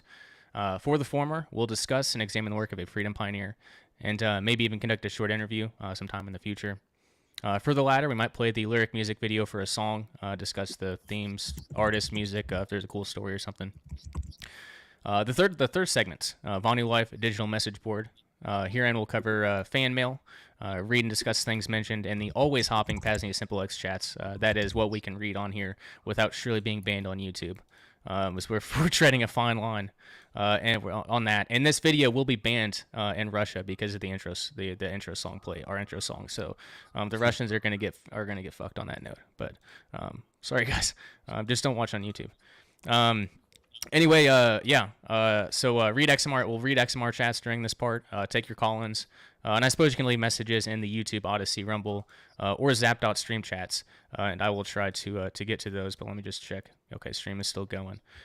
Worst case scenario, we are recording. If things do go down, we'll still be fine. But we would like to make this happen. We got people. I mean, the Simple X chat's still going. So this is cool. Thanks for joining us all this evening, guys. But anyway, those first three segments will be around 30 minutes maybe, but the fourth will be at least a full hour. We'll have to experiment with timing. I really have no idea how it's going to work out. Finally, that fourth segment, Second Realm Strategy Hour. This is where we will discuss the strategy, tactic, or tool of the month. Maybe we'll dive back into the old Vonu zines publications, which I haven't done in a long time. Might be a good thing to get back into doing. And something I've been wanting to integrate into the PAZNIA Radio Network is called something like Bludgy Body Cam Reviews. I used to be a fan of the show Cops, but for different reasons. Now with the advent of the endless police body cam videos, you can learn some really interesting shit. You can easily tell how centralized all of the training is throughout the USSA. There's good knowledge on role-playing police interrogations. And better yet, they're definitely relevant, inadvertent intelligence leaks per se that come out. Because the people who redact these things, a lot of times they have no idea what they're and they're just normal people. It's like the people that redact stuff in court documents. But we'll probably test pilot that here sometime in the near future. But as the plan for the Life and Times of PAZNIA. Monthly news show from VERITAS, which will be live every third or fourth Friday. Which will be live every third or fourth Saturday of the month. I repeat, every third or fourth Saturday of the month, starting at 8 p.m. Eastern, 7 p.m. Central, as part of our weekly Self-Liberation Saturday transmissions. Reminds me of Acapulco a little bit. But anyway, for today, though, if you want to call in, we'll get to those here shortly. We do have, I still think we have a couple people, at least, one person, they're chilling out in Jitsi, but we don't have any callers yet. But if you want to call in, you definitely can. That's PAZNIA.com/call2. We'll get to those here shortly. And you can leave a message at xmrchat.com/PAZNIA Radio. Or I guess the other ways, again, PAZNIA, the PAZNIA Radio Network Simple X chat. I'll be checking on that momentarily. But without further ado, to make this a really high quality production. This is Self-Liberation News. No fluff, no bullshit, no propaganda. Keeping you apprised with developments regarding liberated lifestyles, PAZNIA, Second Realm gatherings in physical space and time, and more. And now your host, your humble radio deacon, programming coordinator Rayo.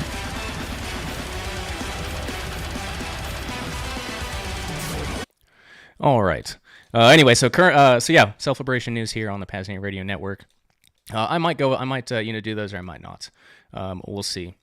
But anyway, so current events. Most of you, I guess, usually won't play into Self-Liberation News. I don't think so. That was never the intention. I don't like current events. I don't like news like that. Because usually it's just we talked about it on Libertarian Tech Radio before. The news cycle. It's not good. But pause for the truck. There we go. Okay. Anyway. But yeah, there's definitely a few words to say about the currently developing geopolitical situation, and especially as it pertains to coercion and freedom. And I guess just the first thing that comes to mind, and it's just kind of, I would have just said this generally for the Middle East for the past 20 years, but it's probably not a good time to make like a trip to Iran or Israel if you had those, on the docket. Maybe postpone those, and just be a good general piece of advice. I guess one that's not a piece of advice that's not tongue in cheek a little bit. Consider adding just I guess however I guess depending upon your on what you know what the funds you have available, it wouldn't be a bad idea to add a bit extra to your food or wellness or hardware stores, storage. And when I say hardware, I mean like even like computer hardware. Because I think helium might become hard to come by, and that's needed for computer chips, and then Taiwan might be, I don't know, softly taken over by China. I think that's the situation. But anyway, hardware costs are going to go up. I think they already kind of have. And there's loads of hardware shortages right now with the RAM shortages, and this is really the time to be finding any old, like old Dell desktop that people are getting rid of. I picked up a couple nice ThinkPads off eBay for $100 that had 16 gig of RAM in them. So this is the time to be collecting that stuff. We're going to need it. Yeah. No, I definitely agree. Thane's been saying that for a couple of months, and I thought about it, and yeah, just never got around to capitalizing on it. But thankfully, I've been stocking up on just over the past 4 or 5 years, so many Ghost pads, Ghost tablets, and all that. Yeah. Anyway, I guess the other thing I'll mention here is, again, I don't like to. Oh yeah, I guess Thane has said it pretty much the entire time. He's done his show, so for the past like year. So yeah, didn't give him enough credit on that one. But yeah, I guess there is a potential, to see some sort of a COVID lockdown round 2. Only it'll just be kind of like a different details and context. But I mean, this time they'll maybe gas shortages, because gas goes up to $10 a gallon or something. Maybe there'll be some false flag terrorism. Who knows? I mean, you never know what's going to play out in the movie of the Servile Society. It's going to be exciting. But well, they say the fuel fire in Texas, there was chatter about from Iran about a different refinery that was nearby, so that could be related. Yeah, I heard something about that. Yeah, yeah, like a day or two before they were talking about something. Yeah, I heard some about that too. Yeah, you never know. You really never know. And just again, like I said, they're like with the. Beyond what I said, I don't really have any of it. We don't really know what the world's going to look like, and where's the show going to be or I guess what's the world going to look like in a month when we do our show next time? I don't know. Like if Iran nukes Israel, like Israel might not exist anymore. And I never thought that and that's kind of hyperbolic maybe. I guess just one that's not hyperbolic is I never thought I'd see the end of the U.S. in the Middle East. It's just one of those things that you never think, or like the it's not like there's no government now, but it's the switch from government to corporations. Government's taken I guess sort of a more backseat to the Palantir field type. So I don't know. It's a different. The coercion's still there. It's just different factions. And it's interesting to watch the movie play out, I guess is where I'm at. But where are you at, Shadrach? Shadrach, you do a lot more traveling, and I guess you're a lot closer over there. So yeah, what are your thoughts and perspectives? Well, I was planning after this trip to go to Southeast Asia to do some medical tourism, but I don't even want to fly anywhere near the Middle East at this point. So I've canceled that. It's pretty scary. I wouldn't. This trip was planned a long time ago, but I would be holding up in the States if I had a choice. Yeah. No, I'm with you. And I don't. I don't usually follow geopolitics, but this seems pretty important. Not even necessarily even if it's not World War III, the worst case scenario. Like we're watching a complete, I guess, shift of the whole geopolitical stage, energy and industrial resources and all of that. So it's interesting. Yeah, we'll have to see how it plays out. I think there's a bit of a silver lining with respect to the City of London having really set up Iran, set up Israel, set up Palestine. So it could come down to bigger fish at play than really we've been thinking about. Yeah. No, that's certainly possible. Just taking a look here at Make sure we aren't missing anything. Nope, we are not. That is good. That is good. But yeah, I guess that's is that all the current events? Yeah, I suppose so. So I guess now just for some more general self-liberation news. We'll start with I guess kind of a sad one. The sad one is that I came across. Yeah, this was earlier this month. The end of Parallelonipolis. Parallelonipolis, where the Institute of Crypto Anarchy happens. There in Prague. I've talked about it a lot here on the on the podcast. And it's a sad day. That seems like that's closing down. But the positive of this, and what is more important to share, is what's coming further. And I guess this is more of just a the events are still happening. The Parallelonipolis is just closing down. And I guess I was there last year. It was really, really nice. But they're doing Dark Prague at a different location this year. So things will go on. Prague is I'm super bullish on the Czech Republic.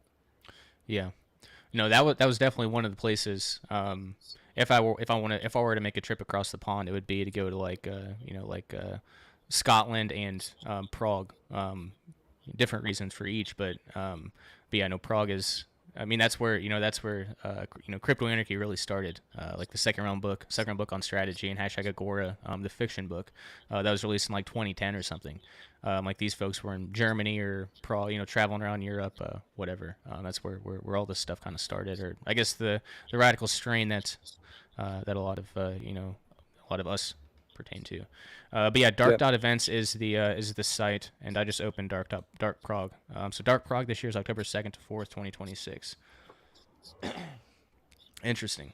So yeah, I guess now you guys know. If you're in Europe and want to check out these events, you definitely, or if you aren't in Europe and you can find a way to get over to Prague and check those out, they are most certainly worth it. Yeah, they have some pretty good trust laws. There's a few citadels popping up in the Czech Republic. Basically land trusts so that they can't be taken away. So gotcha. It's going good. Gotcha. All right, so the other piece of self-liberation news I just saw come across Twitter yesterday, and I wanted to wait to verify and see it from Matt Hill first, because it was kind of a sketchy website. It wasn't a sketchy website, but they put their logo on a product image for a different site. So I was like, and there was a fundraising site for Start9. So I was like, I'm gonna wait a day and see, and just make sure that someone's not fundraising for a fake Start9 product, but it's not. It's the real deal. And along with this, with what I'm showing here on screen for the viewers, when Dave was on with Thane on Cloak Dagger last time, one of the things I guess Dave kind of expressed some frustration about was that they hadn't shipped a new OS in a while. There'd been this long-awaited OS for a while, and apparently it just dropped. Long-awaited, and with that, they're crowdfunding for. Let's see. So it's privacy router. Start9 router. Yeah, they finished their router code. They've got all the hardware sitting there. They're just waiting to put the OS on it. They're going to release it alongside the new version of StartOS. But I'm actually working on I don't want to say competing, but a comparable product that's a full home server node implementation. And yeah, I talked to Dave a bit about it as well. But we're kind of taking a different approach and going for super slick user interface, and not focusing on it's not just a Bitcoin node with other stuff you can add on to it. It's got really good file storage. So we announced that at South by Southwest last week. Gotcha. Well, you want to share any more about it? Is there a website or any hard details that are available? No, we're kind of not interested in promoting it. We're kind of expecting more of an attraction type of thing, word of mouth. But I did set up, if you go to archipelago-foundation.org, that's a new initiative that I've done, which is basically after all the samurai bullshit, and all of these, OpenSats and even HRF, they're all 501c3, so they have to dox all of their recipients. So I wanted to create a completely anonymous funding source for freedom tech development. Gotcha. But yeah, our product's called Archipelago. So it's basically lots of, every server is an island, but it's connected to all the other islands. It's the idea. Gotcha. Okay. Gotcha. All right. So let me see. There was one. I think there was one other item, or I had it open at least. Maybe I took it off did it disappear off my list? Maybe it was a different section. Yeah, it's a different section. That's okay. So anyway, more. I guess we'll go to more PAZNIA news now. And this is the very first time Thane's mentioned a few times, and it's something like it's not something I'm super hyped about in terms of like the video game aspect of it. But there was a self-liberator in the PAZNIA SimpleX group who was there's something called Mindtest, it's basically an open source Minecraft server. Obviously fully moddable, all of that. And the way the person presented it, and if they wanted me to become interested, this is the way to present it. They're like, an Enlarging of Wayfaring Man by Paul Rosenberg, there was the free digital economy, where they hid a free digital economy in a video game, and I was like, okay, you got my attention. Yeah, let's talk about this. So there's a SimpleX group called PazCraft. And yeah, if you go to PAZNIA.com/SimpleX, you can find a link to that. And I think PAZNIA.com/PazCraft too is its own link. But you can find, it's really, you can log onto the server and you can check it out. There's since I logged on a few days ago, there's been quite a bit added to it, and kind of some unhinged stuff. That I appreciate. I will show one. I will put one on screen. It's absolutely fantastic. I took a screenshot of it yesterday. Let me put this up on full screen and find this picture. As someone who's never run Minecraft, is it like, do you have to install anything? Is it browser based? So it's called Luanti, and you can even it's so low. It requires so little that you can even download it on your phone. I even tested it out on the phone and it worked fine. But yeah, that's kind of what I was hoping for, because especially if we end up with organizing and coordinating inside of that, I think it'd be really cool to have that on the phone. Yeah. No, I'm with you. Where the hell did I put these screenshots? I'll track it down. I'll track it down as we're talking. No, there were there were people talking about really deep cryptography, like hidden what's it called? Basically hiding in images or binary code, like just telling people to go somewhere on a map and look at the binary code. There's some and then basically a way to I guess connect and I don't know. Anyway, here's the picture. This is good. Just to give y'all an idea, and you won't be able to see this on your screen. I could, but that would be too complicated right now. That'd fry my brain if I try to go that many layers deep. But anyway, for the fine YouTube, Odyssey, Zap.stream, and Rumble viewers, what you are seeing on screen right now is what's called Redacted Stein Island, and it looks like you would imagine it would. Shadrach.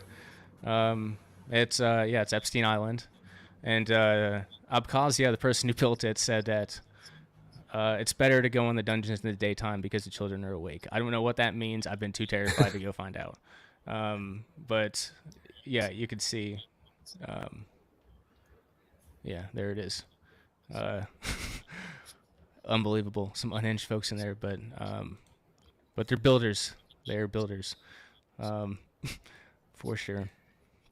In semi-related gaming news, I think Thane may have mentioned, I put up a link to FIPS, which is affectionately fuck IPs, but basically it uses npubs instead of IP addresses, and we just launched a Quake 3 arena server.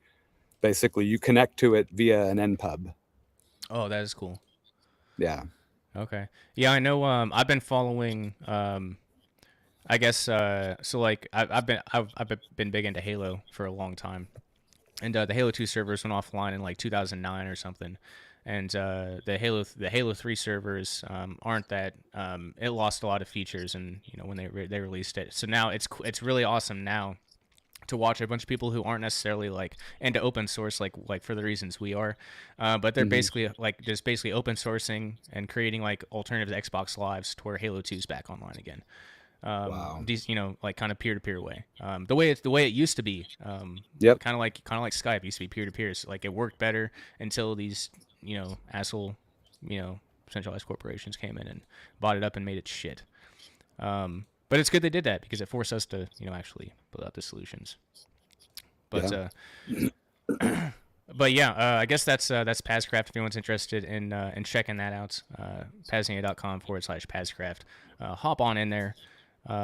It is certainly interesting. Next thing I'll mention, I gotta mention as much as I can, VonuPodcast.com/book.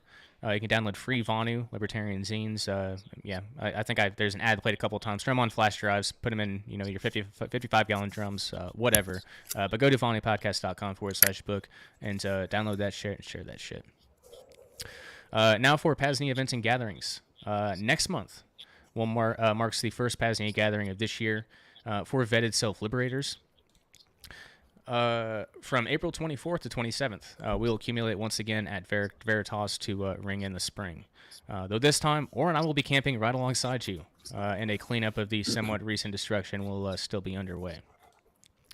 Towards the end of last year, we finished construction, but not final installation, of an outdoor composting outhouse and propane shower. The shower was functional for Vonu Fest, and should be this year. But we will, not the toilet won't be, but we'll get a porta potty, different arrangements will be arranged, all that good stuff. Strange to say this, preparing for a PAZNIA event, but we'll have no meat for sale, no eggs, no produce, no grill for anyone to cook on. There won't be any community meals, and hopefully this will be the only PAZNIA event where such thing will have to be the case. So yeah, what we can ensure though is a liberating experience in our Church of Self-Liberation. Our nature sanctuary, alongside of the freedom pioneers, celebrating autonomy and the expansion of freedom in a world so ever devolving into chaos, confusion, and ever-growing servitude. And I guess now into World War III, maybe, but hopefully we can avoid that. If you're already vetted and planning to come, we look forward to seeing you then. If you aren't vetted and wish to attend, there's probably still time. Just email me at coordinator@PAZNIA.com, and we'll see what we can make happen. Again, April 24th to 27th is the date of the first PAZNIA gathering for this year. We do hope you come out and spend some time with us in the second realm. So Shadrach, you got anything on your mind before we move on to the second segment here? Yeah, right after that, there's a gathering in Farmland, Missouri. A bunch of really good sovereignty people out there. They do a sovereignty breakfast once a month, and they're doing a 2-day event. May 1st and 2nd. So if anyone's interested, get on the chat, ask me about it. Nice. Very nice. Okay. And I just realized that I do not have the video. I've got the video already. I got to get the video on VLC. But anyway, for Freedom Pioneer Focus. Let me see here. Drag and drop that there.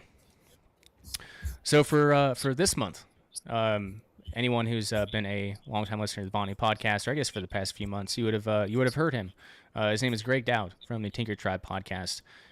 Really cool dude. And for Freedom Pioneer Focus, I at least for this one, we'll see if I do it every time if I have the time to. But I put together a little. It's a 10-minute video, I guess compilation of some projects that he did. And we'll go ahead and share that. Again, Shadrach, if you want to watch, you might have to pull it up on YouTube or something. I'm not sure if that's conducive to your situation, but otherwise you'll just be listening. But for the listeners, please do enjoy. We'll be back momentarily with more.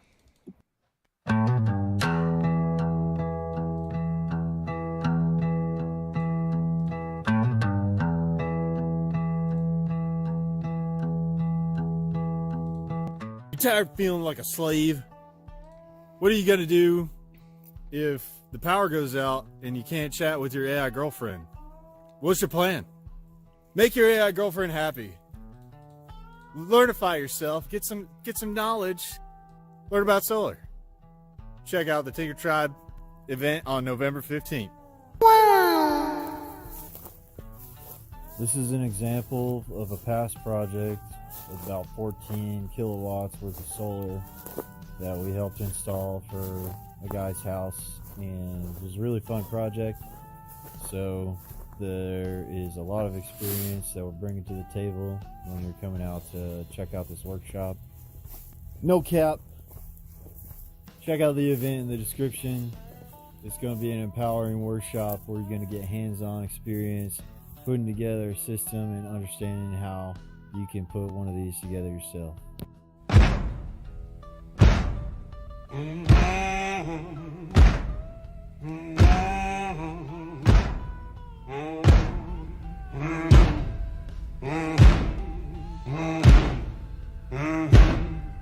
Welcome to the Tinker Tribe.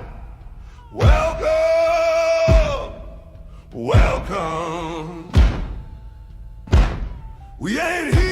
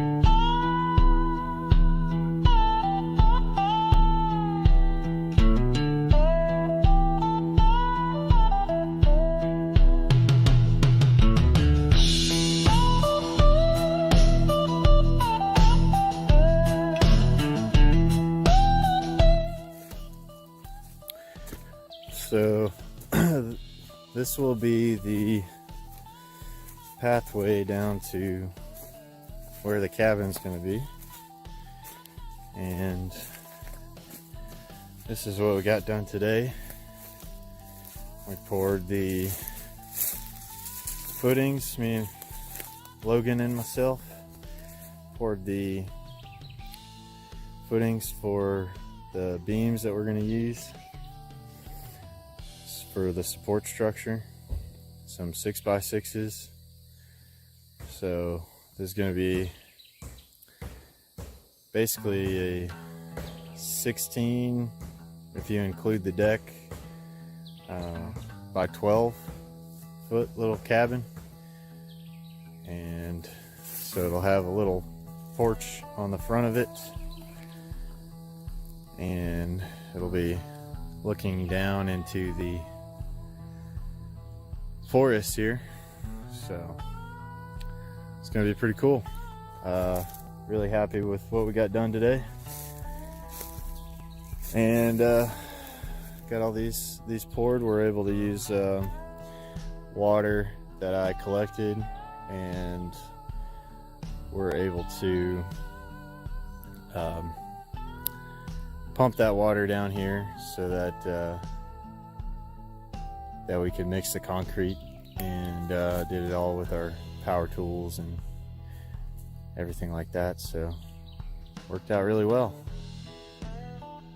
So stay tuned, more to come, and yeah, really excited with how we're moving along here.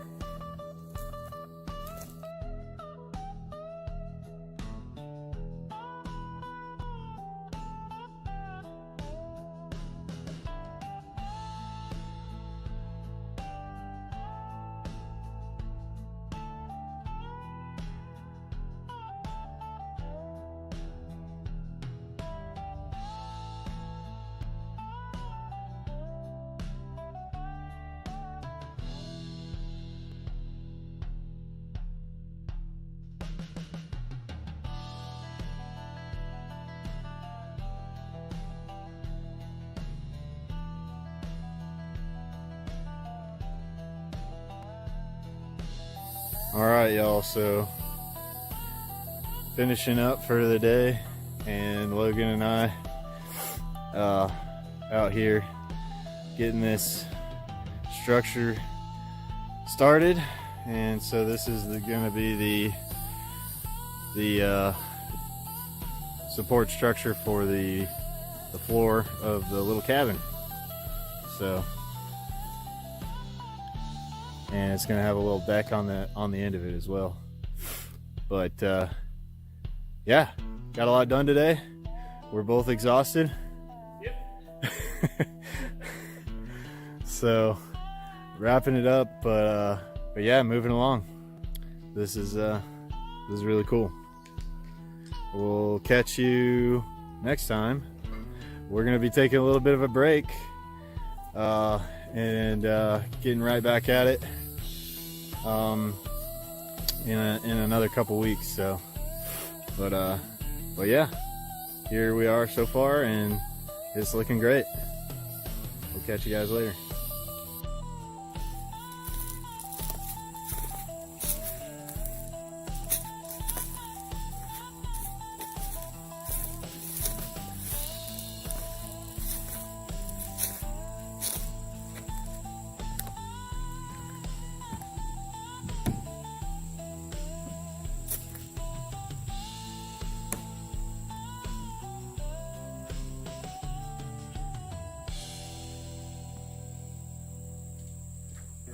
First test on the laser engraver.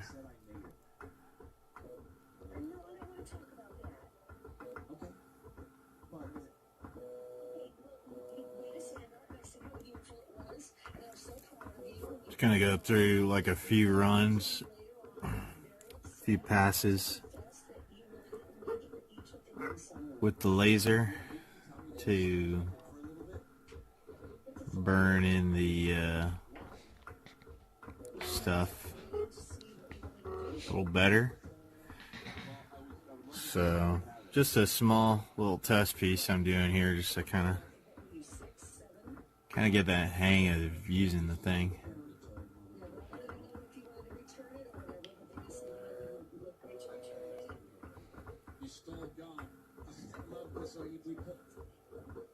We pulled the thing called theft, and you want me to tell a story?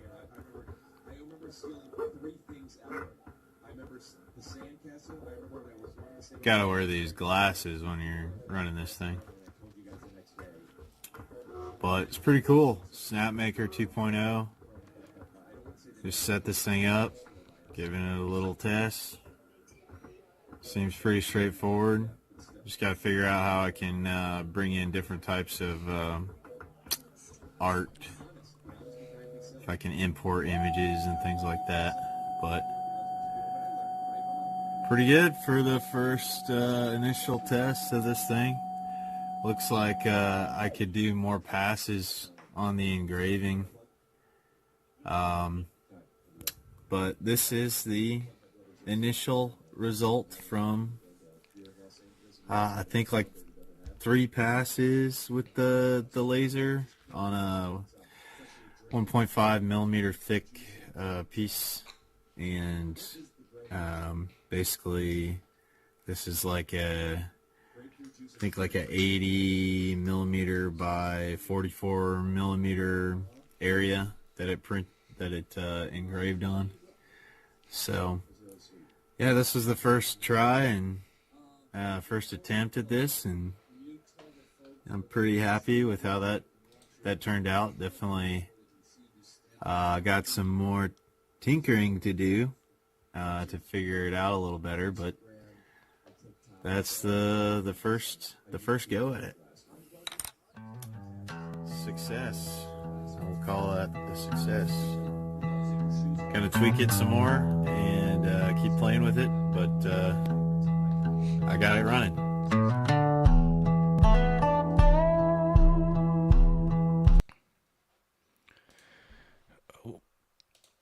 Oh, get the right things open here, and I'm clicking random stuff. That's okay. We'll get back to it. And I got to unmute it so you can hear me, Shadrach. So I can hear I you. think all the buttons have been clicked. And it will get smoother, my friends. bear with me here. But yeah, this is not easy. We did and thank you very much for helping us out with South by Worldwide. That was an incredible segment that Thane did. So we really appreciate the collaboration. And this is the kind of spirit that's gonna help us win. Yeah, no, I agree, and there definitely needs to be, yeah, some follow up on that, on actually formal networking and organizing between between our, I guess, your Austin Bitcoin network folks, Lab 484, and PAZNIA. I'm sure there's a lot more. It's just there's so much stuff to be done. We got to do it. We got to do it though. Well, and our MCs were from Kansas City, and we've got really good, really strong groups in the Midwest. So it's time for everybody to get together. Yeah. Yeah, most certainly. Most certainly. So yeah, that was Greg Dowd from the Tinker Tribe podcast, and also a community. If you want more on Greg, you can go to VonuPodcast.com and just search for his name or search for Tinker Tribe. I was on his show, and then I had him on Vonu Podcast Live a month or two after, so you can dig much more into what he's doing. And I would recommend that you do.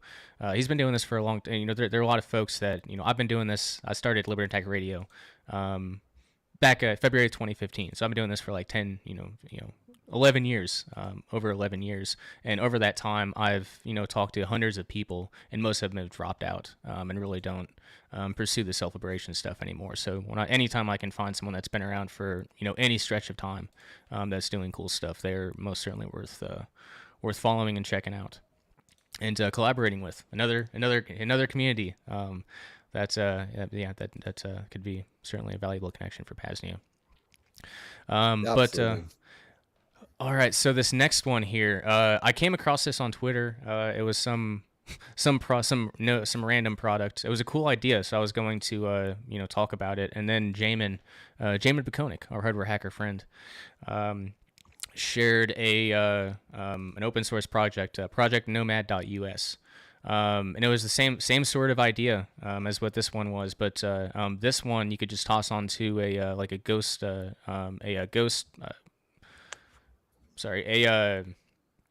probably a ghost pad, most definitely a ghost station, one of these bigger laptops like what I'm streaming on now.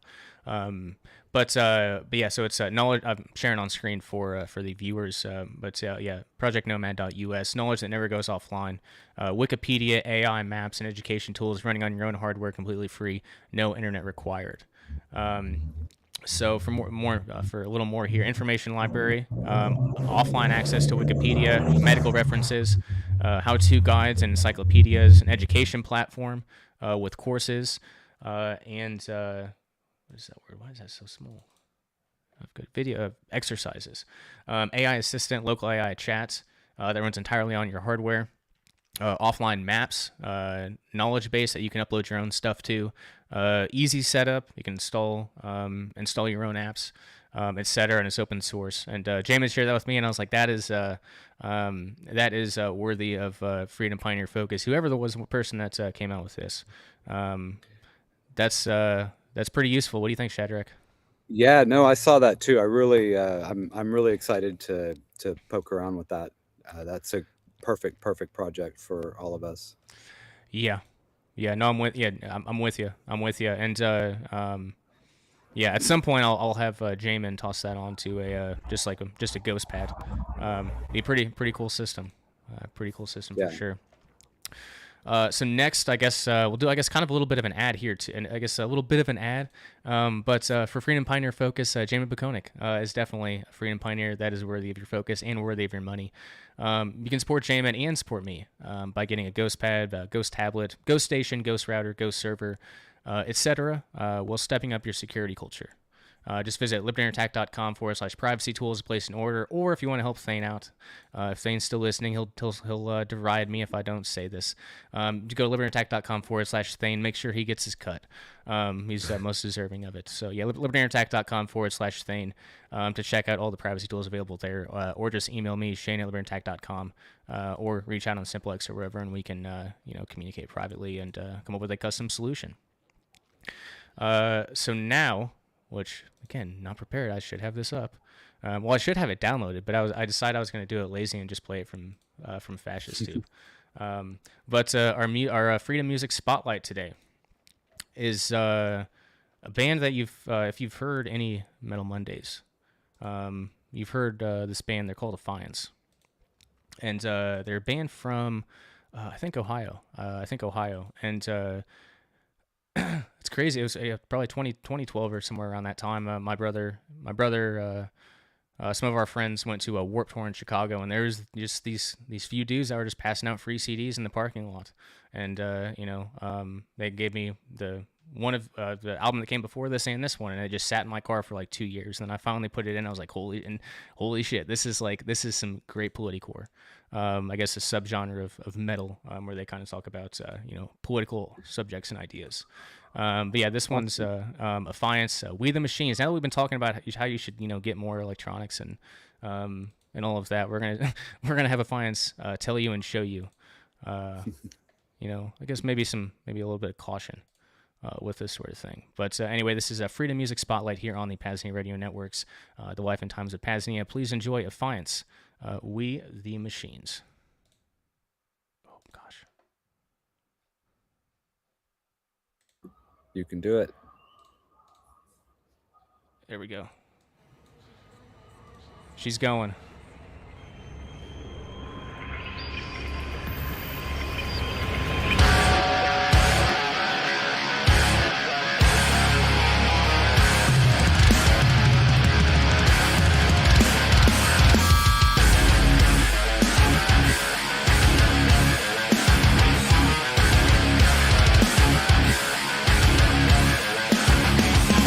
Building the god of technology.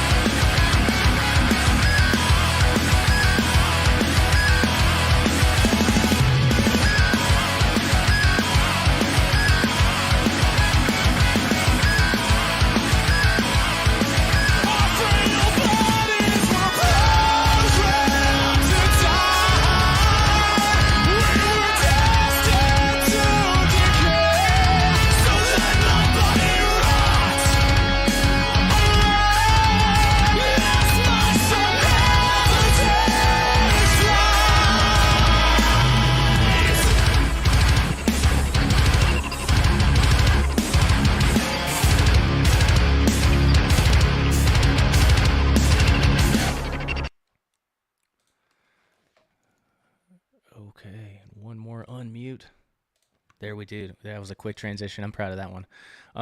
But all right, that was that was a We the Damn, Machines by Affiance. Hell yeah, that's awesome. Now, Affiance is no more, but they same members and everything, but they rebranded to a band called Knight Rider, and it's kind of what's the word? Oh God, it's kind of like techno metal. Techno metal kind of. It's a little bit of a different vibe. It's not necessarily political, but there was a few months there where it was like a steady jam for a long time. So yeah, Affiance and Knight Rider. I mean, they aren't a big band at all. I've messaged them I've dropped like a dozen YouTube comments like, open invitation to come play at Vonu Fest. Send me an email. I was just gonna say we got. damn, like I was hoping we could get them. They're in Ohio, so like they aren't that far away. It's yeah. Yeah, one of those bands that would be awesome. Yeah, awesome to get out there. And yeah, just small band. Again, just so humble, just passing out free CDs in the parking lot at Warped Tour. I appreciate it. I'm not saying I wouldn't have ever found them, but I don't know when I would have. If I wouldn't have gotten those free CDs. Oh, those were the days. Back when I was smoking spice joints at Warped Tour. That's not good. Not good, my friends. Different times. But anyway, I guess I would love to give a shameless shout out to Stardust. If you haven't seen their RIP video, it's incredible, and they're going to be playing with Richard Greaser at the Revolution.Rocks festival. That's going to be in Belgrade, coming up in June. Yeah. Wow. Oh yeah. Wow. Richard Greaser's gone international. Holy, yeah. I guess he has. My word. Yeah. So one of these, maybe next month, we'll make Stardust the Freedom Pioneer, or the Freedom Music Spotlight next month. I think we will. That's a good idea. Cool. That is a very good idea. I'm glad you brought it up. Holy shit, I'm going to reach out to Richard. That's pretty impressive. Not to Belgrade, of all places. Yeah. I mean, that's not a location that comes to mind too often. But anyway, I guess this is the segment here, and I guess we're actually not terrible on just kind of rolling with the flow. The idea was this would be the last segment before you go to break, around the hour mark, and we're actually kind of on track. So if you want to give us a call when you come back from break, PAZNIA.com/call2. Again, PAZNIA.com/call2. Again, PAZNIA.com/simplex if you want to leave us a message in any of our various simplex groups. I've got a lot to catch up on. Chat's been blowing up for the past few hours, and I haven't been able to read like any messages, so it's going to be fun tonight. Nice. Thank you guys. And don't forget Zap.stream. Yes. Yeah. There's live on Zap.stream. Yep. Definitely zap us some Bitcoin. We certainly appreciate that. And the other one, the most reliable one so far, xmrchat.com/PAZNIA Radio. I don't have the full spiel that Thane does offhand, but there's the XMR Chat PAZNIA Radio special, where if you make a donation of $20 or more US to xmrchat.com/PAZNIA Radio, leave an email address for me, and let me know that Thane sent you for a digital self-liberation bundle, and I will get that to you. You can also super DM on XMR Chat, which is a pretty cool feature. So yeah, if you don't want to dox your email address to the general public, which is a smart thing not to do. But again, XMR Chat does defend against that. When there's an email put in there, it automatically marked it as private, to where it wouldn't show it on OBS. So they have privacy precautions in there anyway. But if you're hyper paranoid, and you probably should be, you can super DM on XMR Chat if you like. But huge thanks to XMR Chat. They've been doing some incredible work. Yeah, for sure. Yeah. I've got to work on something I want to do at some point, like when we start getting more regular donations for live streams. I want to get the integration set up to where it'll show the donation on screen. I tried testing out a little bit when Thane was live, but I'll have to figure out why that won't work with OBS. Maybe it's because I'm using one that's like 16 versions before. Maybe that's why it won't work. That actually might be why. But I wouldn't be able to use OBS if I didn't use that version. So whatever. We'll figure it out. That's neither here nor there. We'll get on to the Vonu Live digital message board. And I wanted to start with a short message board submission by yours truly to Vonu Live 25 Resurrected. And there's a reason for it. It might sound a little, off kilter at first, but it's Vonu history at least, if that's the only thing you care about. But hopefully more by the time we get done with this. But this is called the Kerry Thornley Conspiracy Corner, the second Oswald shooter of J.D. Tippett and deep naval intelligence. All right, he knows we're on to a banger here to close out this first hour. A number of years back, Libertarian Type Publications published a book by Kerry Thornley titled The Permanent Floating Voluntary Society. Of course, at that time, like 99.9% of the rest of the world, I had not read. Still haven't read a lot of them. Garrison's files pertaining to his investigation of the JFK assassination. On the front page of Garrison's file on Thornley, it references Officer J.D. Tippett. The only reason local police gave a shit and began to investigate the assassination was sparked by the killing of a bludge, or a cop. Kerry Thornley pulled the final trigger to kill aforesaid Officer Tippett, which brought the local bludge into action, local cops. You see, most everyone wanted JFK dead at that time, and Kerry Thornley, certainly being deep naval intelligence, shadowed Oswald in the late 1950s. He literally wrote a book on all of this before the assassination happened. It was called The Idle Warriors, and served as one of the individuals setting up Oswald for the assassination. Oswald and Marina's neighbors weren't even sure which one she was married to, Kerry Thornley or Lee, because they looked so much alike and they were both there that often. Kerry Thornley first supported the official story, which can be seen in old Vonu zines. I thought that was when I was one of the very first innovators, or preform, inform, whatever publication it was. When I saw stuff about JFK assassination there, I was like, well, this seems kind of weird and out of place. Yeah. But anyway, he did. Yeah, it appeared. So he first supported the official story, and then a handful of years later, in those same Vonu zines, he claimed that Oswald was a patsy. And then a decade later, he basically implicated himself in the entire thing in hyper-public statements discussed in books such as In History's Shadow by Joe G. Biles and Caught in the Crossfire, Kerry Thornley, Lee Harvey Oswald, and the Garrison Investigation. There's a lengthy letter he wrote on May 27th, 1992, found in Caught in the Crossfire. It's basically a confession. What he did is connect himself directly to many of those involved and basically laid out all of the players. An excerpt from that letter, and again, these are his words, quote, "I pointed out to Dr. Redacted that with no effort on my part at all, I have met an unusually large number of accused JFK assassins. I was a college fraternity pledge brother of Gordon Novell, a suspect in the Garrison probe. I was in the Marines with Lee Harvey Oswald. In New Orleans, on separate and apparently unconnected occasions, I met Guy Bannister, David Ferry, and Clay Shaw, Garrison's three main suspects, before the assassination. A few weeks before the assassination, I discussed killing Kennedy with David Chandler, a stringer for Life magazine, who was also on Garrison's suspect list. That same year, 1966, independent of any of these other meetings, I met Mafia Don Johnny Roselli, accused of firing the fatal shot from the grassy knoll that actually killed the president. If I believe that I have met eight accused assassins and 3 accused accessories after the fact by coincidence, then I would be crazy, and I confine myself to the officially accused. At least 4 others I have met have been accused in private conversations with people who seem to know what they were talking about," end quote. And I guess the final point here, before the reason I bring this up at all, do you also recall the second Oswald taken out from the second floor of the theater? That was Kerry Thornley. And unlike most patsies or agents, he was protected, not killed. And I will just, for the full brutal, gory details, check out Corey Hughes' Bloody History podcast. I also had Corey on the Vonu podcast a number of times to talk about this. And he did just the Kerry Thornley subject alone on this podcast was like 20 plus hours.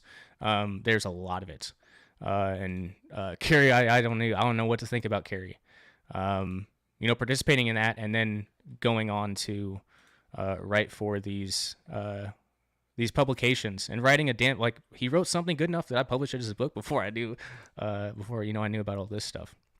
But I bring this up in general just to point out that the counterculture of the 1960s,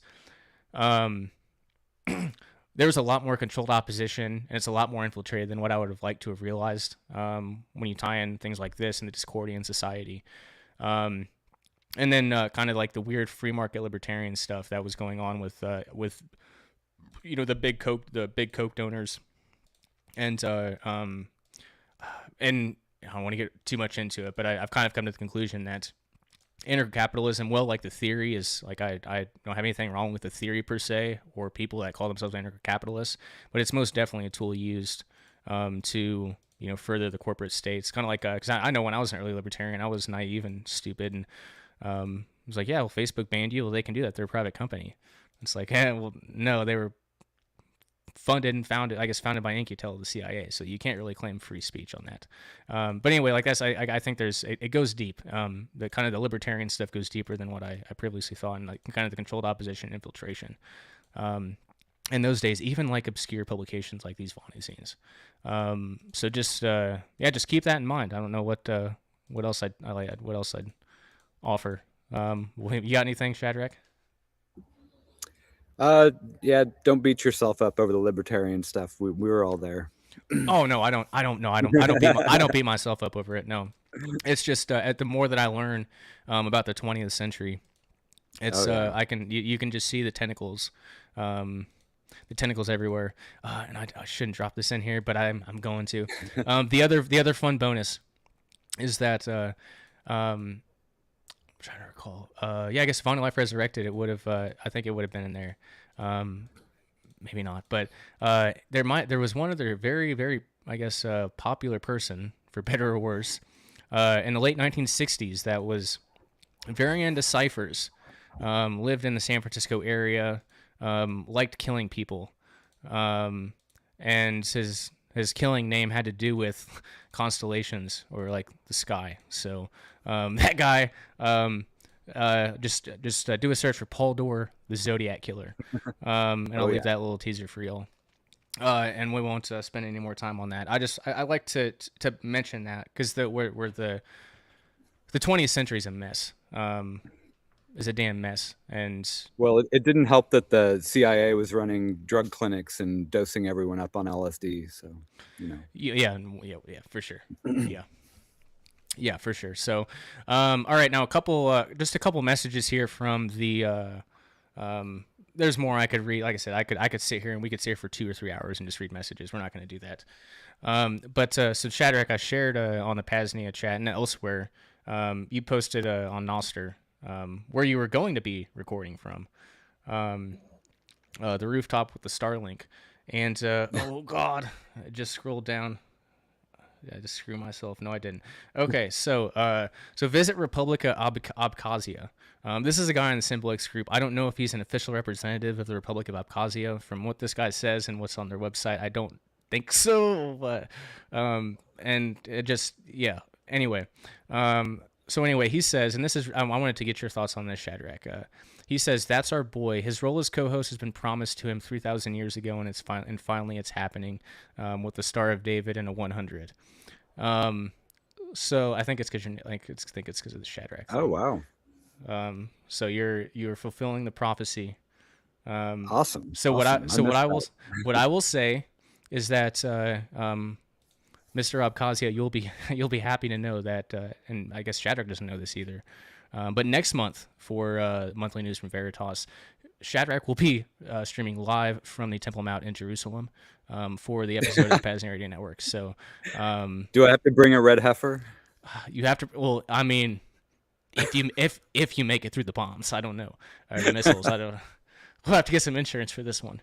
I'm not sure if the PAZNIA insurance is I don't know if it's high enough for a venture like this, but we'll try to make it happen, Shadrach, at the Temple Mount in Jerusalem to fulfill the prophecy. All right. So anyway, the other comments, and it's just such astute, knowledgeable information that we have to share it.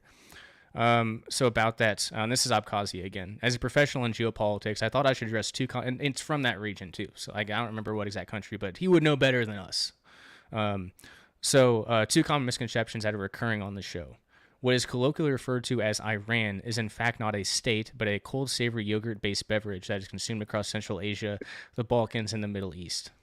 And the second correction, information about the information about the blockage of the Strait of Hormuz were mostly correct. However, it was never used to supply oil to any other state. As the name suggests, it was used to supply other countries with hummus. Please address these inaccuracies. So we have addressed the inaccuracies. And thank you for that. Yeah, thank you. Where would it be without it? So anyway, I guess like I said, there are a lot of other messages, some funny, some more serious, but not safe here for YouTube. And I would recommend you go in and check it out. It's a good time. It's a very, very good time. But 5 minutes late. We're not that bad on time. So yeah, we'll go to break here, and we'll be back. We'll come back with Second Realm Strategy Session and get past some of the nonsense and get into some more serious stuff. But for now, we will go to break. See y'all soon.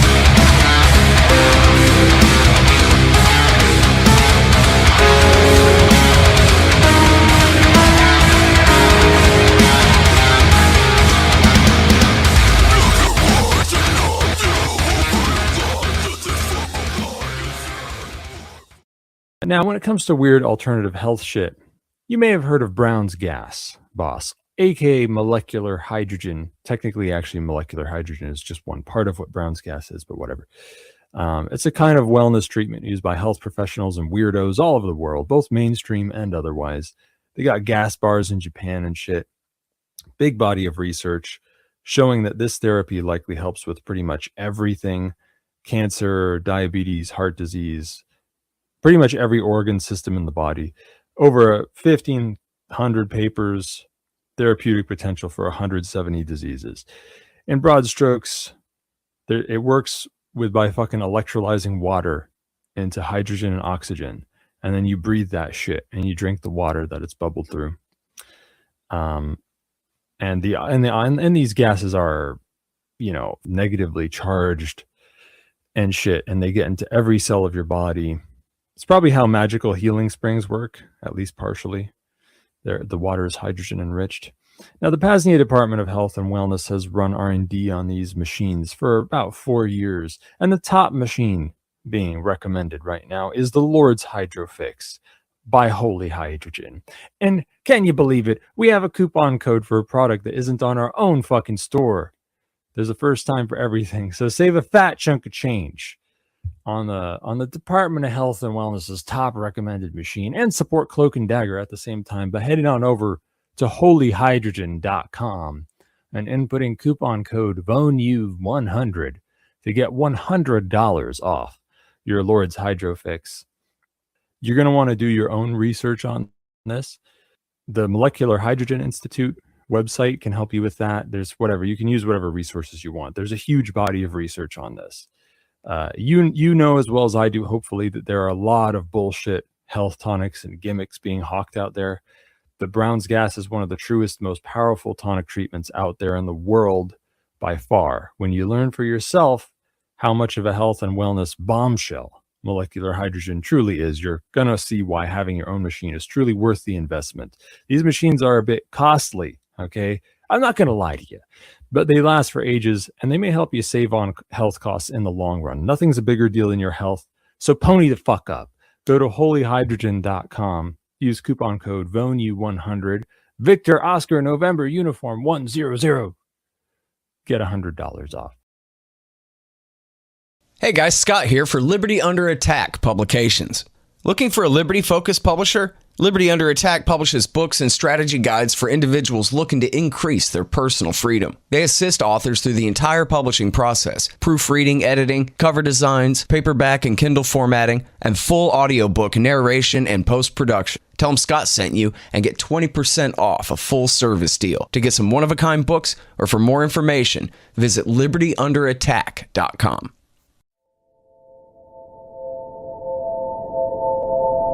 Liberty Under Attack Publications is your source for all things self-liberation. Featuring high-quality agorist and anarchist fiction, Paul Rosenberg's A Lodging of Wayfaring Men and his The Breaking Dawn are two great starts. The Brushfire series by Matthew Wojtecki is stellar, #Agora, and more. Save Bitcoin or fiat by buying a bundle, such as the Strategy Sample Pack, wherein you can explore a few different strategies to the problem of freedom. At current, Vonu, Ben Stone's vision, and Second Realm book on strategy. And once you're inspired to take action in your own life, head on over to the Ghost Pads and Privacy Tools tab to get yourself a Ghost Phone and Ghost Pad, and secure your communications from both the public and private spies. Stock up your home apothecary with items from Aura's Apothecary, Black Drawing Salve, Comfrey Salve, Natural Insect Repellent, and much more. And finally, the newest addition, PAZNIA Farms canned goods, cowboy candy, pickles, salsa, etc. Of course, all of the canned goods and the apothecary items are made with the highest quality ingredients, some grown here at the homestead. Head on over to libertyunderattack.com, again libertyunderattack.com, to check out our full catalog or to place your order today. Bitcoin accepted and preferred. Email if you'd like to pay with XMR, shane@libertyunderattack.com, or if you'd like to place an international order. Again, libertyunderattack.com. Liberty Under Attack Publications. Share your story. Find your freedom.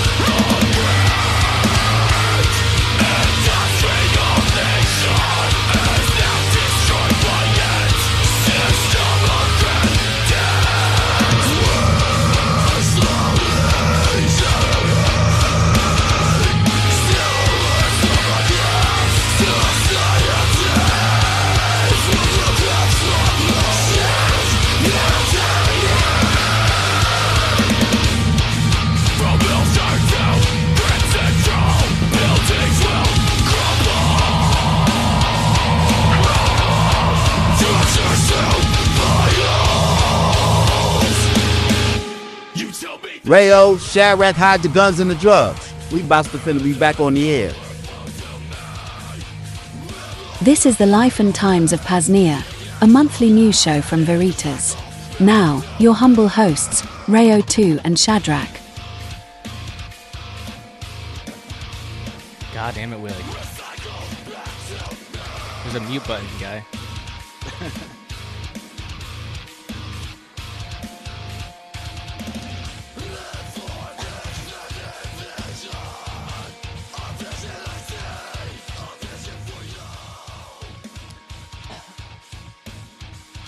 Alright, and welcome back to the Lifetimes of PAZNIA, a monthly news show from VERITAS here on the PAZNIA Radio Network.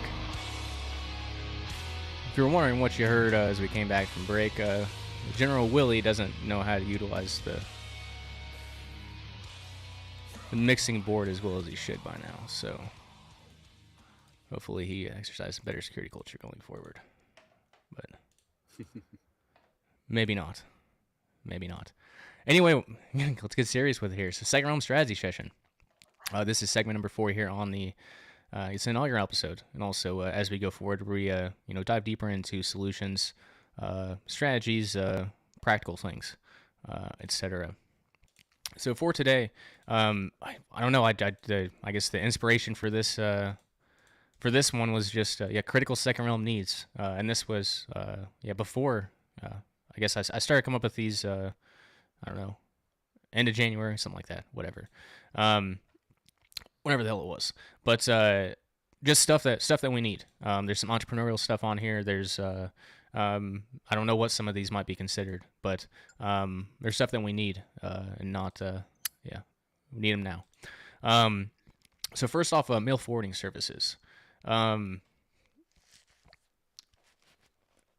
This is this is one of those potential entrepreneurial ventures for the right security culture minded freedom pioneer proxy merchant, which is I definitely don't have the time or energy to implement this one myself, but I mean it's logistically for for simple for general mail and packages. It's really not that complex. I mean there's some security culture considerations which I'll get to here momentarily. General mail and packages for privacy, pretty simple. Now the upsell, and this is where this is where you can charge a premium for your service. because you don't have competition, or I mean, at least at the start, you won't have competition. But for people that need like a not just mail forwarding services, but they need a nice actual physical residency for like a driver's license, official mail, etc. So yeah, like if yeah, someone can be anywhere in the world, but quote unquote, get residency at this address and get documents. Get all their. It's a good legal interstice. It's a good legal interstice. And when we get down the road, and this is kind of Shadrach's, Shadrach's forte. But yeah, eventually, logistics network participants can plan routes to deliver packages. Bypassing first-round logistics entirely. Yep. Now there are some security, I guess some considerations here. And again, this will be, it's very highly, and it depends on your situation and, what you're working with and all sorts of details that I don't know. So this is just kind of, again, all this is very, very general. Again, this is second round strategy session. We're talking about strategy, not necessarily tactics. So yeah, like, yeah, I guess the first thing that comes to mind, if you're getting a bunch of mail or packages for people, if you're, with different names, like if you have a house or a condo or something like that, and even if it's not necessarily real, but if you have like two different like numbers on the front and the back of the house, or something like that, I don't know, and the post office doesn't care about that shit. I've mailed enough packages where like if it's like it's just a private mailbox, it doesn't pop up on the post office and they don't think twice about it. So you could have 1, 2, 3, or 4 different just something that came to mind. Or a kind of along the same line of thought, a business with multiple tenants. It's easier to blend in with a bunch of mail and packages. But I don't know. Again, depending upon situation, maybe you have everyone send mail to the same name, and that could bypass all those other considerations. Maybe those aren't the biggest ones, but just some thoughts. I know both of those are necessary. The mail forwarding service and kind of permanent mailboxes, kind of like what South Dakota offers. But what do you got, Shadrach? Yeah. Another thing you can do is you can put an envelope inside of another envelope, and then you mail those all to the same place, and then the person there can open them up and then route them. But the real thing is having a trusted person that you have one point of contact who knows where you actually live, and that was kind of the idea behind A to B, and thanks Thane for mentioning that. But the idea is that you want to get the package as close as you can, and then you've got one trusted person who can take it the rest of the way. Yeah, and like the alongside this, alongside this is the logistics part too, which overlaps with kind of the mesh networking stuff, which maybe we can talk about that more. I don't know. I guess that's a good time because I guess that ties in better now than anywhere else. But I know it was the first time that I met you. It was kind of a big connection. Like, of course, mesh networks and the logistics overlap, or of course, like communications and logistics overlap naturally. So these things kind of need to develop together to a certain extent. There's a lot of focus on the mesh networking, and that's great. And thankfully, this is an easier problem. It's not like there's not a whole lot of research and development to do for like handling mail. So yeah, like I don't know if you're if you're one of them, first home like real estate agent, you deal with a lot of real estate or something like that, and you've got a place you can use, or I don't know what the situation is, but yeah, I know at least a couple people, and it seems, if I advertise a service, it seems there's always some folks interested. So I'm definitely willing to help and push people in your direction.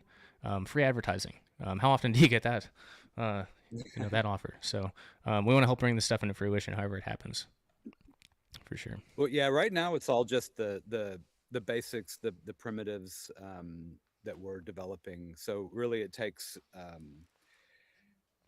it's a hard problem because you need the demand to grow with the supply in an organic way. So it's challenging.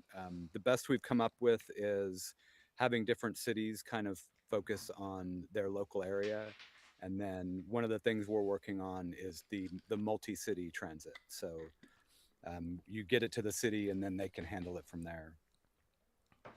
Yeah. But also on the leases, yeah, if you're like, I'm pretty doxed in the first realm, so like I have rental properties all around the country, and that I'm on the lease for, but then you can have other people stay who are under the radar.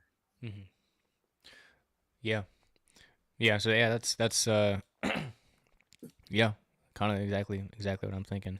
Exactly along those lines. But yeah, anyone out there, get on it. You can reach out to me, or you can hop in the PAZNIA Simplex chats, and there will definitely be, whether it's me or Thane or Shadrach or somebody else, we'll be there to help. Absolutely. So yeah, I guess the next one here, second realm wellness. Over the past, I don't know, what's it been? Past 3 or 4 years, yeah, I've had a number of folks reach out for assistance and consultation for health and wellness concerns, which is weird. I never thought I'd enter. I never thought that'd be a part of the life, but whatever. But for more minor things, remote's fine. It works. Yeah, it works. But like me, there are many other folks facing tough chronic conditions, and many more that will be poisoned and made unwell by Babylon Pharmaceuticals. And if you don't have your health, nothing else fucking matters, right? So yeah, it's time to take some initiative on this. Really, really is time to take some initiative on this. And before the Consulate Fire, I was kind of starting to. I was getting around to entertaining this idea of a sort of off-grid wellness shed. The idea is something along the lines of a freedom pioneer in need of a healing retreat, whatever that entails, reserves the VERITAS Wellness Shed, which would be stocked full of general wellness and healing modalities, things like red light therapy, infrared sauna blanket, Brown's gas, hydrogen machine, right frequency healing, etc. Foundational healing and rebalancing, regardless of what you're dealing with, everyone can really benefit from these things. Creating the optimal environment would be another way to put it. Then yeah, comes the more targeted approach. Depending upon the dis-ease or imbalance, that could be a lot of different things. I could come up with my own potential, if it were me in that position, here is what I would do for the self-liberator, to put it in that terminology. Or that could be outsourced to an in-network vetted naturopath or practitioner in the future, which that's in the works, is in the works. Then yeah, we can make the healing happen. Regardless, the point is this: communications and mesh networking are obviously majorly important, as we've already discussed. But I would put this as equivalent importance, at least. Again, if you're too sick or fatigued to even get out of bed, becoming invulnerable to coercion is a moot point.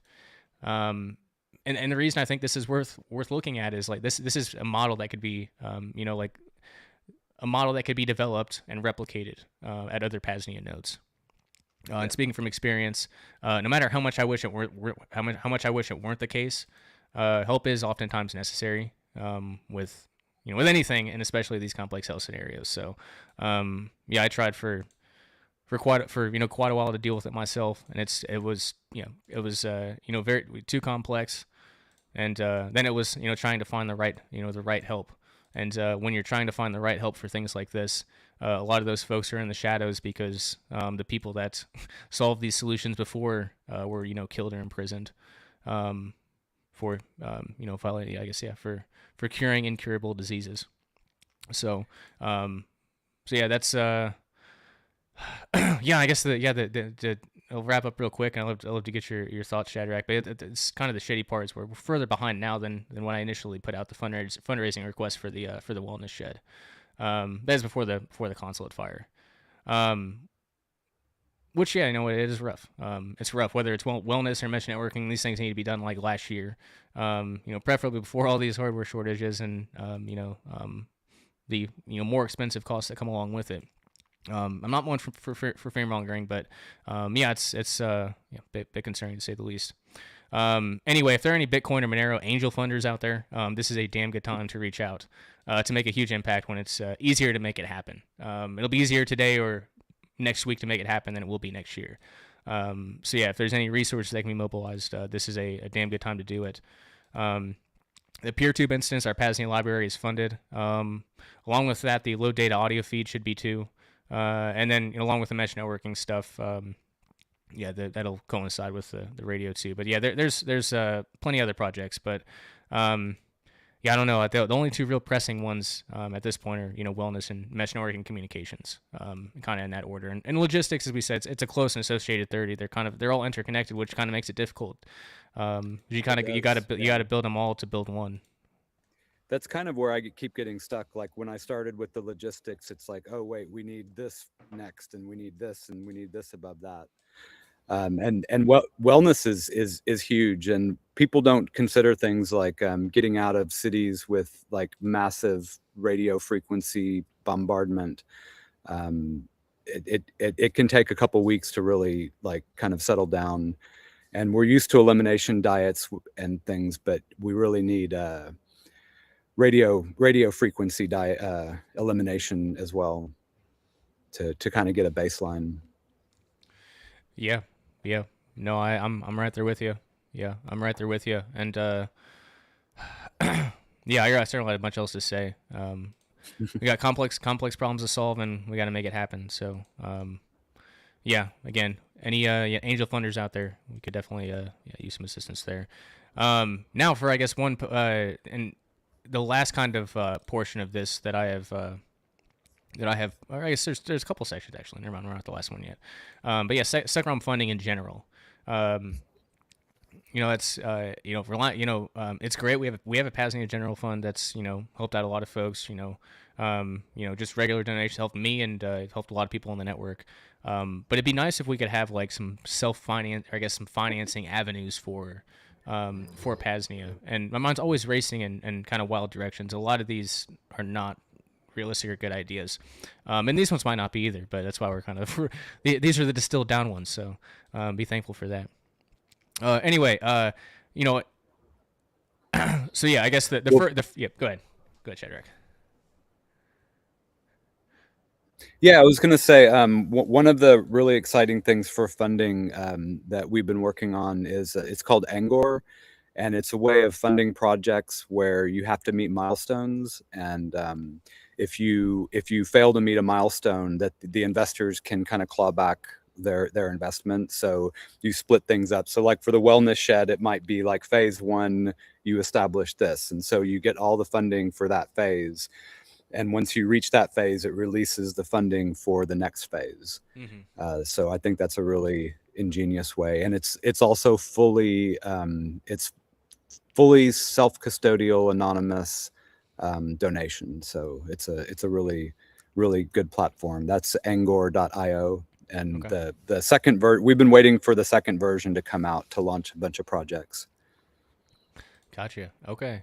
Well, that's I'm not familiar with that one. So yeah, that's good to hear about. So, but yeah, we'll get PAZNIA on there. Oh yeah, sounds good.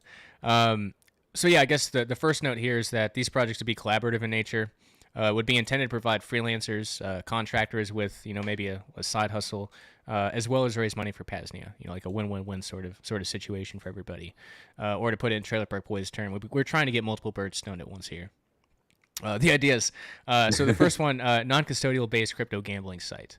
Now this one's a bit degenerate, but whatever. As of late, admittedly, I've gotten back into NFL football a bit. I played back in the day, and I do really appreciate it. The game's fine and all, but more so for the fact that, like UFC, the more you get the shit kicked out of you, the easier it is to get back up, as well as the almost violent motivation to never let something like that happen again. So I think there's value in football, and this kind of gets. Anyway, getting on to this part, I've been looking for the past year or two for a non-KYC gambling site.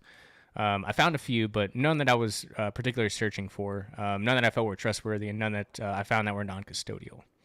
Now, sports gambling is huge now, and again, it's not necessarily a good thing.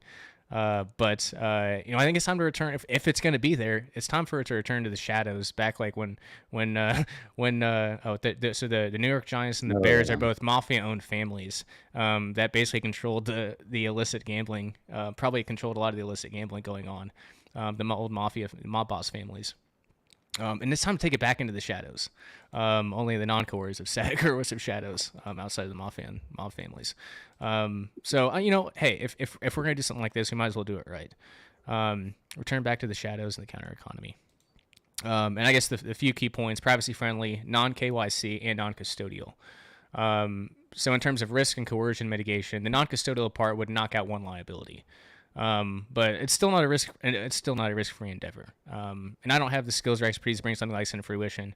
But given the right team of self-liberators, this is one of those ventures that I think could actually be a side hustle for individuals as well as the network in general. Though, yeah, necessarily branding for this would not include or mention PAZNIA. It would essentially be entirely separate. But yeah, I'll pause there. So Shadrach, you mentioned you sent me a couple last night that were like Bitcoin Nostr related, and they were I checked them out and they were cool. They weren't exactly they're there and they exist, so that's a major first step, considering this is just a wild idea of mine.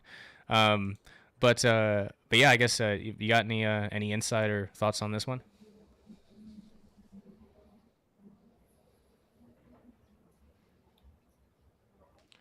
Ooh, you there, Shadrach?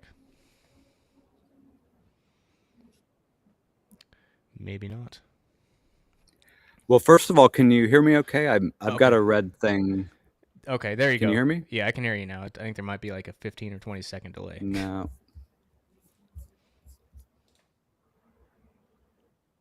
I've got a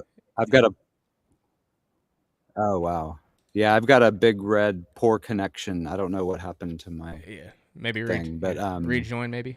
See if that refresh. Yeah, let me try that. Yeah. All right. Yeah. Well, he is rejoining and getting that figured out. He's already back. Let's see if that resolved it. Yep, you're back green and you're moving. Cool. Yeah, I had mentioned the BOW networks, but you mentioned the role for. I think people have to get on there and start putting bets. So, like, if nobody puts a bet for a sports game, then nobody's going to counter the bet. So you kind of have to start seeding a lot of these things. So even if you, since it's anonymous, you can kind of put bets on either side, and then just build up the pot, and then advertise it, and just say like, come to this site and vote. Yes. Okay. Yeah. I haven't done. Yes. So there's a lot of considerations there. Yes. Like I guess the one that the regulation, like I guess fairness in gambling or something. And again, like I don't like these regulations, but you got to be aware of like what they come after you for these sorts of things. And yeah, it would be very hard, especially if it's anonymous like that. I don't know. Like that's a hurdle. I mean, they're already doing it with that one. They keep like every time we go to war, like somebody places a massive bet right Polymarket? before. Polymarket, yeah. Oh yeah, like on February 27th, someone found out that was in the room that knew about the Iran war and made like $1 million or $1 billion or something. The day before it was announced. Yeah. No, that shit definitely happens. Yeah. So I think using Predix, Richard Grieser's been going off about Predix, which is pretty cool. And then the BOW Networks is a Nostr-based one that's fully non-custodial, anonymous. Okay. Well, I will put those in the show notes, and I'll investigate them further myself. Yeah, because it's a much bigger problem. It's a big problem. If this is going to come up, a solution that's developed from the ground up. So. I appreciate those suggestions, and I'll start tooling around myself. Now, this other one was discussed on one of our PAZNIA SecRealm assemblies, a meeting of our Department of Technology, which, damn, it's been a long time. We did like 2 or 3 of those within like 3 or 4 months. That was like 2023. We've never done one again. Maybe we should do that. Be good. Maybe we'll do that for one of our shows. Just a PAZNIA SecRealm assembly. Anyway, yeah, this was another avenue for funding. And again, I guess this one's easier. I at least kind of know the steps for this one. But it'd be setting up our own PAZNIA Bitcoin / Monero mines. And again, this would be a collaborative project. You're in a position and have the knowledge for some miners. You mine some Bitcoin Monero, keep some for payment and maintenance, and the rest goes into the PAZNIA General Fund. And maybe we help with investment in the miners. I don't know. it's all open to negotiation, all that. But we talked about this, and I like the idea. I like the idea. Non-KYC Bitcoin, and then and I think we also talked about a potential like benefit for people that become stakeholders. You get like 1% of it, like some sort of passive income. Like I don't know what the details would be, but you know what I'm saying, where it could be a perk for a stakeholder benefit. Like maybe you get some KYC free PAZNIA Bitcoin. I don't know. Well, if we really grow out the running sovereign nodes and home servers, I got started with Monero mining because you could use basically, like, instead of doing SETI at home and things like that, you could mine Monero with your spare CPU cycles. So Monero is really, really unique in that. Yeah, that's fair. Yeah, so Monero would be a lot easier to, I guess, bootstrap. Yeah. Than Bitcoin. Now, Bitcoin mining is great if you can do heat reuse. So there's a lot of applications with like hot tubs and water heaters, food dryers. Yeah, that's true. One of the hopefully we'll get on there soon. But one of Thane's guests she was supposed to be there last Saturday, but wasn't able to make it. He's up in Canada, and he's into Bitcoin, but he's more of like a tradesman. So that's what he does up in Canada. Is he repurposed all of his heating and cooling and everything to power Bitcoin miners. So yeah, like that's the optimal situation, of course, for sure, to where you're generating Bitcoin when you're creating heat for your house. During South by Worldwide, I did an interview with Rev Hodl, who happened to win Maxi Madness on Noster. But he makes maple syrup, and he uses Bitcoin miners to heat the syrup up before he puts it into the condenser machine or whatever. He does sous vide rabbits, seals them up in a bag and uses miners to cook them. He's got a Bitcoin mining dryer. And then recently he did a Bitcoin miner air conditioner, which was pretty incredible. I don't know all the technical details, but there's this powder it holds water and releases water really easily under heat, and he was actually able to cool down water 10 degrees using a Bitcoin miner. Wow. Yeah, that's definitely end goals for sure. Definitely end goals. Oh yeah. So I'll mention. What about you, dear listener? Are there any critical SecRealm needs on your mind? Do you just want to call? You just want to troll on this fine Saturday evening? You can give us a call, PAZNIA.com/call2, or leave messages in the PAZNIA Radio Network SimpleX chat, which is still hopping. Nothing relevant to this to our show, I don't think. But that's PAZNIA.com/SimpleX Radio. Or you can leave a message at xmrchat.com/PAZNIA Radio. Again, xmrchat.com/PAZNIA Radio. PAZNIA.com/SimpleX Radio, or PAZNIA.com/call2.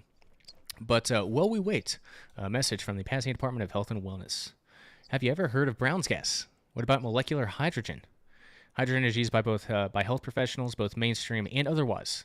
It's a powerful antioxidant with big therapeutic potential when it comes to cancer, type 2 diabetes, digestive and heart issues, and essentially every organ and system in the body. At present, there are over 1,500 research papers suggesting potential in 170 different diseases, and the research is ever growing. This is largely due to hydrogen being the smallest molecule, having the ability to cross every membrane or barrier in the body. Have you ever heard of natural healing springs? Well, there's probably other variables at play. They're certainly hydrogen-rich. And of course, the PAZNIA Department of Health and Wellness has been conducting R&D on multiple hydrogen machines for various purposes over the past 4 or so years. And the current recommendation for health right now is the Lord's Hydrofix by Holy Hydrogen. And can you believe it? You can get yourself your own Lord's Hydrofix machine, and to support the PAZNIA Radio Network, just head on over to holyhydrogen.com. Again, holyhydrogen.com. Use coupon code VONU100 and save $100 on your own Lord's Hydrofix. If you'd like to do some research, you really should. It's a bigger but highly worthwhile investment.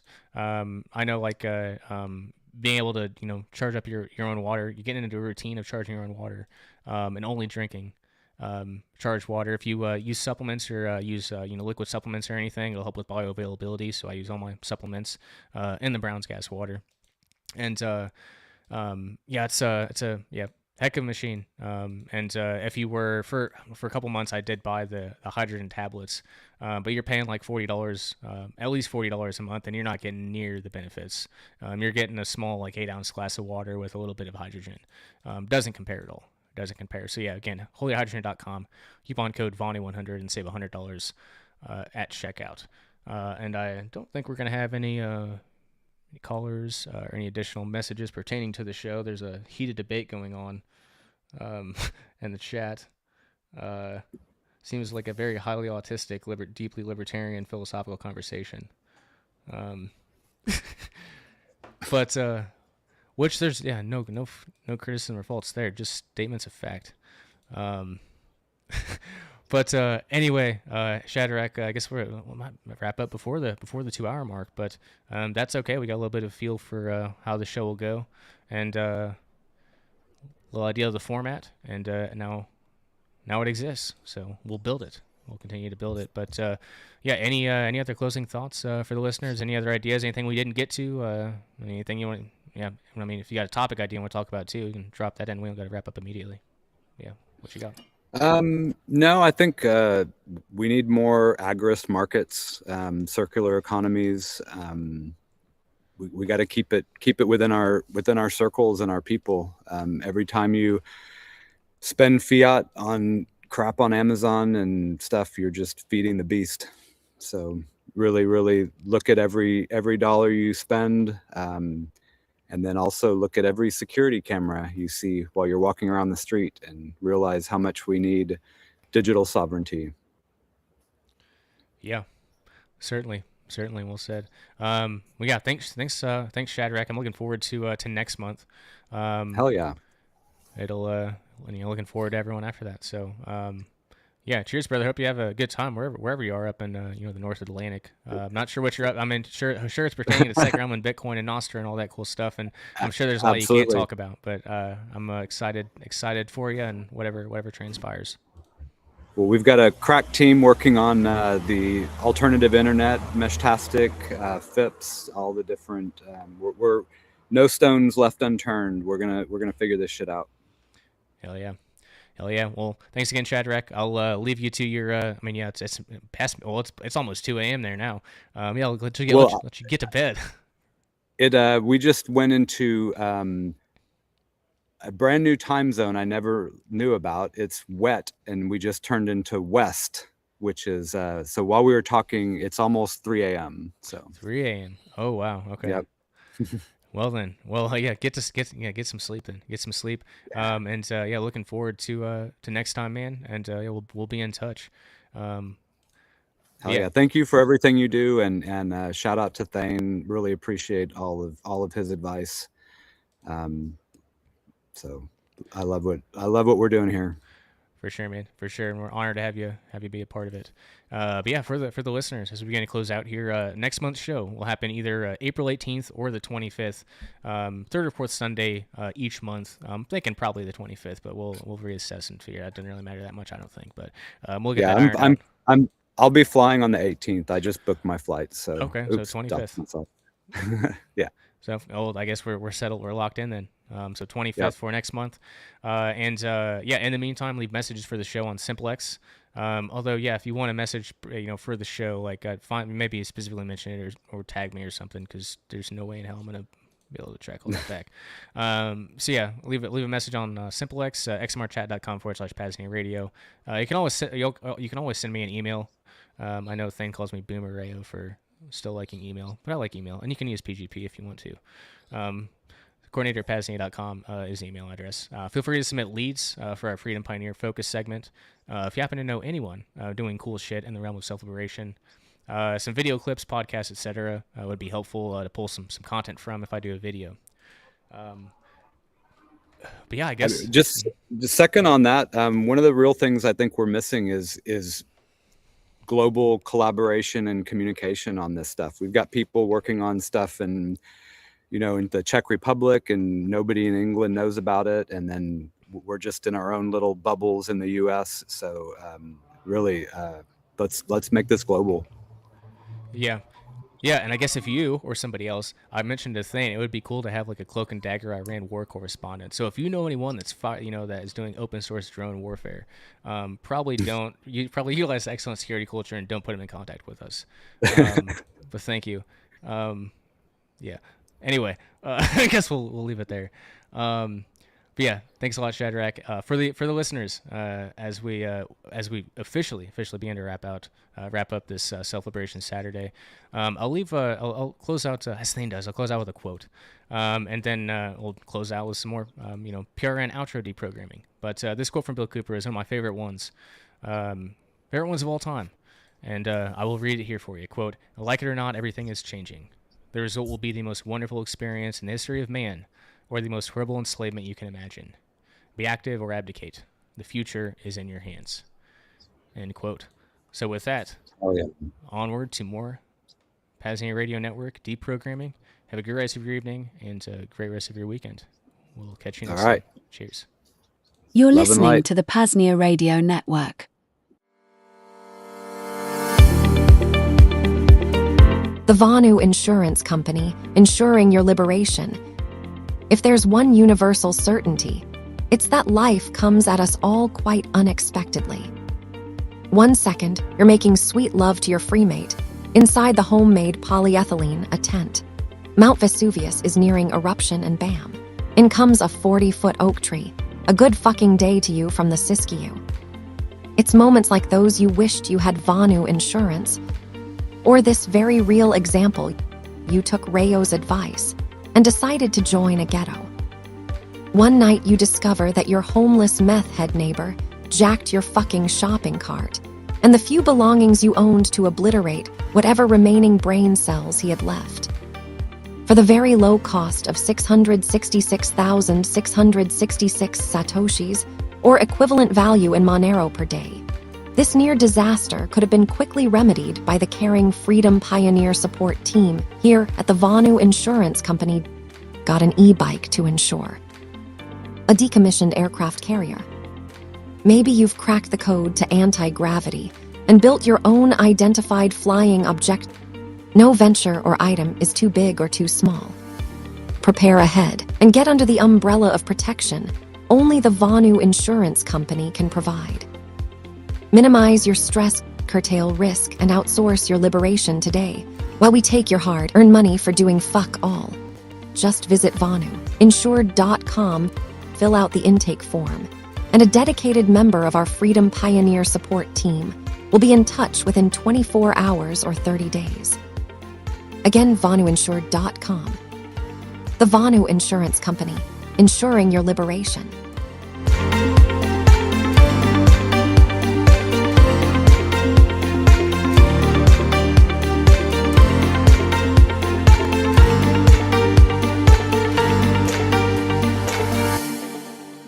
Now, when it comes to weird alternative health shit, you may have heard of Brown's gas, boss, aka molecular hydrogen. Technically, actually, molecular hydrogen is just one part of what Brown's gas is, but whatever.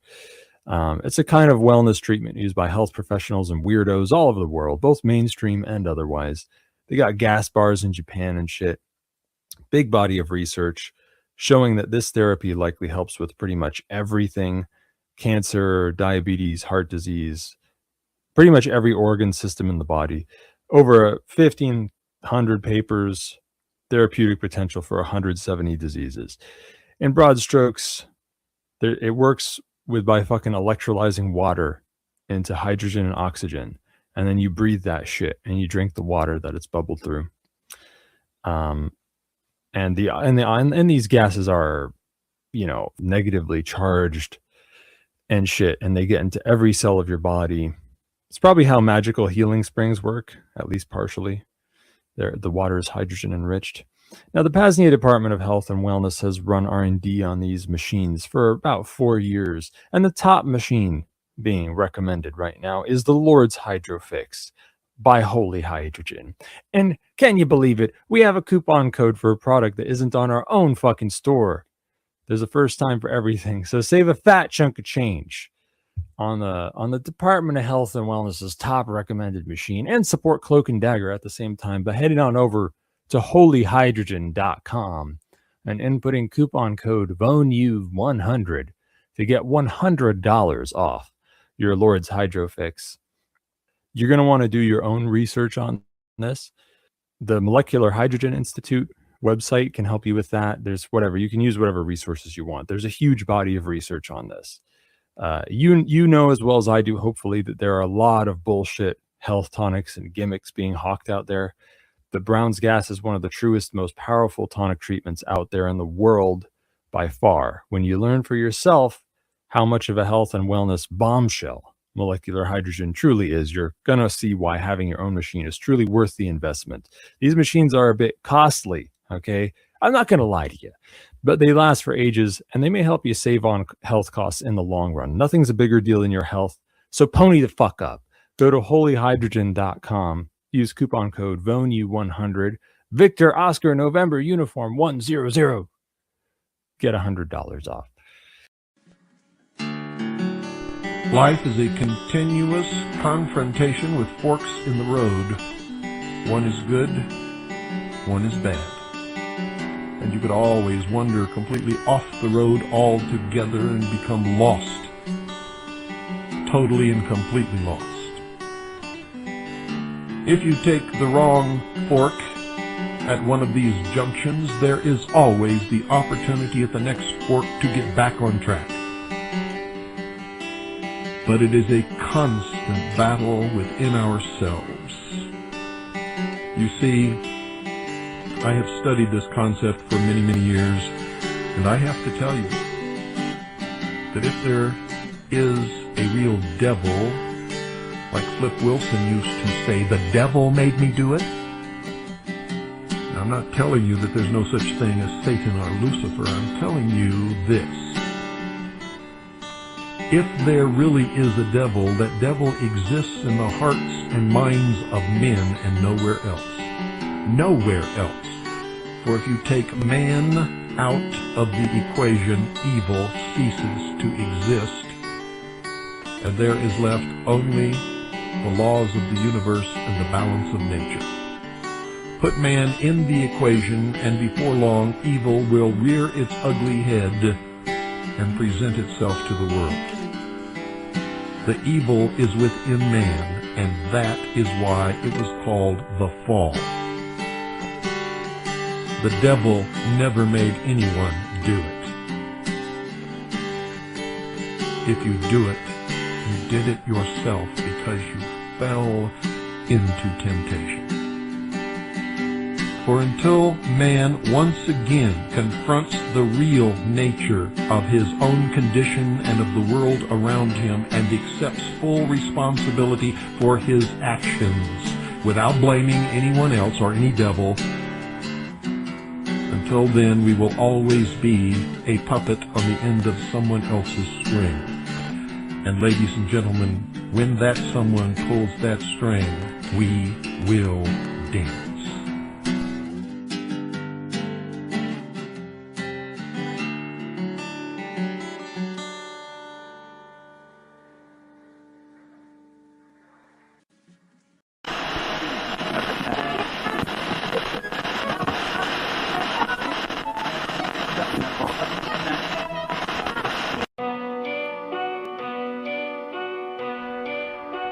This is the basic law of life, and dear listeners, it is spiritual in its nature. If man failed to do everything in his power to protect his life, as a result of such neglect lost his life, then the destiny for which the soul came to earth would end there.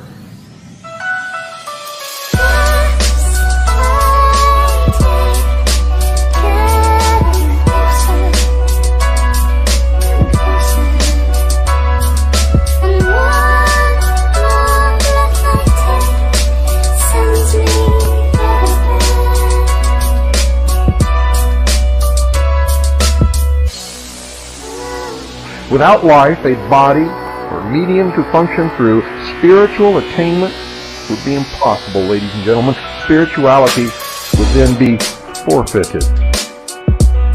You see, if man's life was threatened without cause on his part, and he failed to do everything in his power to prevent death, he would then be guilty of 3 actual crimes. He would first of all permit the enemy to commit murder. Next, he would be committing suicide by failing to protect the most precious possession given to man by his Creator. And worst of all, he would end whatever his destiny might be, the purpose for which body, mind, and life had been given to him. And I believe it's to learn something. In one respect, man is forced to be a warring, not a murdering creature. And I might inject here that the Ten Commandments does not say, in its original form, thou shalt not kill. It says, ladies and gentlemen, and you can check this, if you wish, go to the original Hebrew and Greek, it says, thou shalt not murder. So in one respect, man is forced to be a warring, not a murdering creature. From his birth, the law of self-preservation forces him to be on guard against every inimical force attempting to destroy him by one means or another. He must be on the alert to prevent man, natural forces, or his own carnal desires to betray him into acts of degradation. Man is a warring creature. But his war, I tell you, his war is an honorable one. It is one of protection.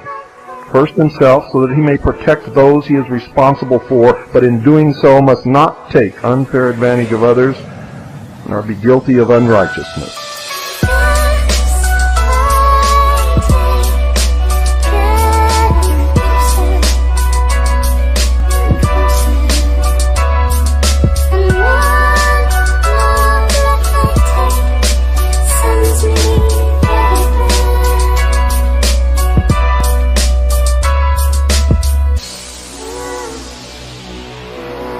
The nature of this was and is actually spiritual.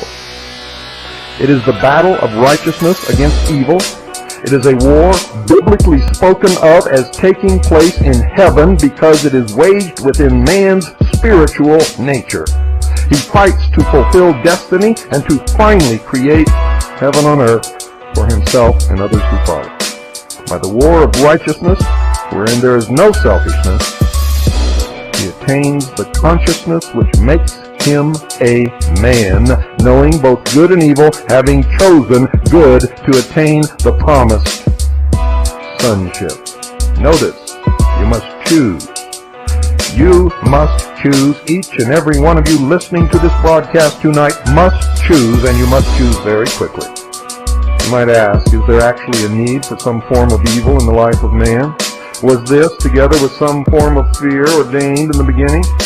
And I say nothing has been ordained, but if the divine law is to be fulfilled in the life of man, then it is certainly necessary that he, according to sacred concepts, become a crusader in God's cause, and not exist as a negative, effortless, uncreative, unproductive creature, a leech-chased parasite upon the rest. The first command is that he must become a man in the true sense of the term, and this implies that he must prepare himself to meet the enemy that is ever alert to destroy the best that he has created. He must meet evil as the soldier meets the enemy.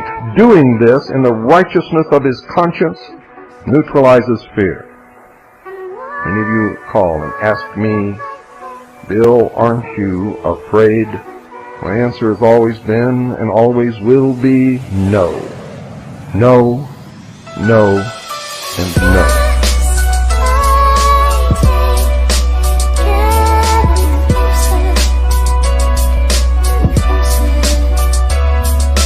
For I know from where I have come, and I know where I am going. I know who I am, and I know that I possess a soul. I fear the actions of no man. I fear the judgment of no man. I fear only the judgment of my God. And I know that if I am doing what is right, I need not ever fear that judgment. And therefore, I am not afraid.